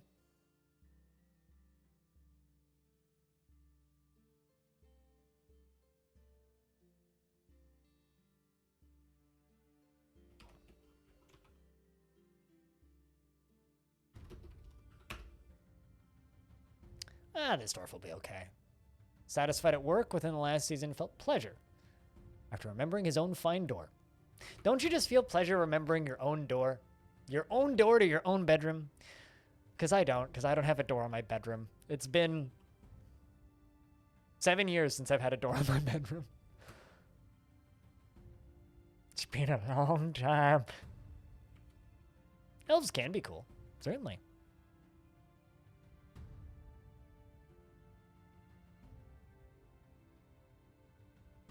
I don't know if I agree with that, Zane. But I guess we can just agree to disagree.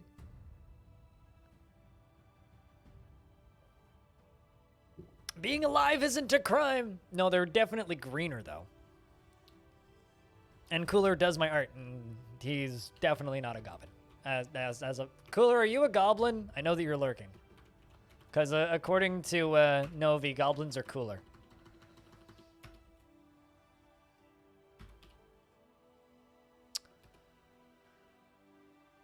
I mean, he is a lizard.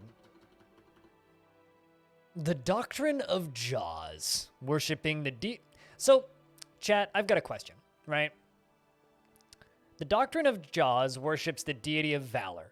Do I have to make one for the doctrine of Jaws and then also one for the deity of valor, or can I just make one for the doctrine of Jaws? Also, that's a lot of fucking religions. Holy shit. At least most of them only have one worshiper, so we're okay.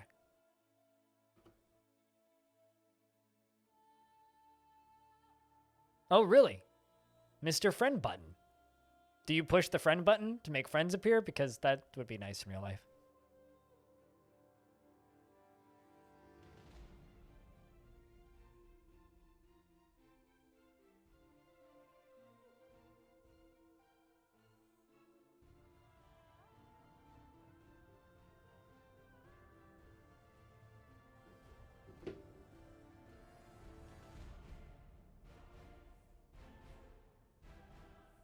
Which makes them pretty cool.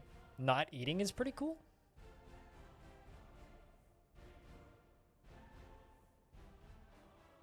It's just part of the religion. Yeah, okay.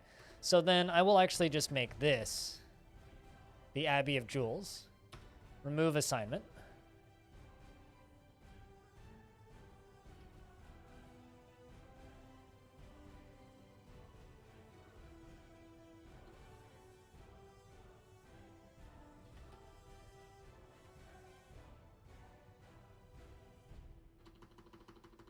The Doctrine of Jaws. The Chapel of Clubs.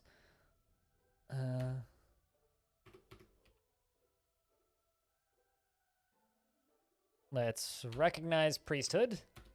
The Holy Ferocity.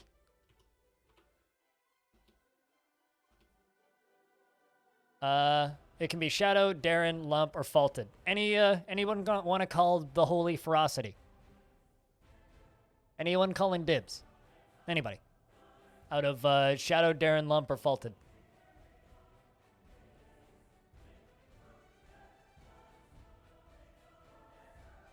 Already made an artifact with an image of himself making an artifact. There you go. You get Faulted.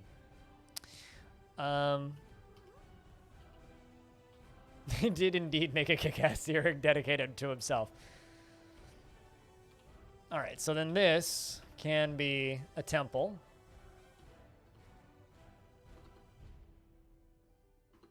The god of lightning, torture, and misery. All right, so whoever worships that dwarf needs to be put onto a watch list. It's either a disco or a casino. It's a temple to the god of valor.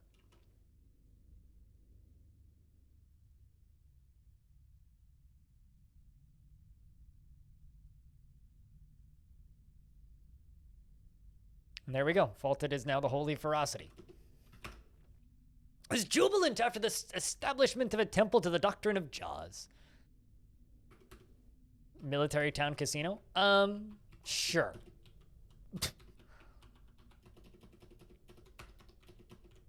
I mean, we are super duper duper at war with everybody. Except for the elves, apparently. So, Bellinair, right after we started, I was informed of this. This is a goblin hillocks of Cloisterstern, population 200. Site government, the braided hatred. Civilization, the hatred of nuts. At war with us. Also economically linked to us. Because that was our,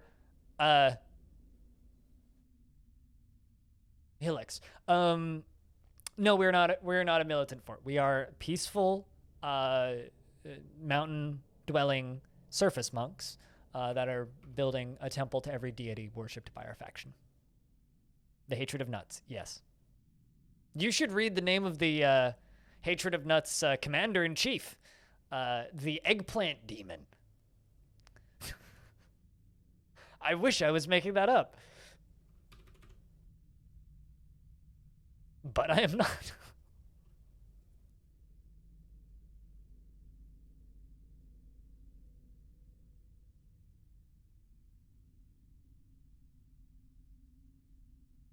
Dwarf Fortress. Never change, please.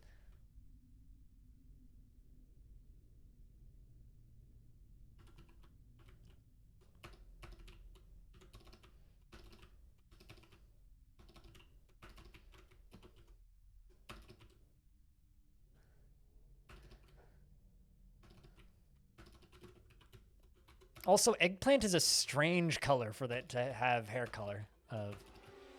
It's just funny that the eggplant colored thing runs a group called the Hatred of Nuts. It's just funny and ironic, and I like it.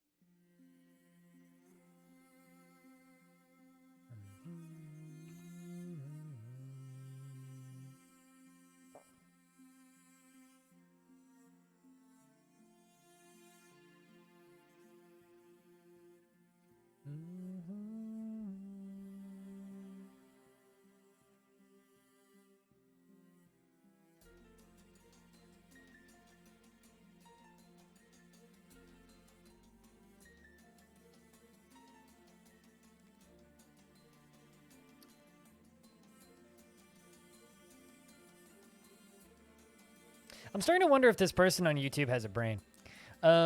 Responds, I had no idea that you streamed. Is it a gaming stream or a stream related to Dwarf Fortress? Or is it one of those just chatting erotic streams where you dance and such? Or is it both? Blank face.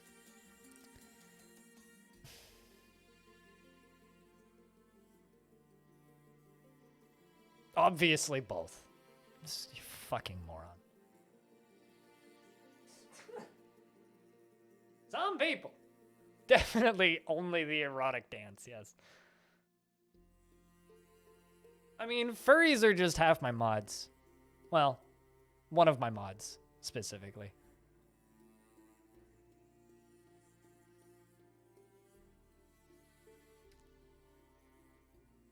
I'm just going to respond with, you realize 95% of this YouTube channel is Twitch VODs, right? I really wish he was commenting on one of my VODs, because that would be even fucking funnier. Lore has been possessed. First your hubby, now you. Well, look at that. The parents of Touch Shriek.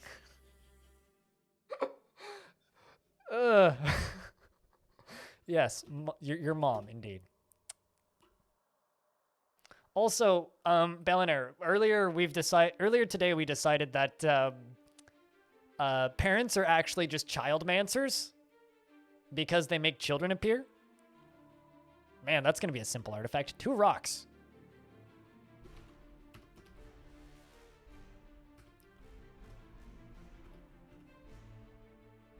Childmancing. Yeah, that's what we're calling it now.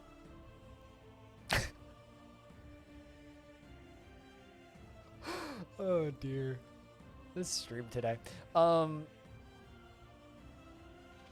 What's the thing I was gonna do? A pedestal. Rock. 2.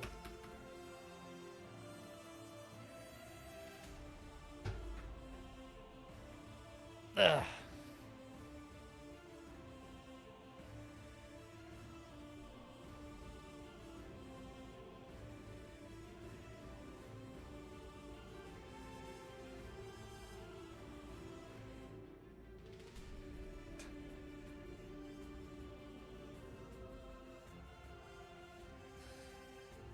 Although,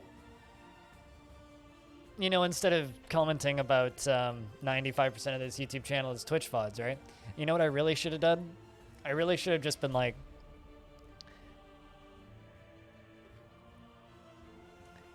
I stream footage of weird discs spinning on outdated technology. Lore, the herbalist, has created Nabum Bakust, M. Kadal, a schist mug, and claims it as an heirloom in the name of the family ancestor, Faulted. Basement scholars. It's dedicated to her husband. That's adorable. That is adorable. I love it. That's fucking great.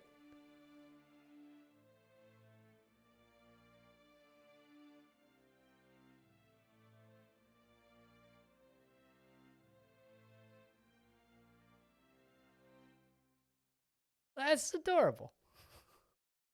Considering her husband made one dedicated to himself with images of himself on it, making the artifact. I think we can tell who's a little bit less selfish in the relationship here.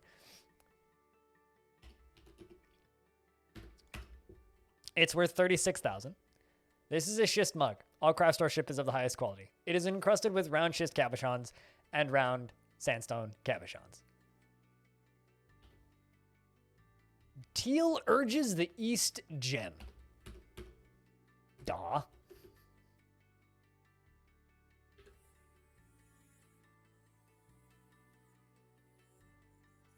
With an actual skull of the family member. I don't believe I've ever actually had that happen. Like a family member just like goes into a fell mood and takes their family member's life and then...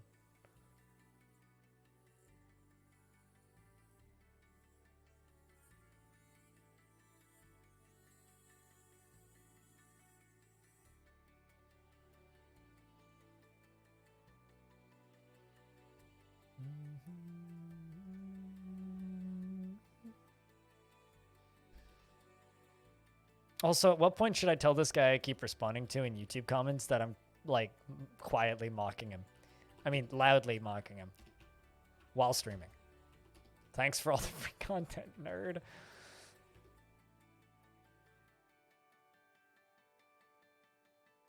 What he don't know won't hurt him. Let's go down here. Let's see how long it takes for this human and elf to run off with our stuff. I mean, I was theorizing earlier that the screenshot that they recently released, which included a bunch of coffins, is using the actual skulls of the dead dwarves as the skulls on the coffins.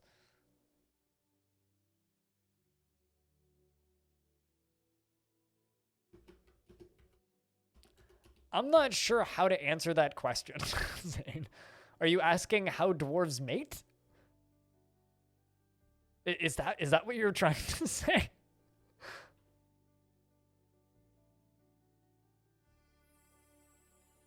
Because it just magically happens. There is no woohooing like in The Sims, if that's what you're asking. That's a big dance, Jesus. Oh, it's poetry. Failure and the Blind Bucks. It's about me! Failure and the Blind Bucks. It's literally about me. They're writing fucking poetry about me.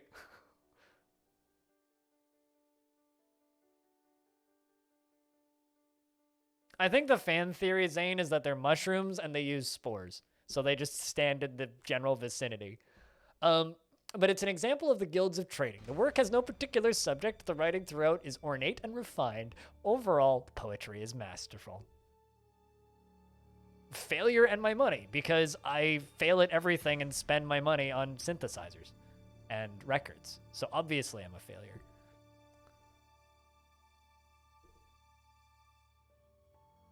The Blind Bucks. Well, here's the thing. Way back when, before tickets were called tickets that you invest, which, by the way, I think you can invest because I don't think anybody's done that today. They were called Blind Bucks way back when. The first part is intended to make an assertion. It has lines with 15 syllables. The second part is dramatic and intended to undercut the previous assertion. It has 11 syllables.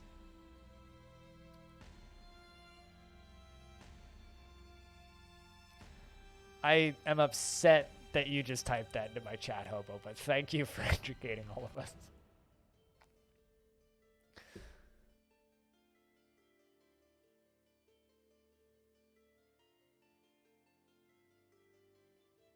Meaning you're just wallets to me? I mean,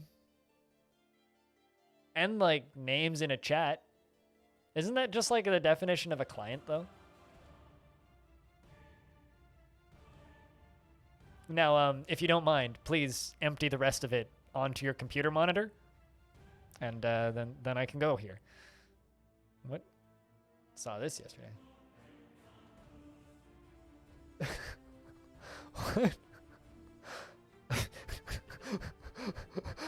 What? What? What?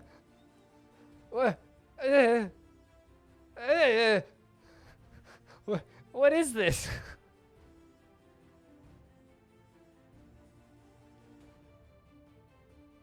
That is terrifying. I can't zoom in anymore.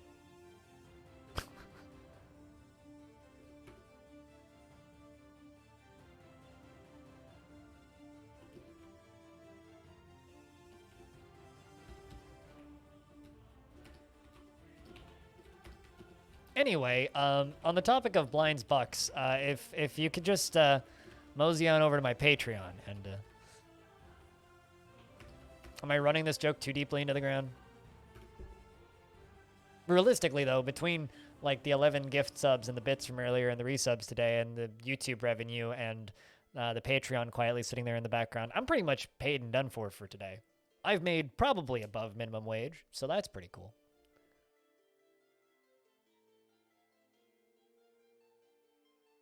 Burn it with fire, preferably? Yes, I tend to agree with this.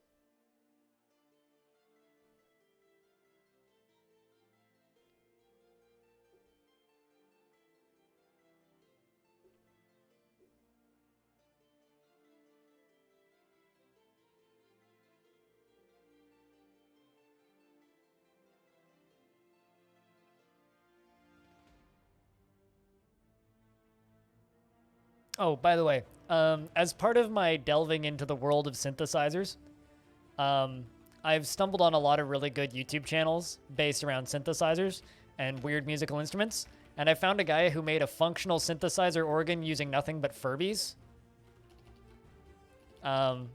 If you want to curse your life forever, you should watch that video.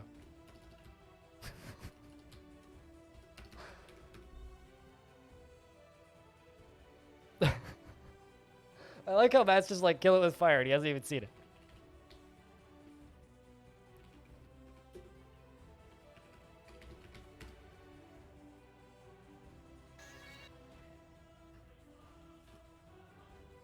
There you go. If you want to see the thing that you really want to kill it with fire. Also, Look Mum No Computer is a really good YouTube channel. I particularly like the 1000 oscillator synthesizer build that he's working on. It basically sounds like Hans Zimmer, like if he turned into a pipe organ. It's pretty great.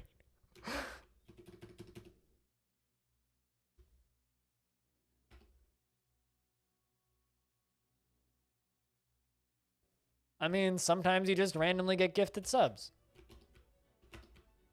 And you're just like, why did I get this? What did I do to deserve this? Well, I guess this is mine now for 30 days.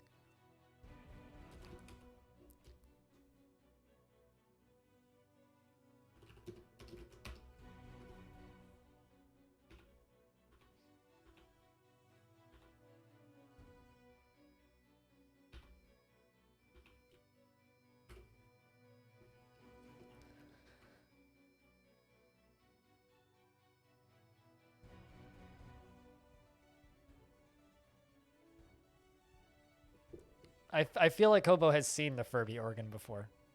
Furby artists are weird. I mean, I don't think this guy's a Furby artist. I think he's just a guy with a Patreon who likes making money off of viral videos and is pretty good at building musical instruments. I wouldn't necessarily consider him a Furby artist. Although the diamond Furbies in Uncut Gems are kind of hilariously messed up.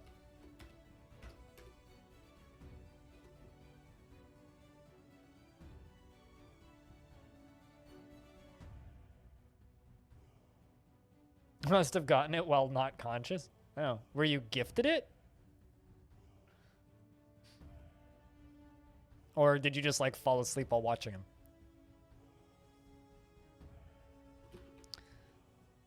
On the topic of not being conscious, a couple weeks ago, I was supposed to play Mud Runner with a friend of mine, but I had to delay by like 2 hours because I was too baked to get off the floor. It's like, dude, can we like delay? And he goes, what, why? And I'm like, because I'm currently flat on my floor. We have an undead elf. I'm sure the NyQuil didn't help. Hammerman the putrid what? The putrid one. Elf Hammerman putrid one. Well, I'm sure you're friendly. Welcome to the tavern. I don't know what you can eat in here. Intelligent zombie, yes. It's probably friendly. Probably. Also, by the way, big thank you to, like, all of you crazy people who hang around and watch this stream. You know, we've been sitting pretty consistently at about 100 people since, like, what, 10 in the morning today? So, thanks a ton for that. It's kind of a, I don't know, about 30 more than I'm used to. You want the name of it? It right there. Let me know when you got it. Hey, at least you're not spending money while inebriated. Spending money while inebriated is bad. I keep on ending up with Burke Black subs. It kind of drives me nuts. I've been gifted like 3 months in a row worth of Burke Black subs. Like, it ran out for about a day, and then I immediately got gifted another one. I was like, well, more Burke Black, I guess.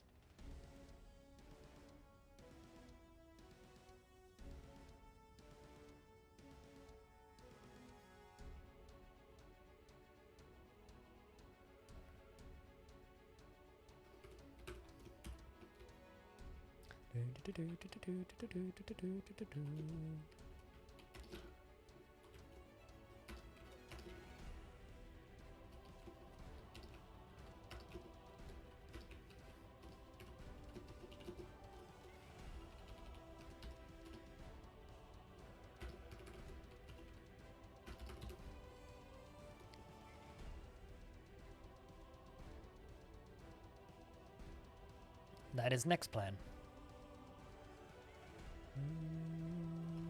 Oh, hey. Stray blue peacock. Grew up. Should probably build a wall or something. Like actual defenses. How are we doing on drinks? Drinks is fine. Meat is fine. Also, for people who aren't paying attention, I'm also doing this without any kind of farming whatsoever. We're just gathering plants from this lush area down here and slaughtering animals when we need them.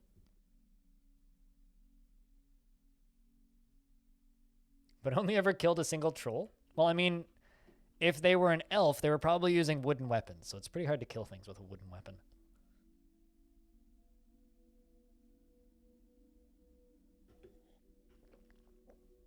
Lore! The herbalist has given birth to a girl. The child mancer hard at work. Clap. Also, by the way, if anybody would like a dwarf, we got plenty of unnamed ones. Including that new baby girl. And the other child, Touch Shriek, who I'm sure was a very easy baby. Hey, Kate Bailey. Thanks for lurks. You want B baby? Novi. She is daughter of Lore and Faulted, and she is a worshipper of Dur the Squeezing. She is also a worshipper of Stinthed the Jewels of Wealth. She is 1 day old, born on the 8th of Malachite in the year 331. Her ears have nearly fused lobes, and she has a very clear voice. She probably gets that from her brother. Her straight hair is, or sister rather. Her straight hair is somewhat greasy, and her very long hair is braided. Her somewhat narrow nose is short, and her head is narrow. Her eyebrows are somewhat high, and her hair is light brown. Her skin is a crew, and her eyes are rust. Bastet would like a dwarf.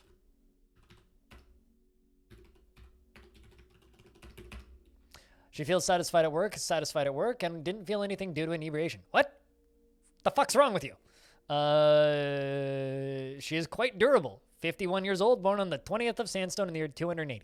Her eyebrows are incredibly high, and she has very low cheekbones. Her somewhat tall ears are narrow. Her nose is short. Her somewhat tall head is narrow. Her somewhat short hair is neatly combed, and her hair is light brown.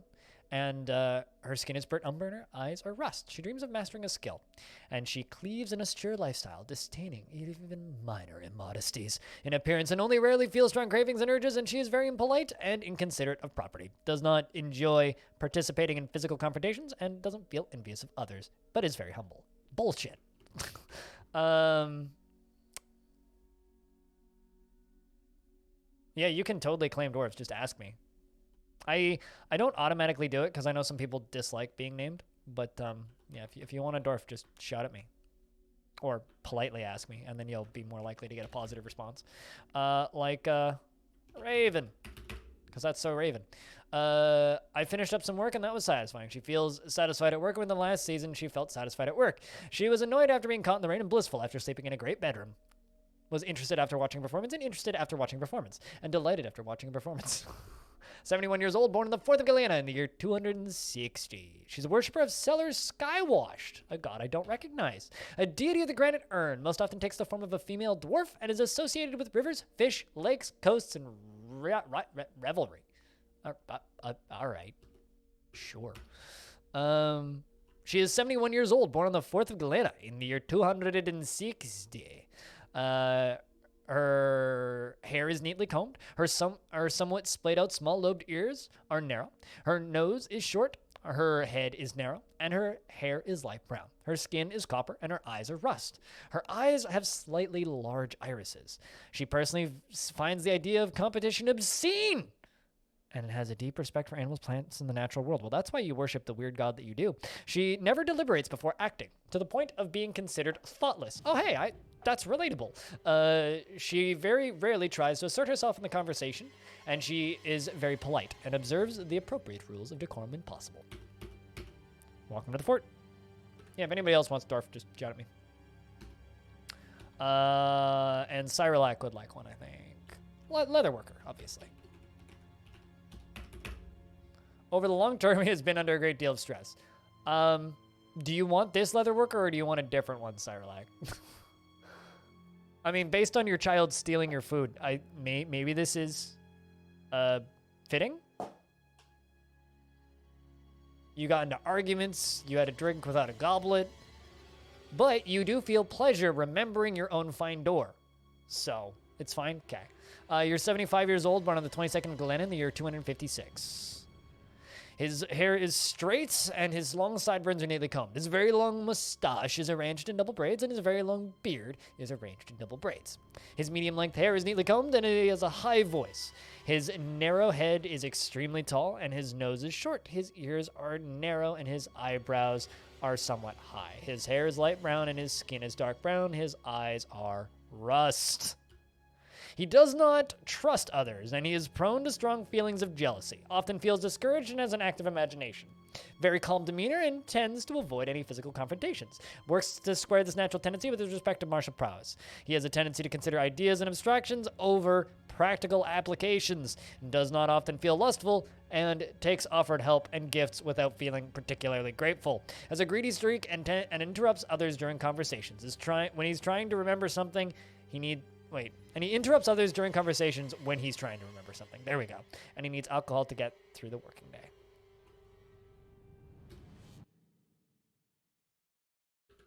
That's pretty good. Man, I miss pub food.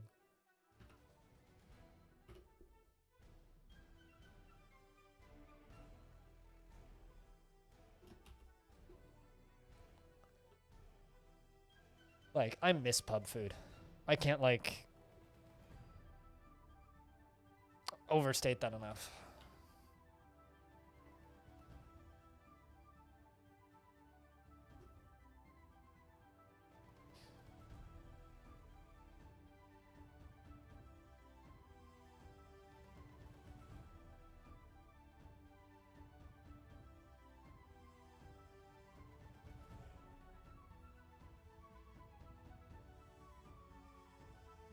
Yeah, I have no idea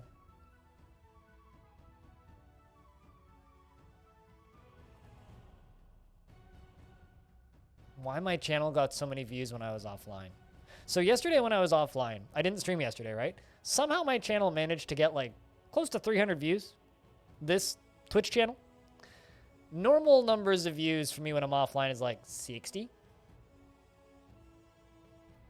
Ish, give or take.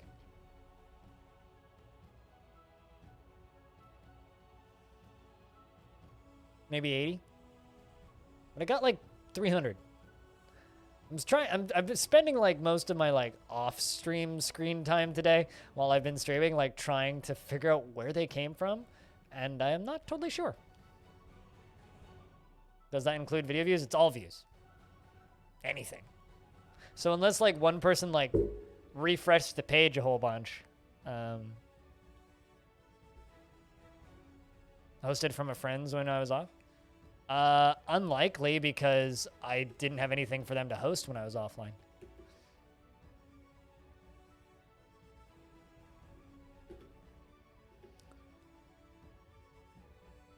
Here comes some more dwarfs. Crafts dwarves, some other stuff. Farmers, cooks. We're a swords dwarf.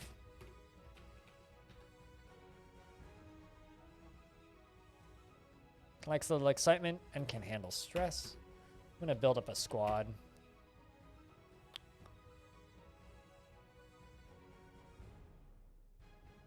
Also can handle stress. Perfect.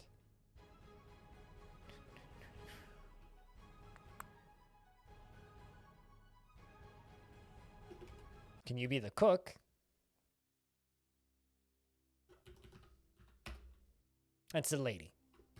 I can make you a male cook, though.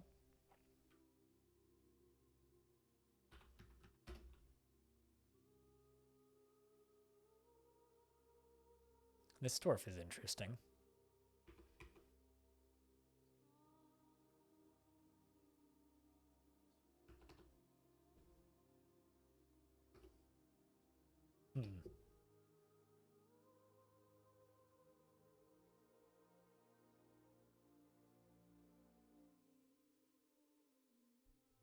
Well, I mean, you're drinking, so you're not a vampire. This is a weird dwarf. The amount of practice that goes into mastering a skill is so impressive. Just doesn't feel anything, except for love. Odd Dwarf. Was it posted on my Twitch channel? No. I mean, it has to. It's probably views from YouTube, but I can't find a stat representing that, and normally I would. As far as I can tell, it's just people naturally checking it, not coming from any external links.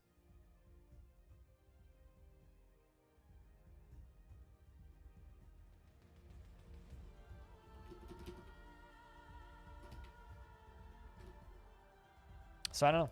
That's probably what it is, but it just feels way larger than it should be.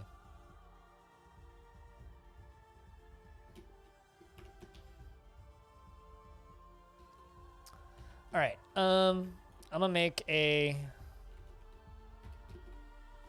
food stockpile and remove seeds. And get rid of this food stockpile.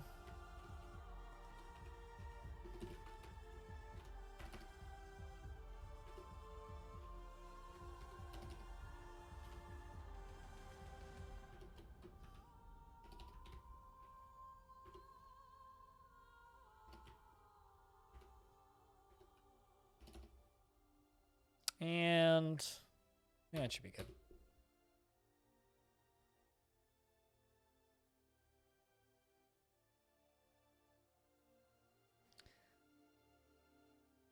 I mean, something kind of funny happened yesterday, which amused the heck out of me. Or no, not yesterday. Day before yesterday. On Friday, there was a moment where Steam showed up as releasing very soon on the new releases list. So if you go to Steam, right? You just open up Steam.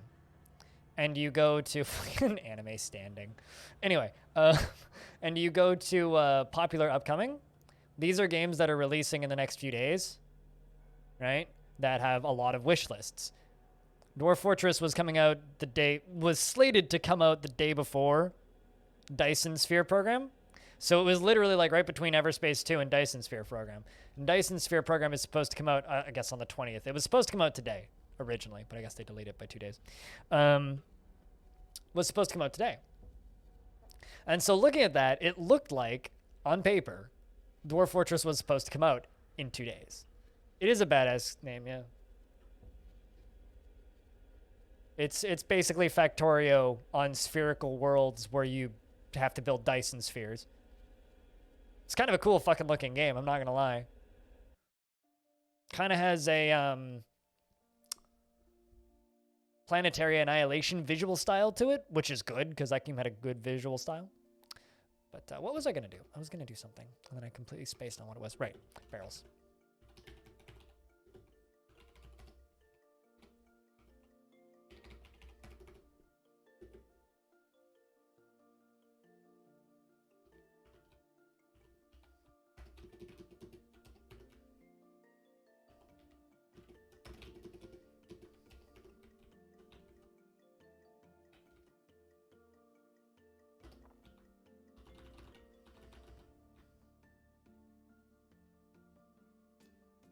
Don't really need that course or the water buffalo.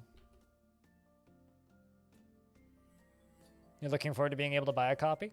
The thing that always amuses me is when people go into the comments and just shout, like, shut up and take my money. It's like, well, you could just give them money right now on Patreon, and everybody gets, like, weirdly defensive about that. Or you could just, like, tip the money on PayPal right now. Like, they'll take your money. Like, if you have all of this money that you're willing to give to Bay 12 Games, just give it to them. They'll totally take it from you.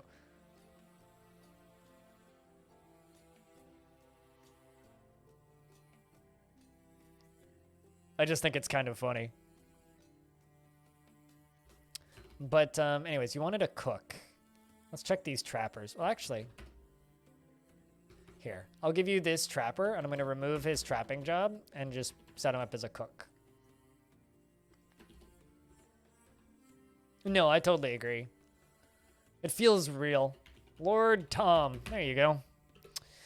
Lord Tom. The amount of practice that goes into mastering a skill is so impressive. He is grouchy when caught in the rain, but felt fondness after making a friend, felt interest after watching a performance, and was interested near a fine door. 52 years old, born on the 25th of Grant in the year 279. I do wonder how many people are actually serious about that, because I've seen a lot of people state that they're going to do that, but I do actually wonder, like, how many people are going to gift out copies to their friends. Actually, I sometimes wonder how good of a business model that is, because it certainly seemed to work for, like, giving an extra free key to a friend, because it certainly fucking worked for, it certainly worked for, what do you call it? Risk of Rain. He has a very high-pitched voice. His hair is somewhat greasy. His very long sideburns are braided, and his very long mustache is arranged in double braids. His very long beard is neatly combed, his long hair is arranged in double braids, and his small-lobed ears are narrow. His nose is short, and his head is narrow. His rust eyes have small-lobed ears and are also narrow. And his nose is short, his head is narrow, his rust eyes are slightly close set. There we go. And his hair is light brown and his skin is copper. He's prone to hatreds and often develops negative feelings about things. He is stubborn and prefers to present himself modestly, curious and eager to learn, and generally quite confident in his abilities when undertaking specific ventures. Very good sense of empathy.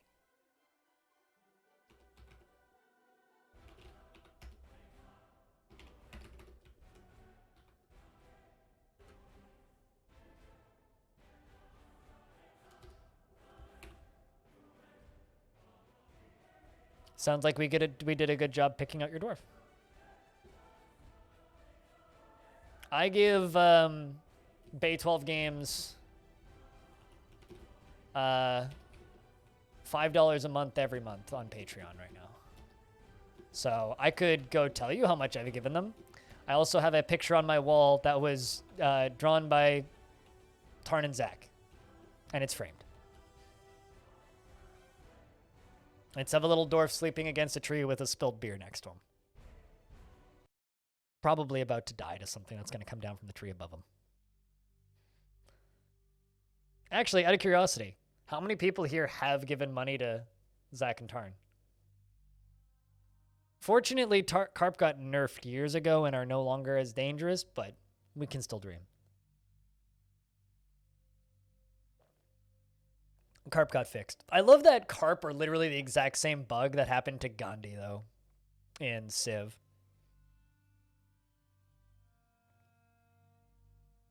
It's literally just like they would exercise and, like, get stronger every day. You donated once years ago? What? Oh. Whoops. I didn't realize there was an overhang there. Did someone get Adam smashed? Two Ball's been found dead, badly crushed. Whoops.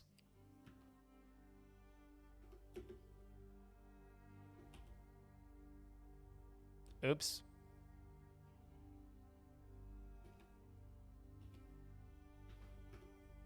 Well, sorry, Two Ball.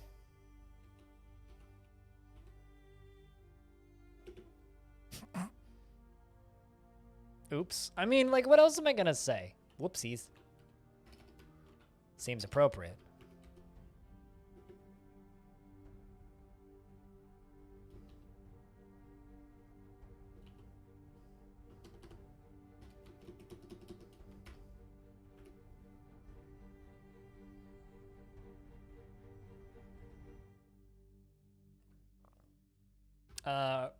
Whoops. Rock coffin.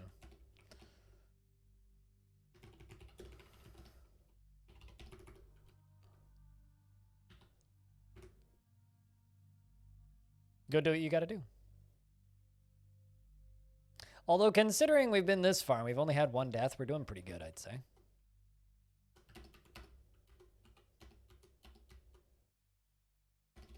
Wrong button. There we go.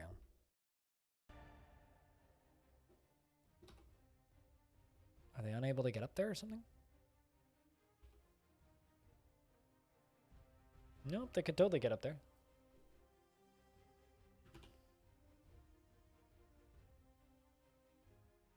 I love how it fell all the way down, like, right in front of the tavern. Like, the dwarf that died literally landed down here.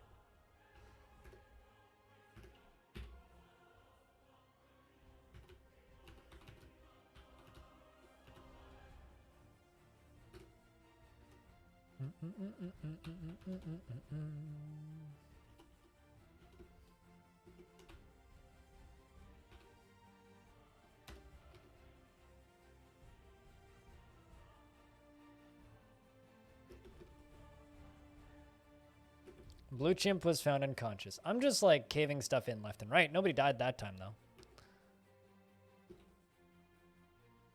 This is fine. This is totally the safest way I can do this.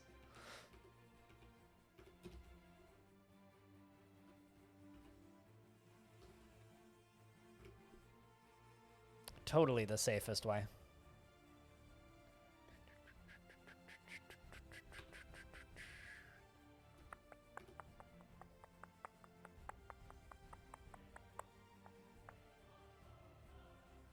I also need to now figure out where I'm going to put my coffins.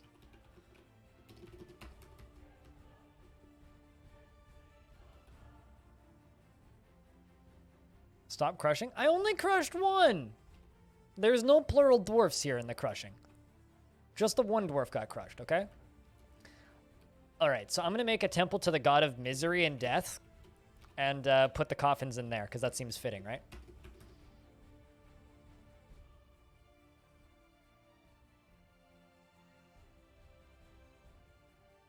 Build a tower for the dead?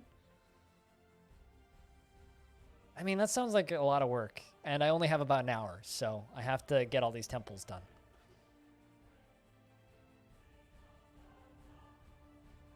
Am I using Therapist? This is completely vanilla.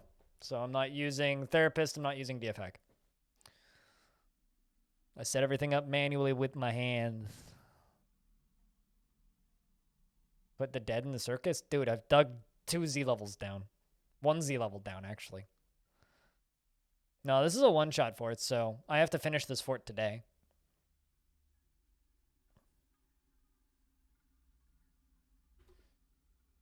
So we're not doing anything super fancy. Put them along the road to town? Nah. I'm not taking suggestions. I'm putting it in the temple of the god of misery and death, okay? Jeez.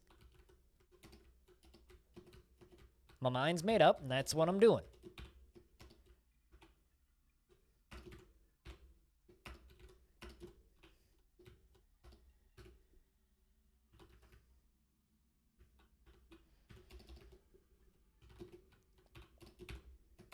I'm gonna have like these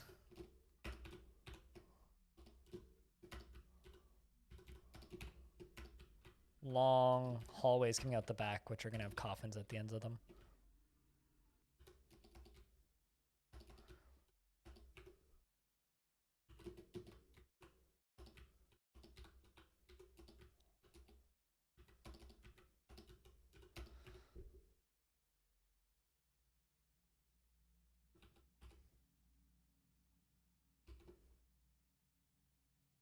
Okay, well, all my miners are sleeping, so.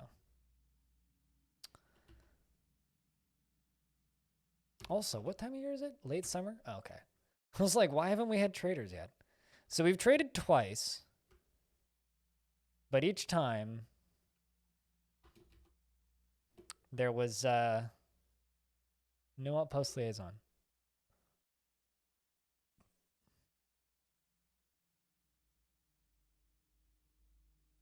Therapist, psychotic, whatever you prefer.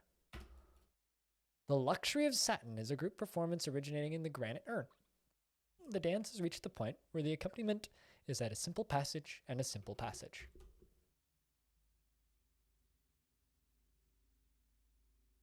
Wonder how many of my dwarves have been corrupted because our guests have pieced out. Wait, what? Oh, I read that as giant mountain goats. Giant mountain goats are kind of terrifying. It's like, yeah, getting butted by a normal goat hurts. Don't get butted by a giant mountain goat.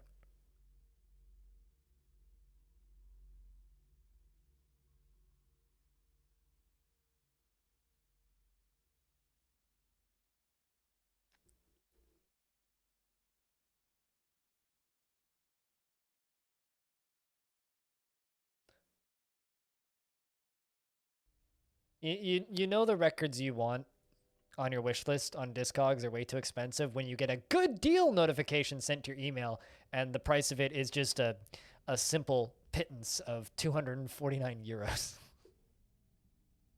Fucking hell, man.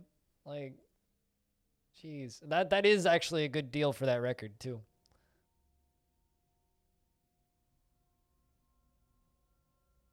Not buying it, though.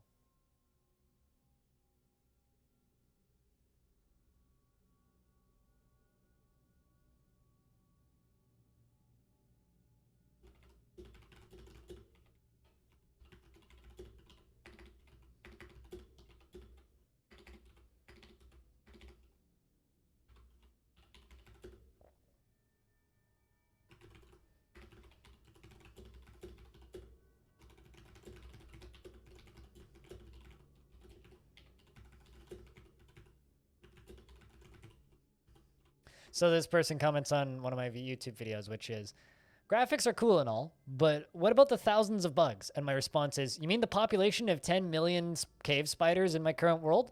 They're fine. Spinning webs is intended.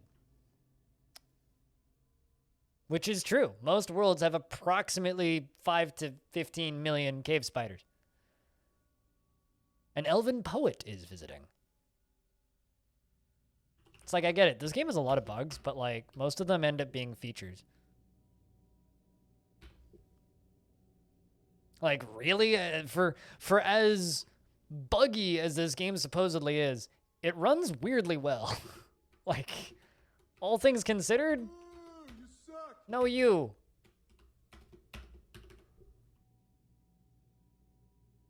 What record was it? It was a Soviet France record.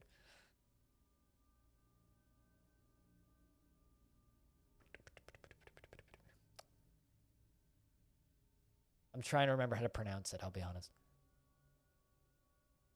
Mohomeshi. Mohomeshi? Mohnomishe. Near mint.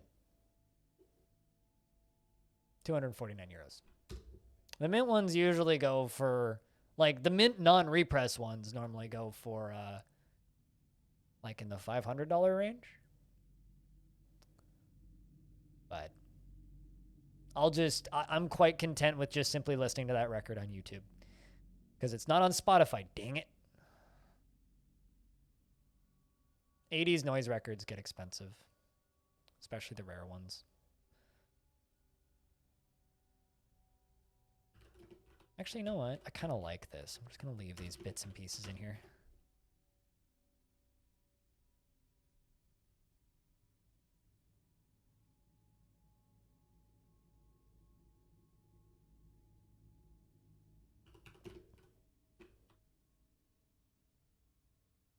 You'd use Spotify, but so much stuff is missing from it. I use Spotify because there is plenty of stuff that is on there. And it's one of those things where it's like, well, it's not exactly an expensive service. I generally, I use a combination of services.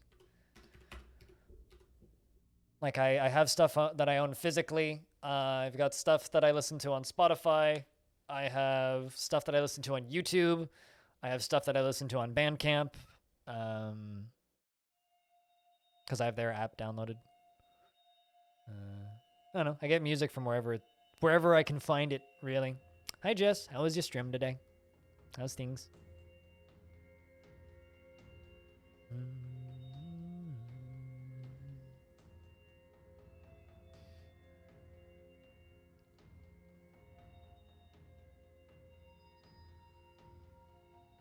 Man, no, Spotify sucks. I hate it, but there really isn't much better when it comes to that stuff, so.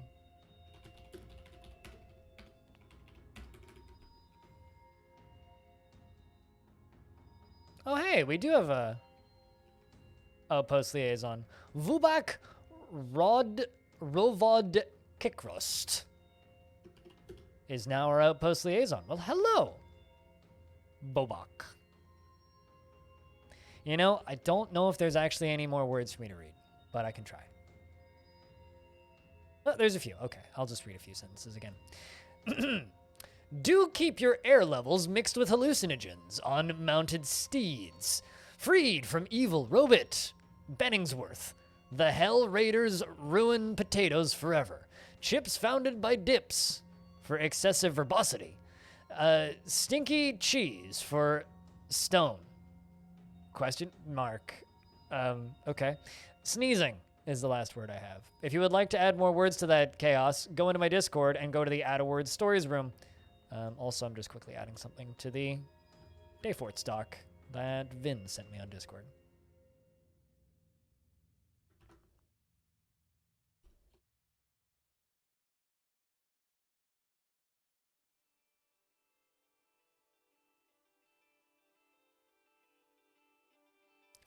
The two stories of one-eyed wrestlers. Ooh.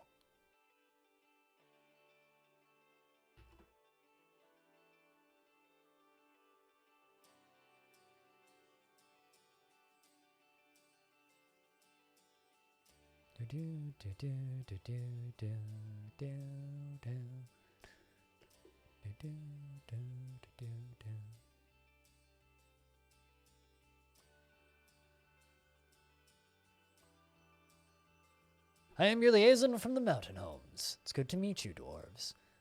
Let's discuss your situation. Merit deserves reward.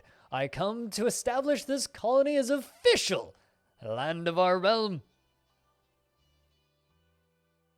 Do you have any dwarves you recommend for elevation? Chat room, do we have any dwarves we recommend for elevation?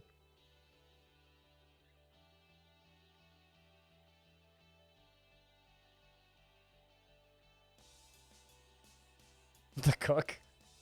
I don't know about that. What has the cook done? Aside from cooks, like 4 meals. This is not true. I'd say the cook's been totally useless. How about that dwarf that made a image of themselves? Or, alternatively, our manager, Redbeard, who came from a previous fortress. We could also give it to the Holy Ferocity, our holy leader of this fortress. We could give it to Rhinestone, the child that escaped battle.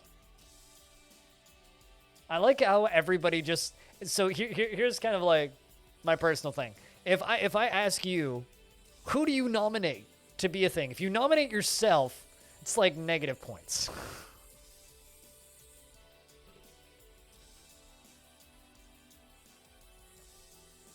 We could give it to Hobo, the expedition leader. You know, Hobo is the expedition leader. And Hobo is meeting with the outpost liaison. So Hobo, who do you think should be elevated to the rank of Baron or Baroness of our fort? In before Hobo nominates Hobo. In theory, Hobo could nominate Hobo, but Redbeard has the most experience, I would say.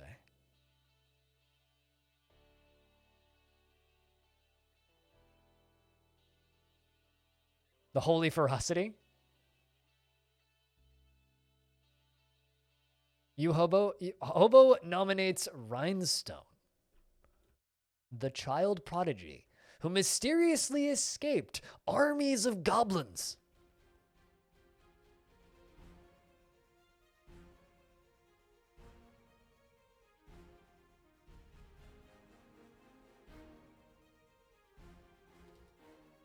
If I can find him in here. There you are. There is much to share. We've updated your civilization world maps. What requests do you have of our merchants? Metal, please. Copper, steel, iron. Also mo anvil, pues. And that should be it. We have finalized the import agreement. Feel free to go over the documents. Let's discuss what we are willing to offer you for your Craftsdwarf ship. Oh shit, I should have taken a screenshot of that. Oh well, now that I think about it.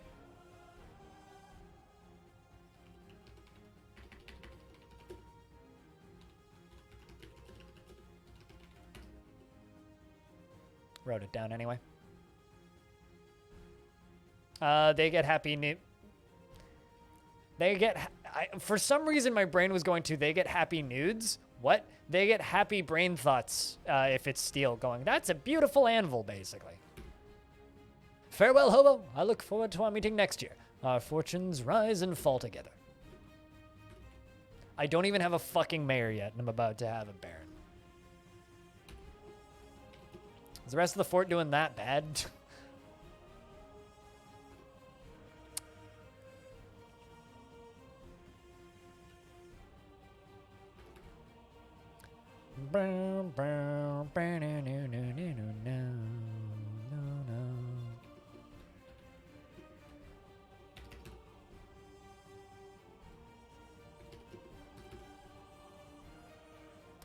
And some more migrants have arrived.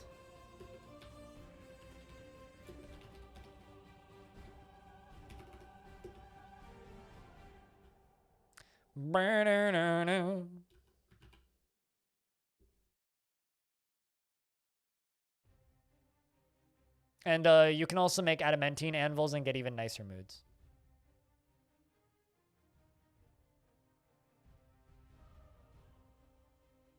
Not the part that I wanted to screenshot. The part that I wanted to screenshot was the was a little bit earlier than that, which was the scene where they stated that someone could be recommended for elevation. That's the scene I kind of wish I could I screenshotted, but I can go back in the VOD and grab it later, unless someone wants to screenshot it and stick the screenshot in Discord, and then I'll pop it up on into the document.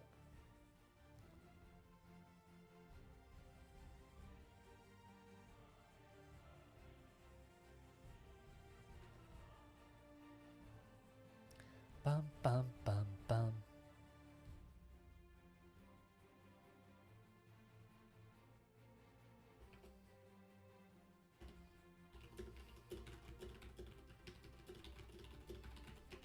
I'm just communicating with my aunt about exact times for phone call tonight.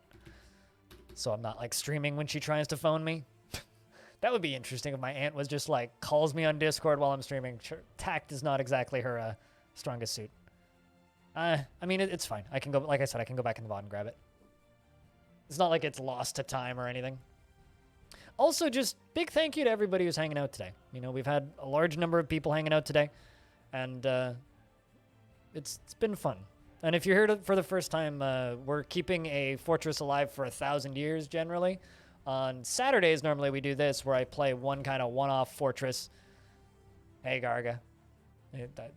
You got gifted a hat by One Faulted, methinks. Congrats on that. So during the week, we are normally trying to keep that fortress alive for 1,000 years. So it's a whole lot of sustaining, but on the weekend, we do this. Normally on Saturdays, but I took yesterday off for personal reasons. But yeah, if you like Dwarfs, we do this a lot here. I don't generally ask people to follow the stream or anything, but I am live 6 days a week, every single day of the week, except for Fridays. Because I don't sleep. All right, I need weapons. Silver battle axe, steel pick, bronze short sword, battle axe, bronze short sword, copper warhammer, copper mail, low boots. Sure, I'll buy those socks and the high boots. Bronze low boot, wool sock, bismuth bronze low boot, iron buckler, copper shield, bronze buckler, buy a hood, steel helm, bismuth bronze helm. Trade for all that.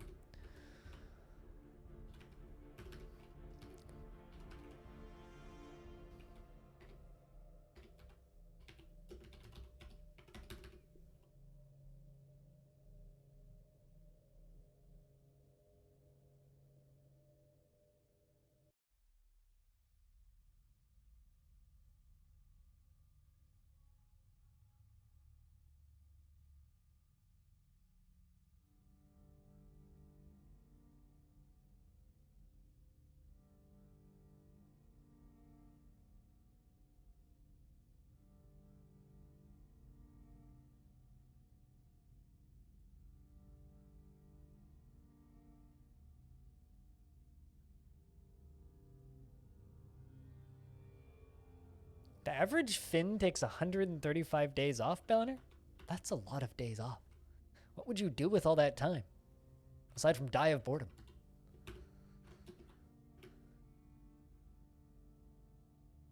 A masterpiece sandstone throne. Beautiful. Also, in other news, I probably have a lot of thrones.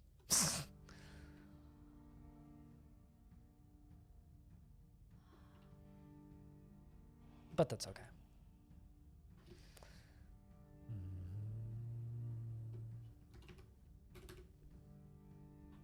All right, so this right here is going to be the next temple. That's big enough. Lightning, torture, and misery. Day, light, and rainbows. Chat, we have a My Little Pony god. Death, blight, and disease. There we go. Fortresses and war. Earth, mountains, and caverns. Jewels and wealth. And then, yeah. And then we also have wealth. But we literally have a MLP god.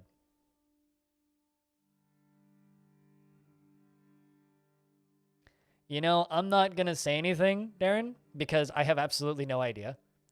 And on one hand, yes, that probably would be a lot of fun.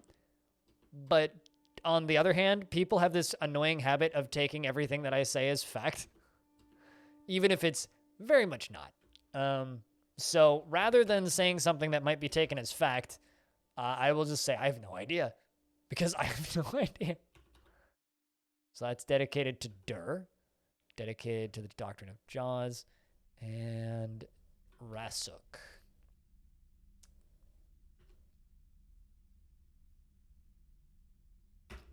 No.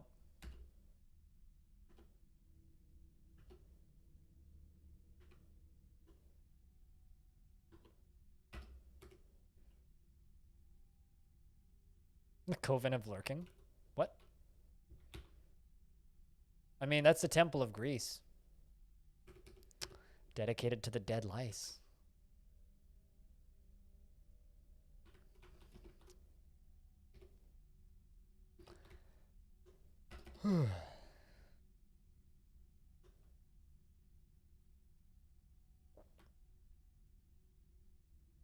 So yeah, no, speculating for me is becoming weirdly dangerous, which kind of sucks because I like speculating. Speculation is fun, but I don't want to, you know, accidentally add features to Dwarf Fortress by speculating. Instead, I will simply continue to complain that my dwarves don't smoke and that smoking is dwarfy. Tarn agrees smoking is dwarfy, and he says that they should smoke. So maybe one day the dwarves will smoke.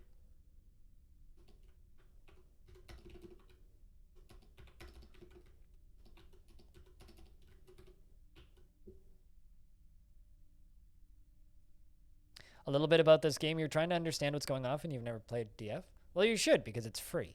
But Dwarf Fortress is a flat representation of a 3D world. So every single one of these layers is a flat layer of essentially Minecraft blocks. So this is going up into the sky. This is going down underground. The goal of the game is like pretty similar to most other town management games because they're all very heavily inspired by Dwarf Fortress. But there's three main modes of play. There's Fortress mode, Adventure mode, and Legends mode. Legends mode is basically just a history book where you read history of your worlds, which we did earlier. This is Fortress mode where you build a fortress similar to, you know, well, Fortress mode is the main mode that inspired games like RimWorld. And Adventure mode is basically just a open world RPG where you play as one single character and run around and explore previous fortresses that you've built or procedurally generated ones and like explore the world and get to know everybody like that. This is in Dwarf Fortress, dwarves don't smoke. No, they do drink a lot of alcohol though, so they make up for other bad habits with alcohol. Also, speaking of alcohol, I need more. Apparently I ran out. I had 200 a minute ago, but my population went up, so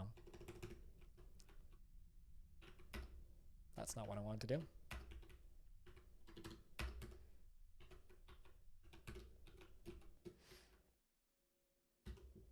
This is fortress mode, yes. So we are building a fortress. So those little things running around are my dwarves. I can zoom out. This is the map that we are living on. If I press this button, that's the world map, which was generated a while ago which I generated during an interview I did with Tarn. Took a while to generate that one, like 4 hours, because there's a lot of history to it. It's pretty big. So every single one of the little dwarves running around has this. This is the dwarf's brain. Inside of the dwarf's brain is their outlook on life, how they feel about skills, things they like and dislike, the way they look, and their mental state. Their mental state permanently impacts the way they behave. So this dwarf is pretty happy, finished up some work and is very satisfied with that. He was delighted after remembering watching performance down in the tavern and was bored after being unable to practice a craft for too long, so wants to practice a craft. And if he keeps being bored, that could get bad in the future, and it could cause him to change his thoughts and about the world and his outlook. Currently, he has a very calm demeanor and is extremely confident in himself, requiring situations requiring his skills. He's quite comfortable with others that have a different appearance or culture, and it has a sense of duty and tries to keep things orderly. Dreams of raising a family. So won't be happy and satisfied with life until he's raised a family. And every dwarf is like that, but different. Also, investments are open if you wish to invest your tickets.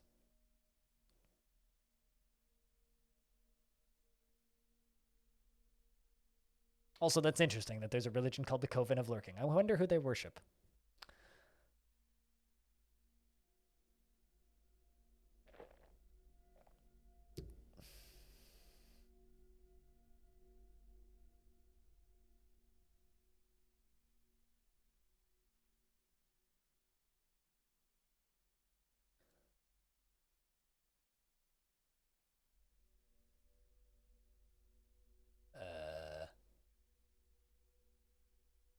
You've been offered a key for a game that looks like trash. I will respectfully decline said key.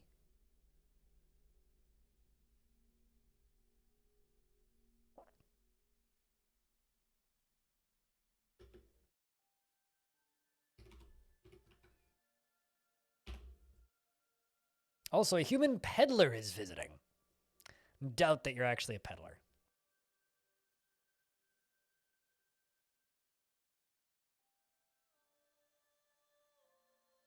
We have become a barony, which means now I need to make rhinestone the appropriate space.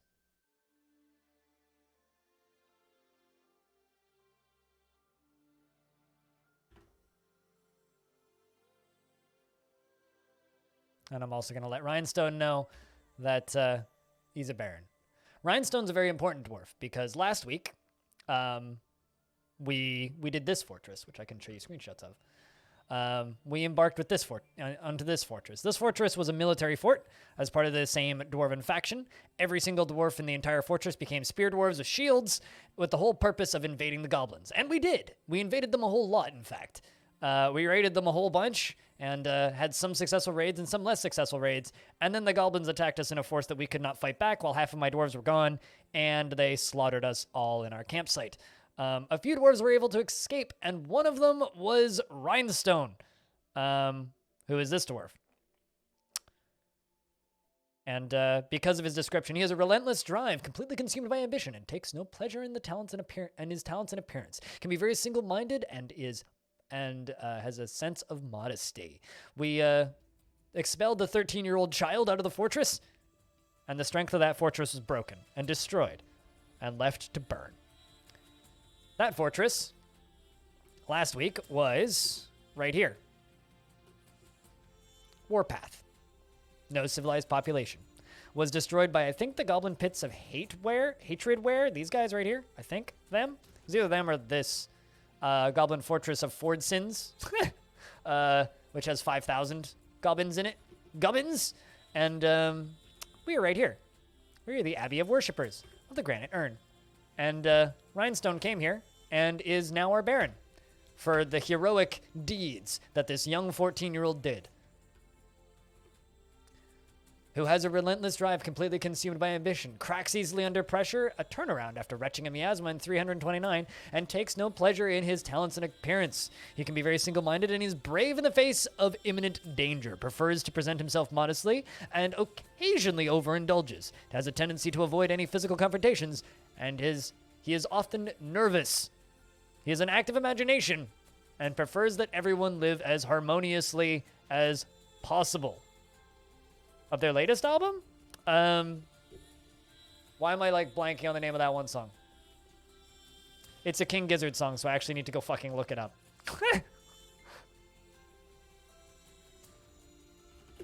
I have 12 Bar Brews on vinyl.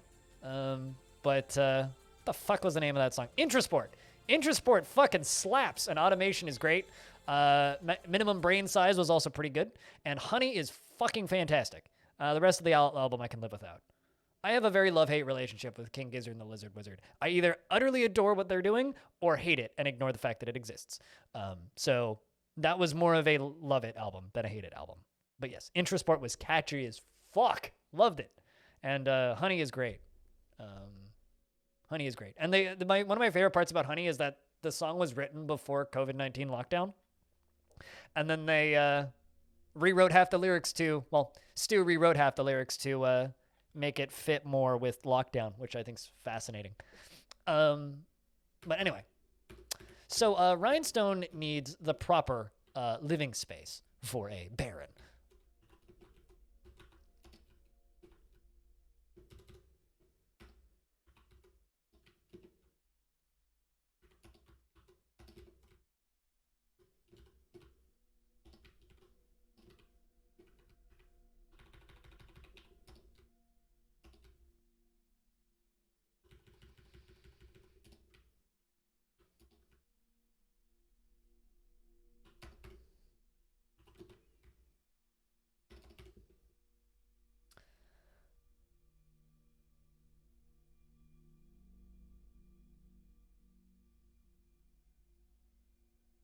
No, because I enjoy playing Dwarf Fortress, not playing around Dwarf Fortress.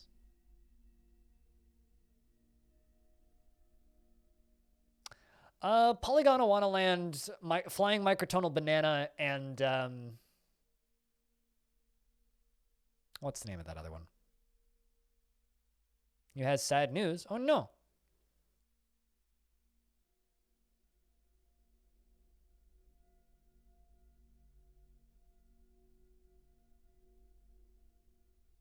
Nonagon Infinity are probably my 3 favorite albums. My opinion on raisins, they have way too many fucking carbs, and it bothers me. I like raisins, but I can't really eat many of them. Well, that's news I don't know if I needed to know. As somebody who's lost a lot of people to cancer, that fucking sucks. Do what you gotta do.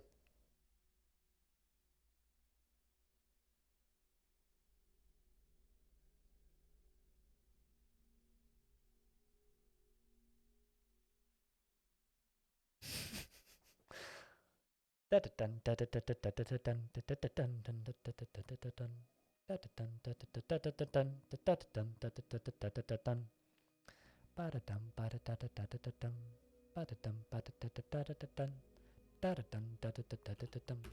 I don't know if you really want me to go onto the death rambles, because I have opinions on death in real life. Not even joking. Where it's like, no, don't be sad.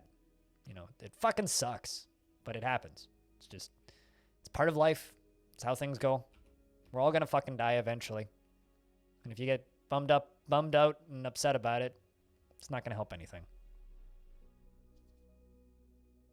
I lost one of my best friends at, how fucking old was I in 2007? 13? Of liver cancer? So, no, I know what that's like. It fucking sucks.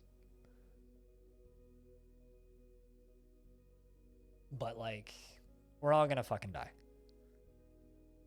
So just live like you're gonna die tomorrow, and you'll have a much better life than if you live like you'll live forever. If you expect to die and know that you're going to die, you'll be more intentional with what you go about doing. So do what you want to fucking do now. Don't wait for 15 years. It drives me nuts when I see people stating that, oh, you know, I'll do that next year, or I'll do that in 2 years. It's like, don't fucking put shit off. Just, if you want to do something, go do it. Like, I don't know. My own mortality sits in front of my face all the time. You know, there was somebody who I passively knew through a friend of mine and then worked with for a couple of years who then died in a car accident. It wasn't even his fucking fault. He was hit head on by a drunk driver. It's like, ooh.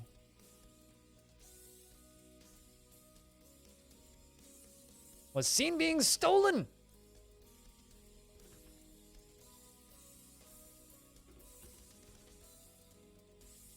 Human peddler. Has a bronze halberd. Ah. I doubt we can get to him in time. He's got it. Nope, nope, he's moving pretty slowly. Come on, dwarves, get to him. Get to him. Kill the fucker. Got him.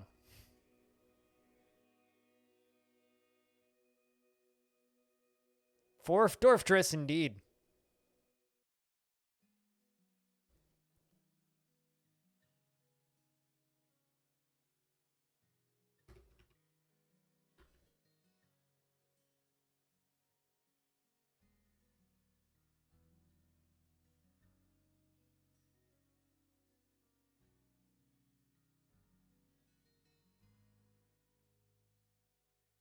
So now we've got this problem. We're probably going to have a fight in the tavern in a second here.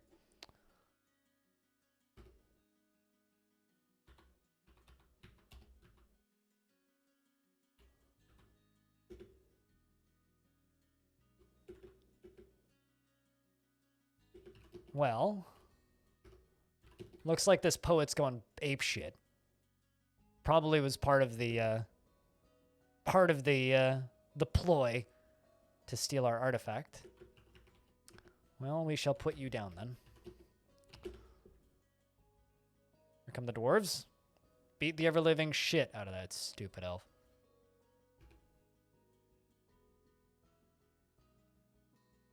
The axe dwarf hacks the elf in the head with his silver battle axe, and an artery has been opened by the attack. A tendon in the skull has been torn, and Lump screams, "Death! It's all around us. I feel very uneasy." Blowing Tour killed Ulla Foggyled. I'm very angry.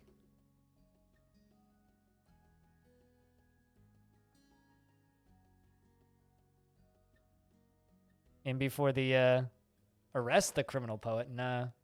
Had no ability to. It's probably gonna start. Doesn't it? Okay. Touch Shriek has grown to become a peasant. I kind of expected that to start a loyalty cascade, but it doesn't seem to have.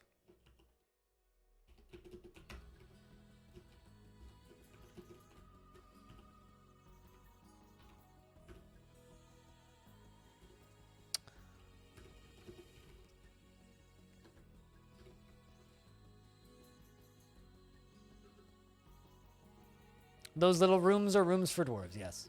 Those are actually very large rooms for dwarves, too. So let's see what that human peddler actually... So this is way too fucking cool. Stone, are you still here?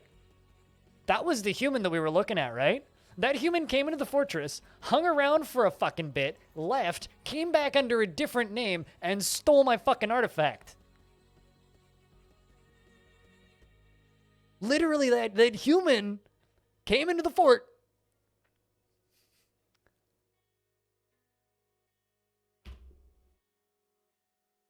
Fucking hell, man.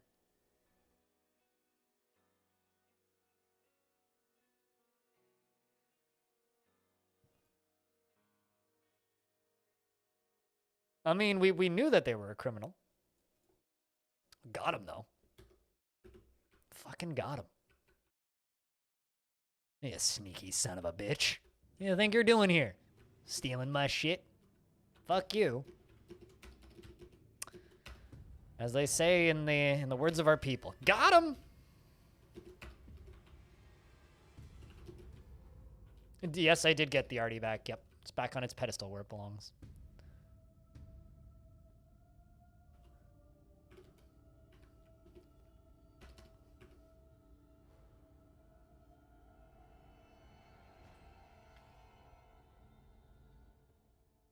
We are peaceful monks. Don't come to this place to steal our stuff.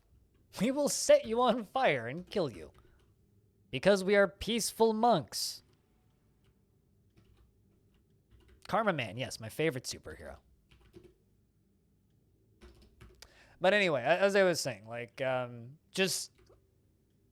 know it's rough to think about, and I know a lot of people have a hard time thinking about a lot of this shit, but frankly, when, like, you put your own mortality into perspective, everything in life just becomes so much fucking easier. When you're just like, yo, I'm not gonna live forever. I got very limited time here. Like, your productivity goes way the fuck up. It's still not easy, but I don't know. I think about everything in the terms of, well, what if I only have 6 months left?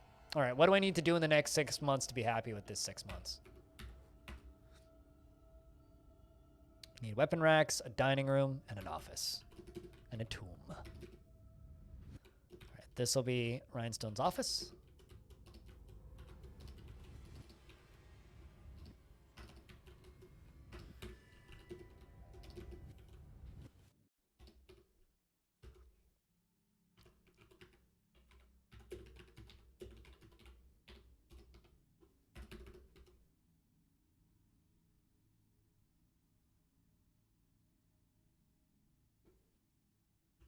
Mm-hmm. Yeah, no, totally normal. Monks that carry battle axes. Yeah. Battle axe wielding monks. Haven't you seen a monk before? They all wield battle axes. Especially when they go grocery shopping.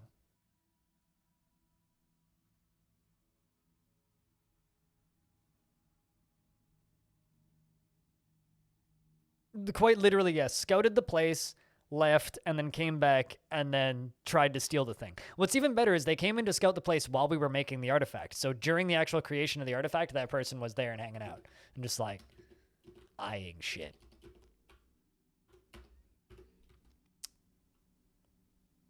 But yeah, no, while this game is a little bit visually complicated, it is so fucking worth playing. Like, is it the easiest game to get into? No. But it's so fucking worth it.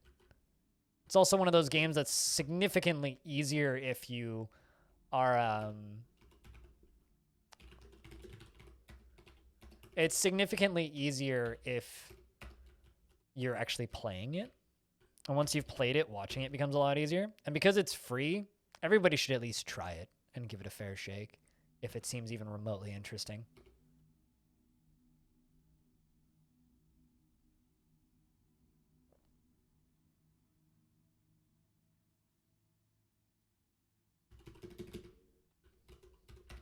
I mean, ideally, the streamer who's streaming it will make a, like, big deal of what the heck's happening without you having to read it. But, yeah, that too. Reading fast helps.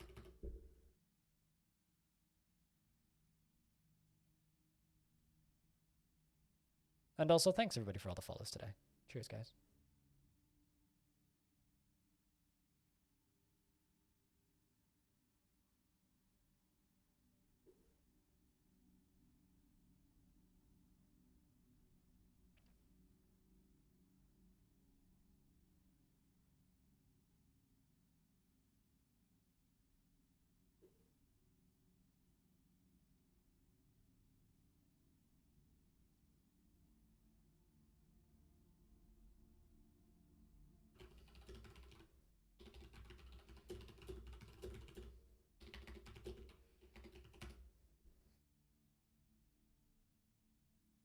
I just got pinged into the Discord into the Kit Fox Discord, so I had to go see what that was about. Means obstacle? Not anymore. Kind of a soft obstacle, if you ask me.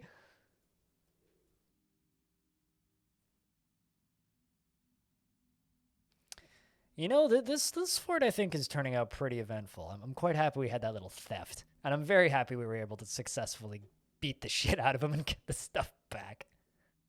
That's good and satisfying. I like it.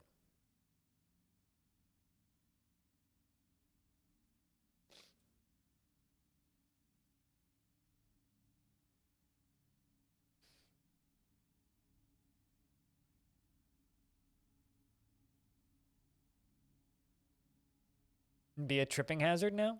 That's fine. The Crested Avalanche Hall. A stoneworker guild has been established. All right. Well, we will put that stoneworker guild down here, I think. Nothing super fancy, just kind of an area right there after they're done with the glorious work. All right. So this is going to be our next temple. Temple. I don't think I have one for Sellers Skywashed. Let's just double check. Doctrine of Jaws, Rasuk, Oster, and Sellers Skywashed.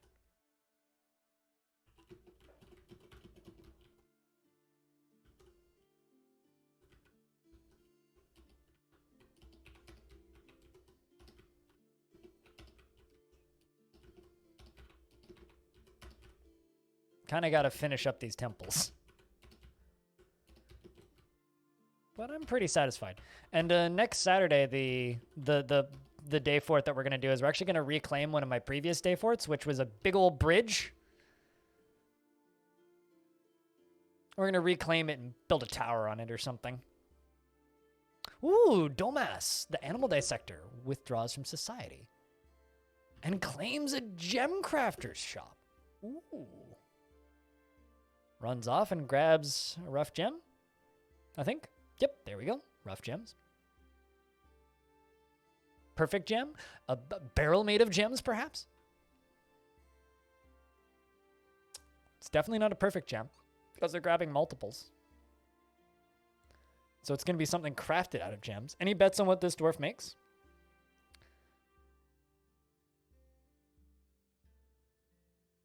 Ficod, the dwarf monster slayer, the putrid one, is visiting.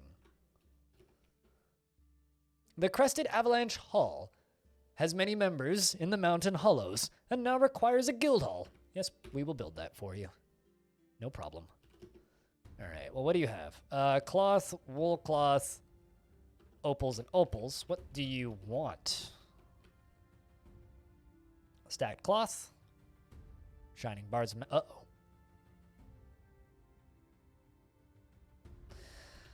Well, time to make a forge.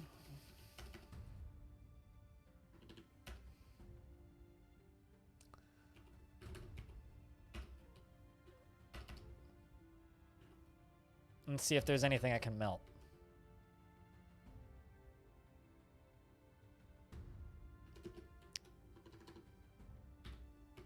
I'll melt a steel anvil.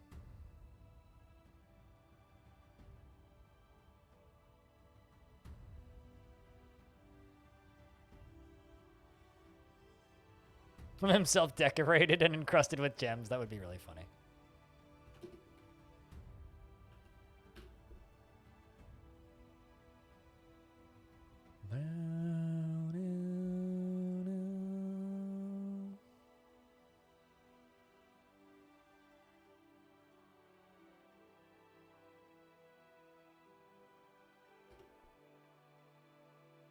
Also, there is slight possibility of night stream tonight. Really? Why do you find them nerve-wracking? They're very easy to deal with, if you're efficient. If you find them genuinely nerve-wracking, though, you can just turn them off.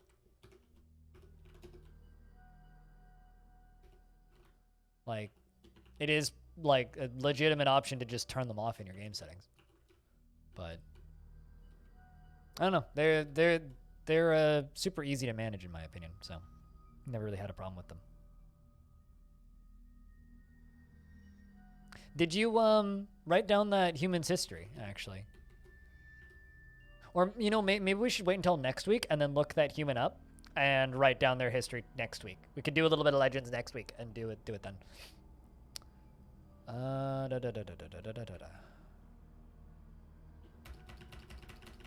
Let's make some charcoal. We'll melt a metal object as soon as I have the option.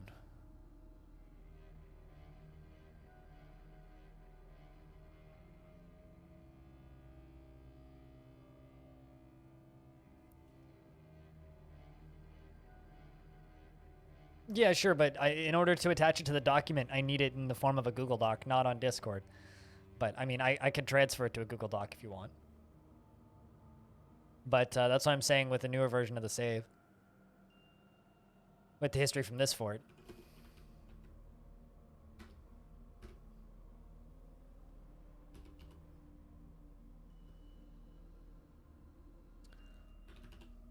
Because I've got no metal in this fort.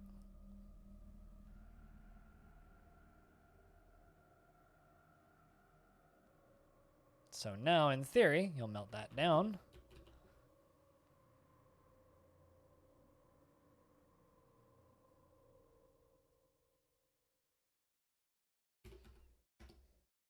Export of bracelets is prohibited. Fair enough, your master.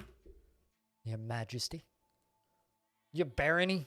Barony person. Hey, what do you need?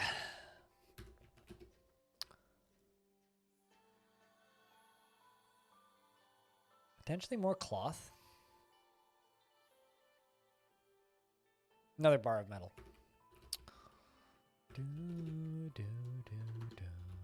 I only need the one anvil, so it's fine.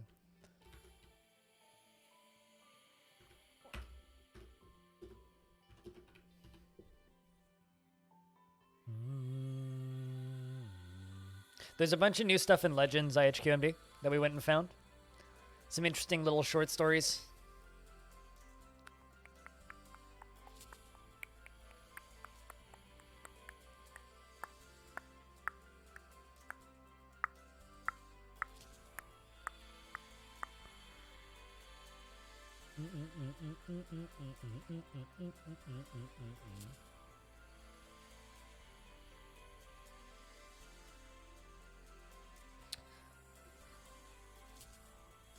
And there you go. He's begun his mysterious construction. Got 2 steel bars, pigtail cloth, wool cloth, and 2 bone opals.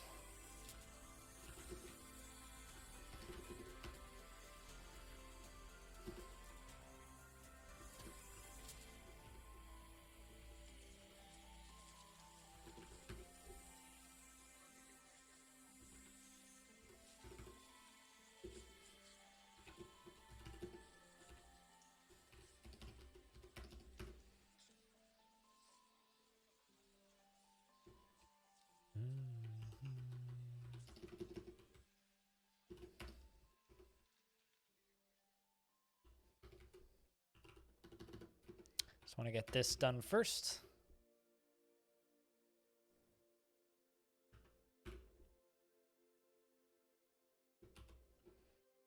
Also, it's awesome if you make your guild halls public, because then the master dwarves can teach the other dwarves the skills of their trade without the other dwarves actually having to do the trade, so they get the same good thoughts about doing the trade without actually having to do it.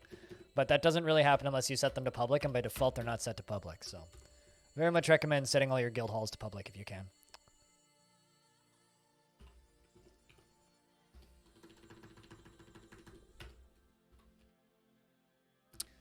Guild Hall, Stoneworker Hall. The mountain is Boulder. All visitors welcome.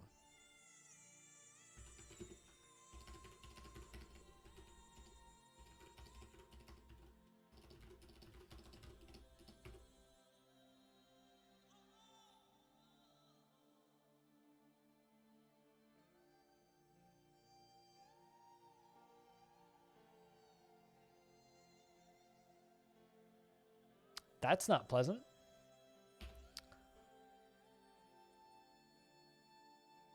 Domus, the animal... Domus, the animal dissector, not caretaker. I wanted to read that as caretaker. Has created Theralathobus Rilvad Odkang, a bone opal flask, and claims it as an heirloom in the name of the family ancestor, Lump Blowing Tour. Damn. That is a valuable fucking artifact. Snake screams the archers of yore. This is a bone opal flask. All Craftsdorf ship is of the highest quality. It is encircled with table-cut bone opals, and encircled with pigtail, and encircled with bands of alpaca wool and steel. This object menaces with spikes of bone opal. On the item is an image of diamonds in steel. Hot damn. That is sexy. That's all I have to say to that. That's a beaut right there. Well, that's going on the tavern pedestal.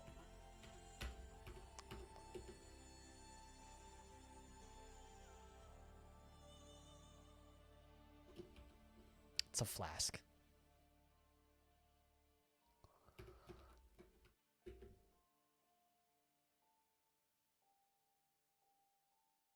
Also not bad, you know? We started the stream at the normal time. We did like an hour and a half of records. We babbled for a bit, read some legends, and now we've been powering through this fort. We have a frickin' Baron.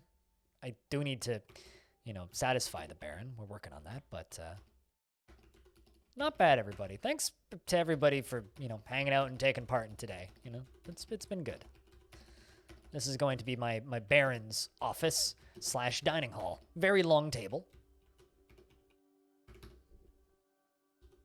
Appropriately long table, even.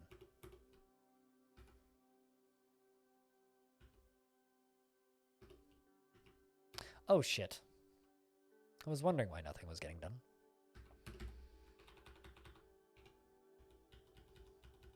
Rhinestone, I know that you are literally royalty, but I'm going to give you a new task.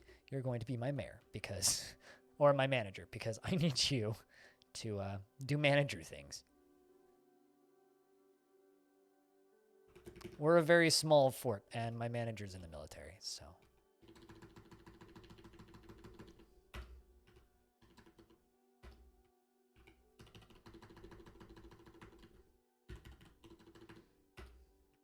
There we go. All this has been assigned to you.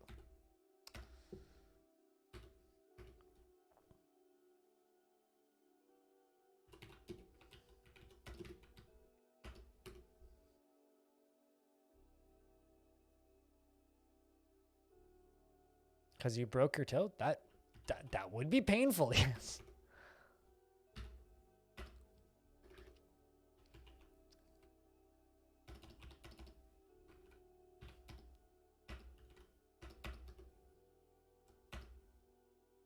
Need a weapon rack and a tomb.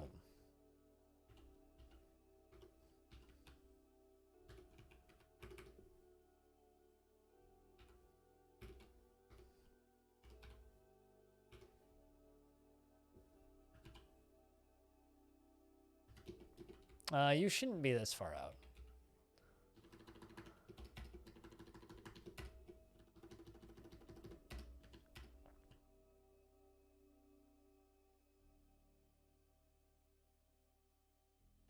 No matter how much you love animals, you should not be that far out.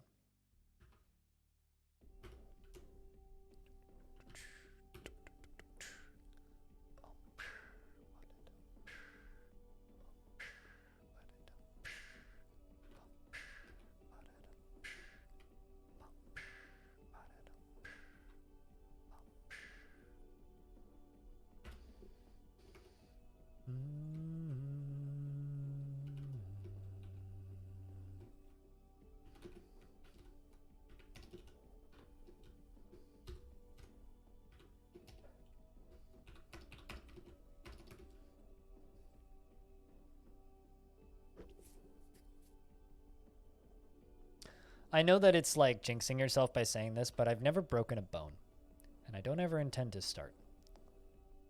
Doesn't seem like a pleasant affair.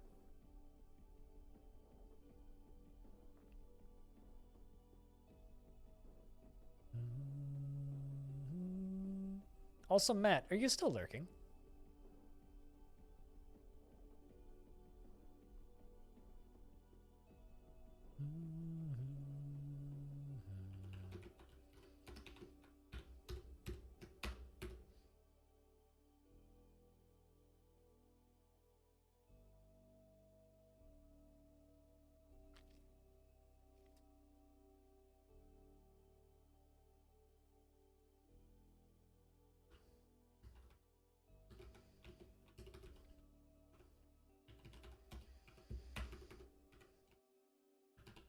There you go. I feel like the Baron should at the very least do us the favor of managing work quarters.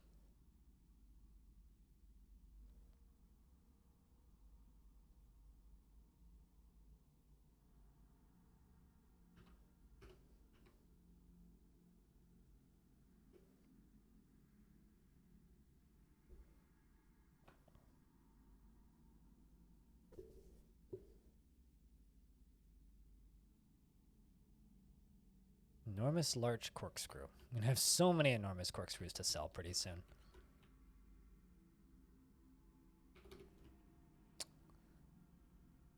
My leather worker's making a leather shoes.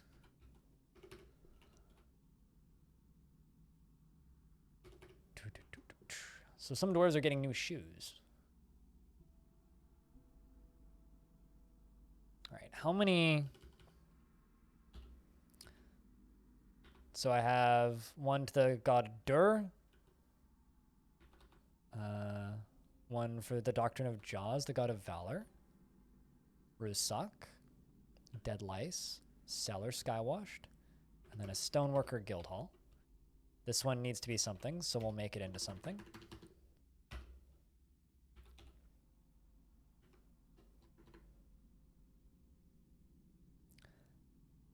I guess this is going to be the deity for daylight and rainbows. The most heroic of the gods. And then we have 3 more to do. 3 more. I think we're doing pretty good. Chat. What do you guys think of the day for today? Have we done? Do you think we're... Yeah, what has the day for... Actually, this is the important question. Has the day for today been entertaining? We have a noble. We had a theft. We murdered the thief. We stabbed his head in. Kind of upset the dwarves and an elf who was hanging out, who was probably is also his friend. We're almost done with our temples. 2 dwarves from a previous fort showed up. One is managing my military. Actually, I wonder if those dwarves still have the prisoners. Or if those goblins still have the prisoners.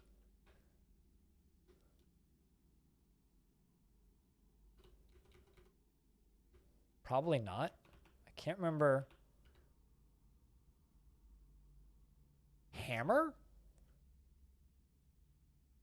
The Dark Goblin Pits of Fungus Scorpions has a thing called Hammer. Stone, could you... I realize you have an older version of the world save, but could you figure out what the heck Hammer is? I would like to know, just for science. Yeah, no, they killed them. We don't have those prisoners anymore. That or they escaped somehow. I just want to know what the artifact literally just called Hammer is. I'm sure it's not a hammer. I'm sure it's a book about something. I'm just curious as to what exactly it is.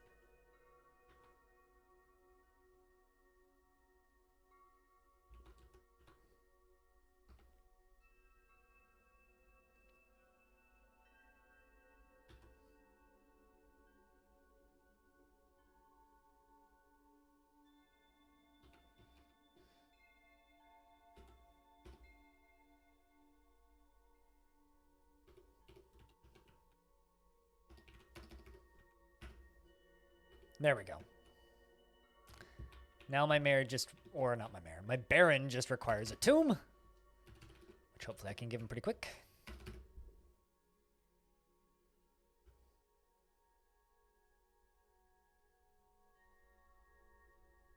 Kind of surprised nobody's tried stealing that much more valuable artifact we have now.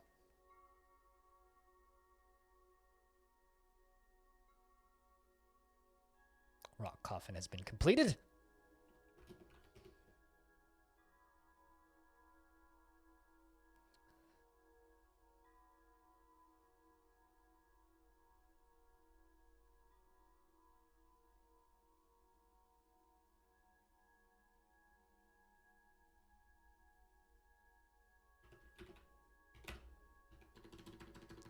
We will make a tomb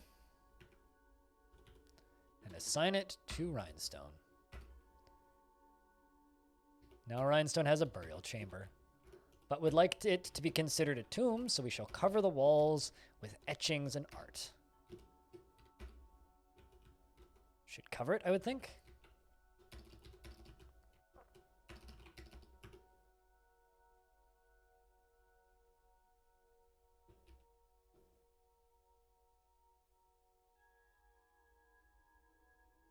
Make a food stockpile over here. It's going to be a seed stockpile.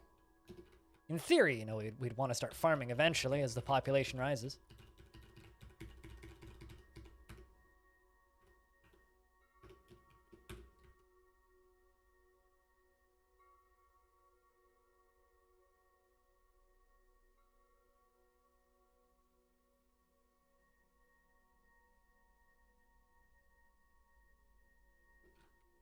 All right, chat. Could we get a round of beers in the chat? If you're just lurking, just type in the word beer. Let's see how many beers we can get. Curious how many people are currently listening to this stream.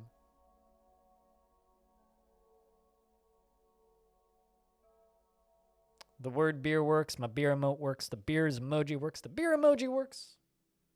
Various other beer emotes from around Twitch also work.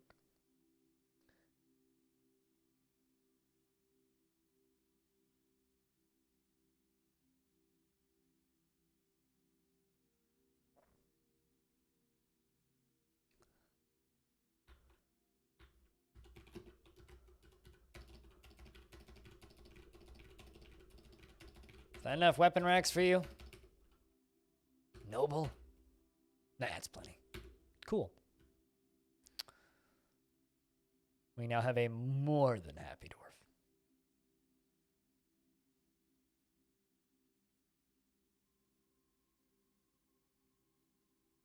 You finally decided to begin the fortress. Miner dug up 5 blocks and stopped, and you can't even start a new hole. Do you have caps lock on? Did you get a notification like, it's wet? Were you digging down or were you digging diagonally into the wall? Because if you were digging a staircase going down, were you digging the correct stairs? Did you give them a downstair and an upstair or an up-downstair? If you were digging sideways into the wall, did you run into something wet? I know the feeling, Robotic. I know the feeling. What kind of world are you generating, if I can ask?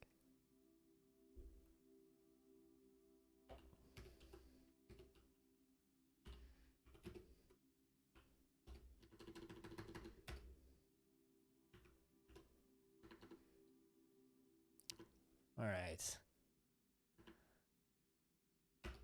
We got a fortresses in war.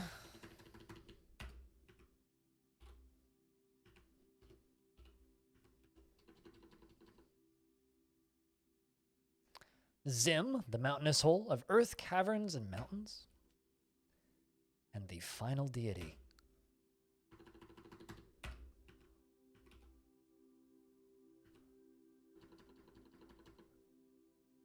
Hidal.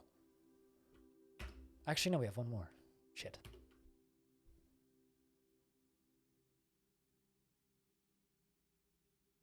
Disappointed about generation? What do you mean? What disappoints you about the world generation? So I do think unrealistic expectations is kind of a problem with Dwarf Fortress, where people get all of these mythical stories and then realize that it is still just a video game. Like, I love Dwarf Fortress, but... Fair enough. Well, I don't know. I would recommend trying to play in this world. Like, starting your own fort in this world somehow. Or downloading this save and messing about with it, because then, you know, you can talk with us about it. I know I've had some people comment that they tend to enjoy playing in worlds a lot more if they know some backstory. It's a codex, 32-pound short story entitled Hammer, authored by Snazmos. The work has no particular subject, and the writing is awfully indulges the author's fantasies. Prose is not awful, but not very good either. Oh, it's prose is passable, not awful. Game seized up. Not sure why. Thank you, Vin. You remember it being very hard? I've never found this game hard, so maybe I'm not the right person to ask. Easier in what way? Easier in, like, easier to fend off enemies, or easier as in, like, easier to play? So if you found just the act of playing it difficult, then probably no. If you found, like, the actual, like, defending off enemies and min-maxing the game difficult, then I've always found that easy. So I don't know if I'm the right person to ask.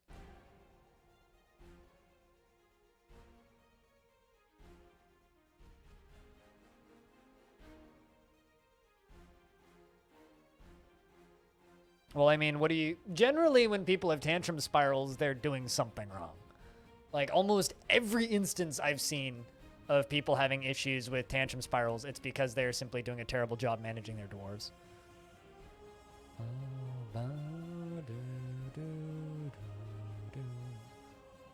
Something seized up. I'm not sure.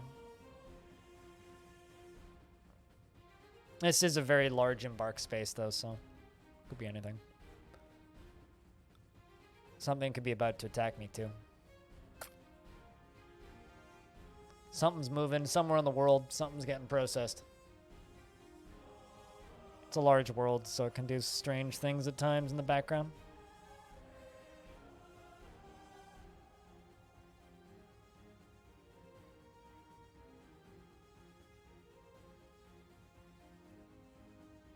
That or the game's trying to save.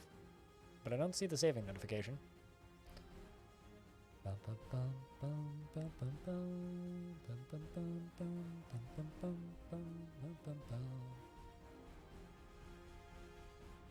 Let's just let it do its thing. It'll figure it out.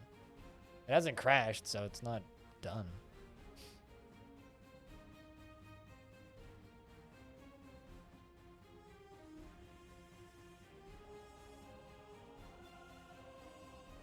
But yeah, I don't know what you're asking, really. Tugboats. Or tug goats, rather. Either or. Like, I don't know. I've never found Dwarf Fortress to be difficult. It's always just kind of been an easy game. Bum, bum, bum, bum, bum, bum, bum. But I've also had people tell me that I'm a crazy person, so, you know. They're like, this game is very difficult. You're just special. I'm like, well, all right.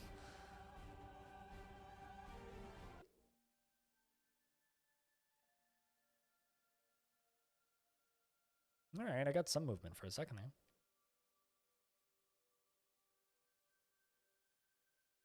Then, okay, do you remember it being not too big of a deal, or do you remember it being very hard? Now you're just giving me mixed messages.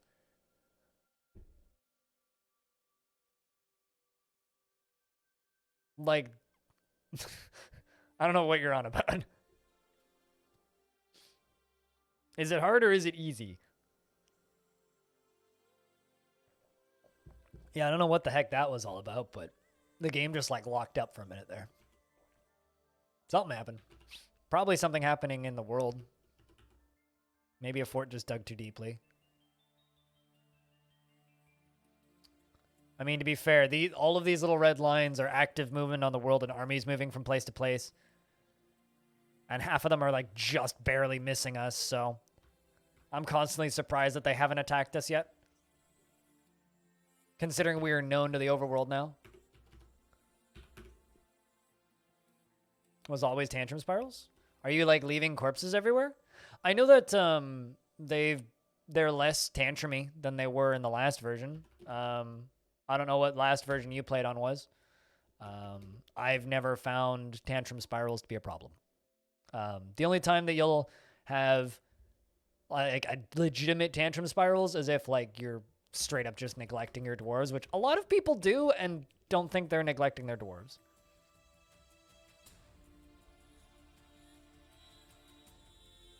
By disabling and re-enabling mining. I wonder if, did it change color, Alexander? Because it's possible that you accidentally reset it as markers. I've certainly had that happen before. I've very much accidentally done that and not realized it for a second and then realized, oh wait, never mind, everything's blue. they're all markers now. Shit. And then fixed it. Also worth checking. But yeah, no, I never found tantrum spirals to be much of a problem, especially on the current version. I know that there's like a contingency of people that believe that dwarves should have no personality and no uniqueness. Oh, the game was saving. Okay. No personality and no uniqueness and nothing different from dwarf to dwarf. I think that like certain dwarves just being moody is a large portion of the fun of the game. The fact that they have enough personality that I can literally look at them running by and know which dwarf it is. Even though half of them are the same color, right? They're fighting with Kias. They're all feeling vengeful.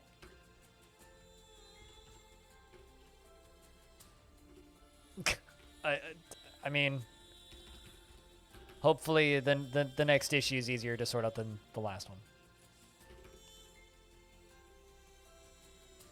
I mean, even that doesn't really bother them. You know, like I always point, you just have to offset rain. Rain is a very minor debuff, right?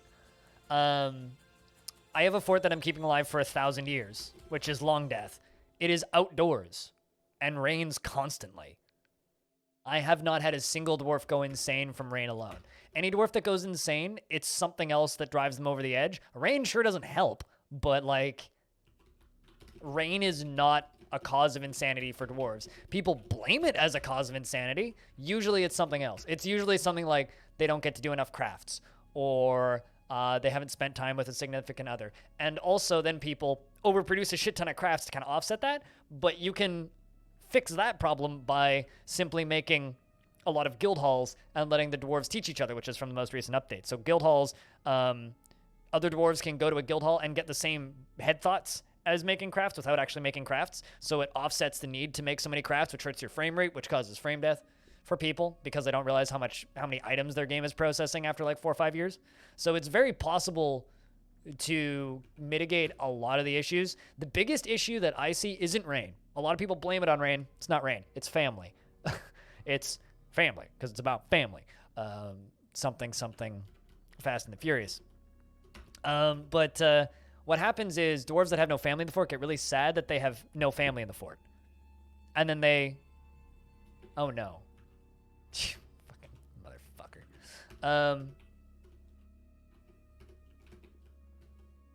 You fucking motherfucker. But yeah, anyway, they get... The Kias are actually, like, successfully stolen artifact. I'm upset. That was a cool artifact, too. I'm just gonna stand my military right there. Bloody hell. That was the flask.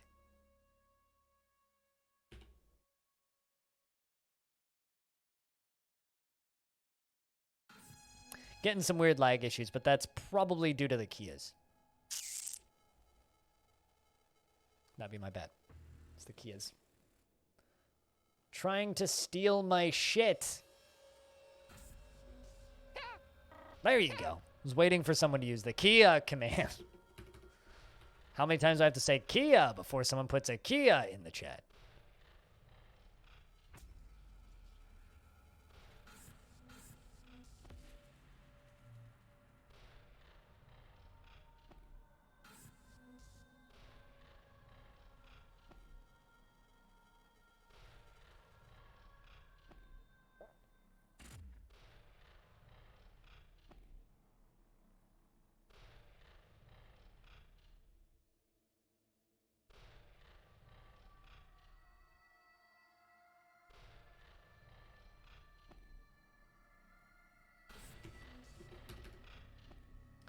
All right, so this can be set as the final temple, which is to a god that is identical to another god, which is the Jewels of Wealth, the god of wealth. And that is a constructed chapel to every deity for our faction.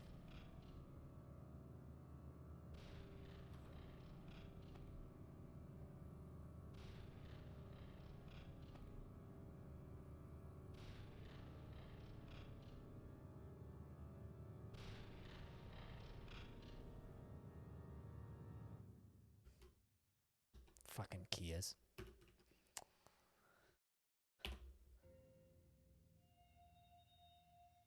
Just gotta screenshot that, because that was the cool artifact, which means it's probably lost.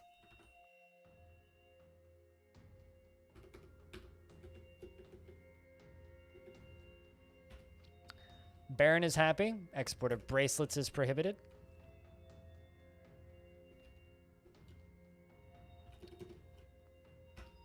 A legendary human poet. Yeah. Legendary poet.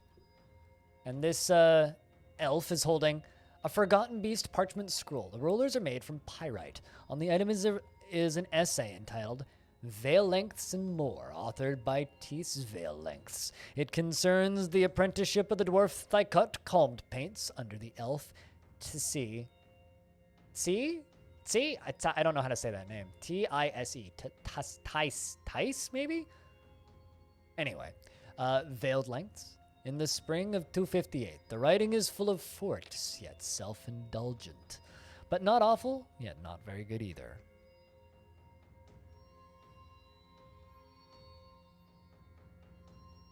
I usually give the dwarves no skills and then just stockpile food and drink and don't take anything made of wood, make the stuff out of wood as soon as I get there, and then just not have to worry about food and drink for a little bit. That's usually what I do. But everybody seems to do stuff a little bit differently. I never give dwarves skills because I just assign them jobs and they learn the skills pretty quick. So I feel like it's almost a waste. Unless you're embarking on like a haunted biome and you need skills now. You're generally just kind of fine to just kind of embark.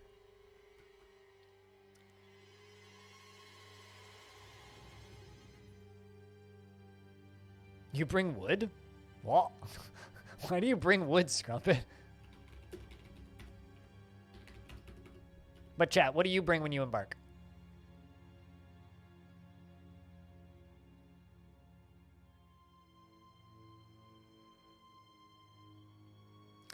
I don't play this game as a min-maxing game.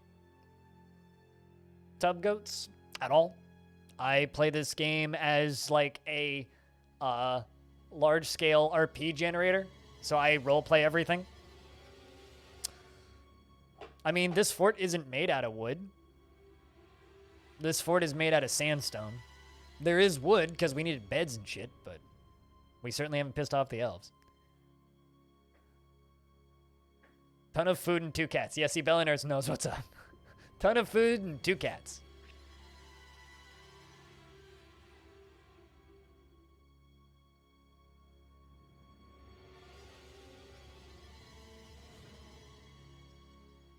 All this ominous music's making me worried. I brought gems with on an embark once.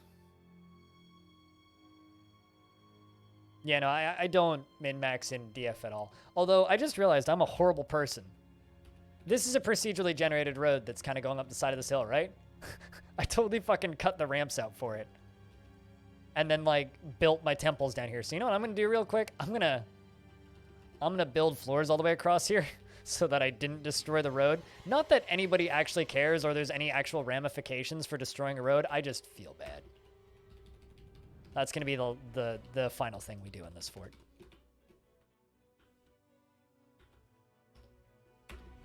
I'm just building it out of raw sandstone. I'm not going to worry about blocks. I just feel bad that I fucked up this road.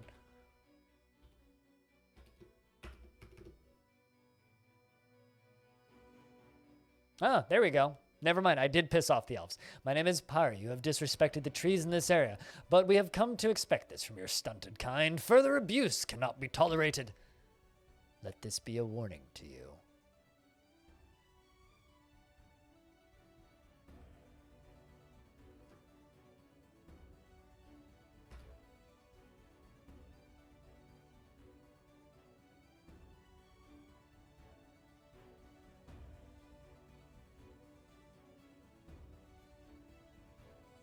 Yes, squad. Dubba dee dubba die.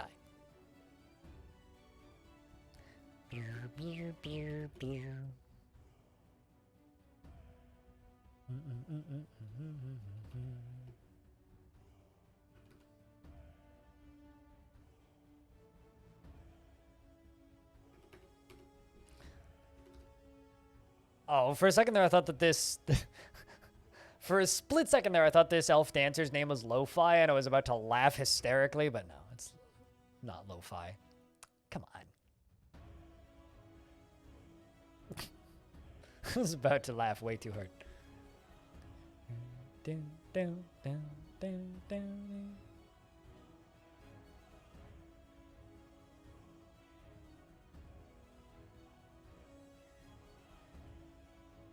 Ton of booze and sand to make glass.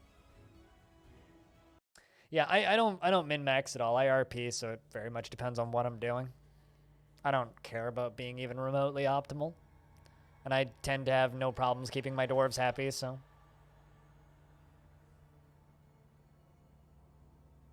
It still makes me laugh every time I see it, Stone.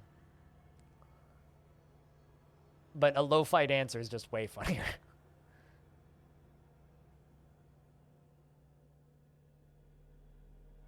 Oh, you're one of those. Okay, gotcha. Tub. Since you seem to know what the fuck's happening with the min-maxing and stuff, why do you think that this game's hard? What are you doing that makes DF hard?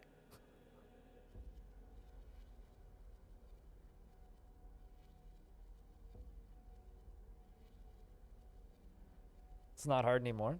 I mean, it wasn't hard back in the day. What?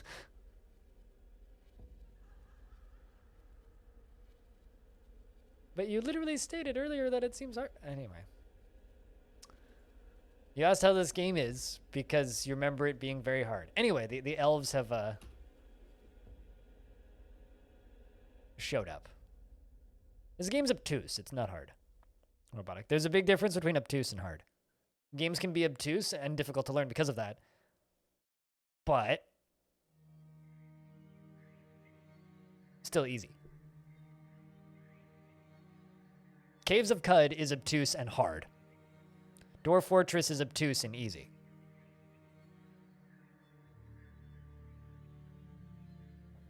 Whereas, like, I don't know. What's a game that's just hard? Super Meat Boy is just hard, but not obtuse. It's very easy to understand what you need to do in Super Meat Boy, but it's hard to execute the actions.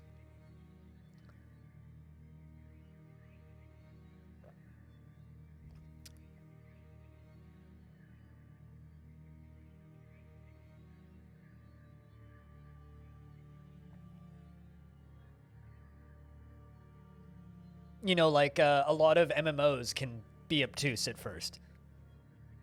But once you know what you're doing, they're quite easy in a lot of cases.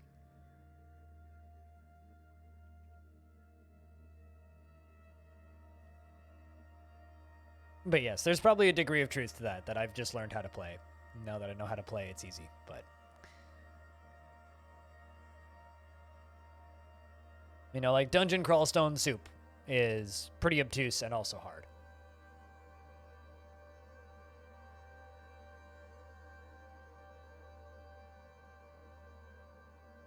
There's also the part that, like, once you've learned one ASCII game, they're all a lot easier. Bone Doctor's not very happy. That's fine. I'm not worrying too much about keeping you guys happy.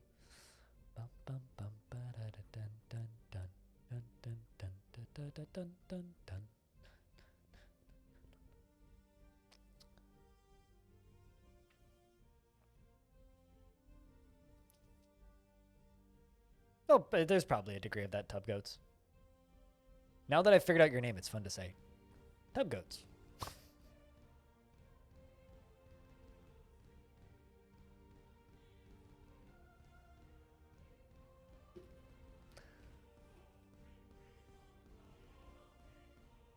But yeah, I think that this fortress has been a success.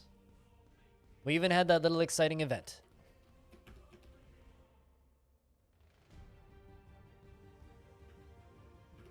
Oh shit. Forgot to unstation my military. Tubgoats, tugboats? I mean, maybe if you say the whole thing 5 times fast, but just once, it's fine. A farmer guild has been established, and they required a guild hall. But yeah, when you make a guild hall, if I hit the locations menu, I have the Stoneworker Guild Hall, and I have it set to all visitors welcome. I still need to increase the value of it a little bit more for them to be totally happy with it. But because it's set to all visitors welcome, it acts like another tavern. So dwarves can go there to socialize, but skilled stoneworkers can do demonstrations. And demonstrations are the equivalent of practicing the craft without actually making anything. So they will learn how to be a stoneworker without actually being a stoneworker. So they'll just like go to classes basically. And it's really interesting and very helpful. But it'll make all of the stoneworkers unhappy if you don't increase the value of it to 2,000 in an acceptable amount of time for them. Which is what we're doing. Putting more tables in it, putting drawings on the walls, engravings on the walls. I wonder how Rhinestone's doing. Pretty happy. Fondness when making a friend. Who did you make as a friend? Darren! Rhinestone's friends with the military commander. That's cute. Our Baron. What a good dwarf.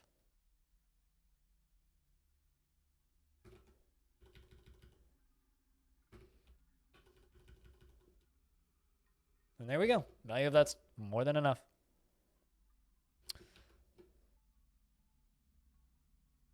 And you can make guild halls just by making a zone, right? So, example, if I wanted to train doctors, and let's say I have one decent doctor in the fort, I could just make a zone like this. Hit, not G, M for meeting location, L assign location, A, G, and then just make any guild hall that I want. And then let's just say we wanted to make an armorer hall. Okay, the Mountainous Mine is the name of the armorer hall. I then hit L, go to the locations menu, select the Mountainous Mine, and then just hit R until it says either citizens and long-term residents only or all visitors welcome. But it depends on if you want like random people from outside in the world to show up. It doesn't need to be of a particular value unless you have 10 dwarves of that skill. So if you have 10 dwarves of that skill, they will demand that you make a guild hall of the certain value, which is 2,000. If you already have that done, then when they show up, they'll just be happy and immediately satisfied with it. It doesn't matter what it is. It could be outside if you wanted it to. But generally you want to put it indoors so they don't get rained on and stuff. But then they'll just go hang out in it like any other public space. They'll eat food there. They will socialize there. But when somebody who's skilled in that skill goes in there, they have a chance to do a presentation or a demonstration. And then they will demonstrate in there. And other dwarves that are in there that were socializing will take part in the demonstration and passively learn that skill without it even being assigned. It's kind of awesome. So just by having that sitting there, it's useful. But I'm just going to quickly get rid of it by going to the L menu and hitting capital X to retire it.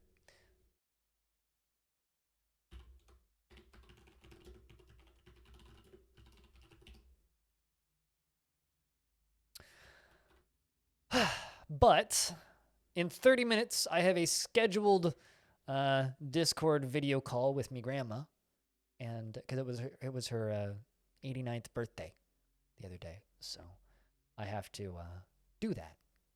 And so I think it's time for me to retire this fortress for the time being. I would like to thank everybody who takes part in the day forts. If you would like this world,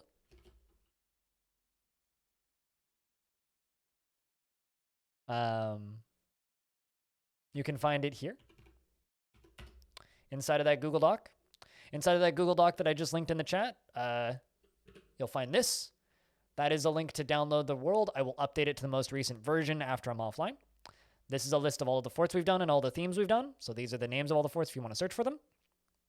These are the themes, and these are other themes over here that we are going to do at some point in this world. Down here is little screenshot collages of the different forts. I started doing it on week 3, so but you can take a look at the history of today's fort right here if you really want to. Down in Legends, there are some stories that we found just in the world passively. So we discovered these 3 today, or these 4 today, actually. But these are all discovered by Stone. And I'm adding more to those as they happen and as people find them. So if you go into Legends in this world and find a story, send me a link to a Google Doc or a screenshot, and I will add it. And if it fits into one screenshot, that's perfect. And this fortress has settled into day-to-day living beyond our meticulous concern. Before you run off, I am going to host another Dwarf Fortress stream, so there is that. But if you're new here, I stream Dwarf Fortress generally about 4 days a week, 5 days a week, usually. My main fortress is Long Death. We're keeping alive for 1,000 years in game. So it's literally like us just passively letting that fortress run while I hang out and talk to people. Brander! Thanks for the 4th month. Welcome back. That Prime sub. Crypt cheers. Crypt cheers back at you. Chat, can I get a round of beers for Brander? Keeping that subscription alive for 4 months. There might be a night stream tonight. Depends on how well I sleep. If I wake up, I will do a night stream. We'll see. No promises there, though. But if I'm up for it, there might also be some records. So keep an eye on the Discord. If you're not in the Discord, if you hop into the Discord, there will probably be something going on there sometime in the next 2 hours. Hey, Zope. And if you want to watch previous forts, yeet. Or if I can get this in here because you guys are spamming beer. If you guys want to watch previous forts and other stuff that we've done in the Day Fort series, it's all archived on the YouTube channel. Same with all of Long Death and all of my other previous forts. If you want to watch news updates about the Steam version Dwarf Fortress, I got that piled in there for you. This stream is crowdfunded. I try and keep as few ads on the stream as possible. I occasionally do sponsored time, but I don't run ads on this stream. I never will run ads on this stream. Ads are kind of trash. I wish I could turn them off permanently. And with that, I have a Patreon. So those sound commands that you were hearing people use, if you would like to get access to them, it's $7 a month on the Patreon or $25 a month if you want a custom one like the one Hobo just used. And thank you, everybody, for hanging out today. Cheers to everybody who resubbed and for the few cheers earlier, as well as those gift subs that got chucked around by Faulted and Brahms. Thank you very much for that. And also, Overly Screaming, thanks for the host 7 minutes ago. I missed that, by the way. And it was nice talking to you as well, Tub Goats. And we're going to send you guys over to another DF stream, I think. Yeah. I'm going to send you guys over to Salford Sal, who's just started up a new fort. She does probably the best current tutorials on DF on YouTube right now that you can find. So there's a couple links to Sal. I'm just going to host her. So click on the link and go through to her channel. And I'll see you guys over there in a couple minutes. Thanks, everybody, for hanging out. See you tomorrow. Cheers. Maybe tonight. Not sure. Peace.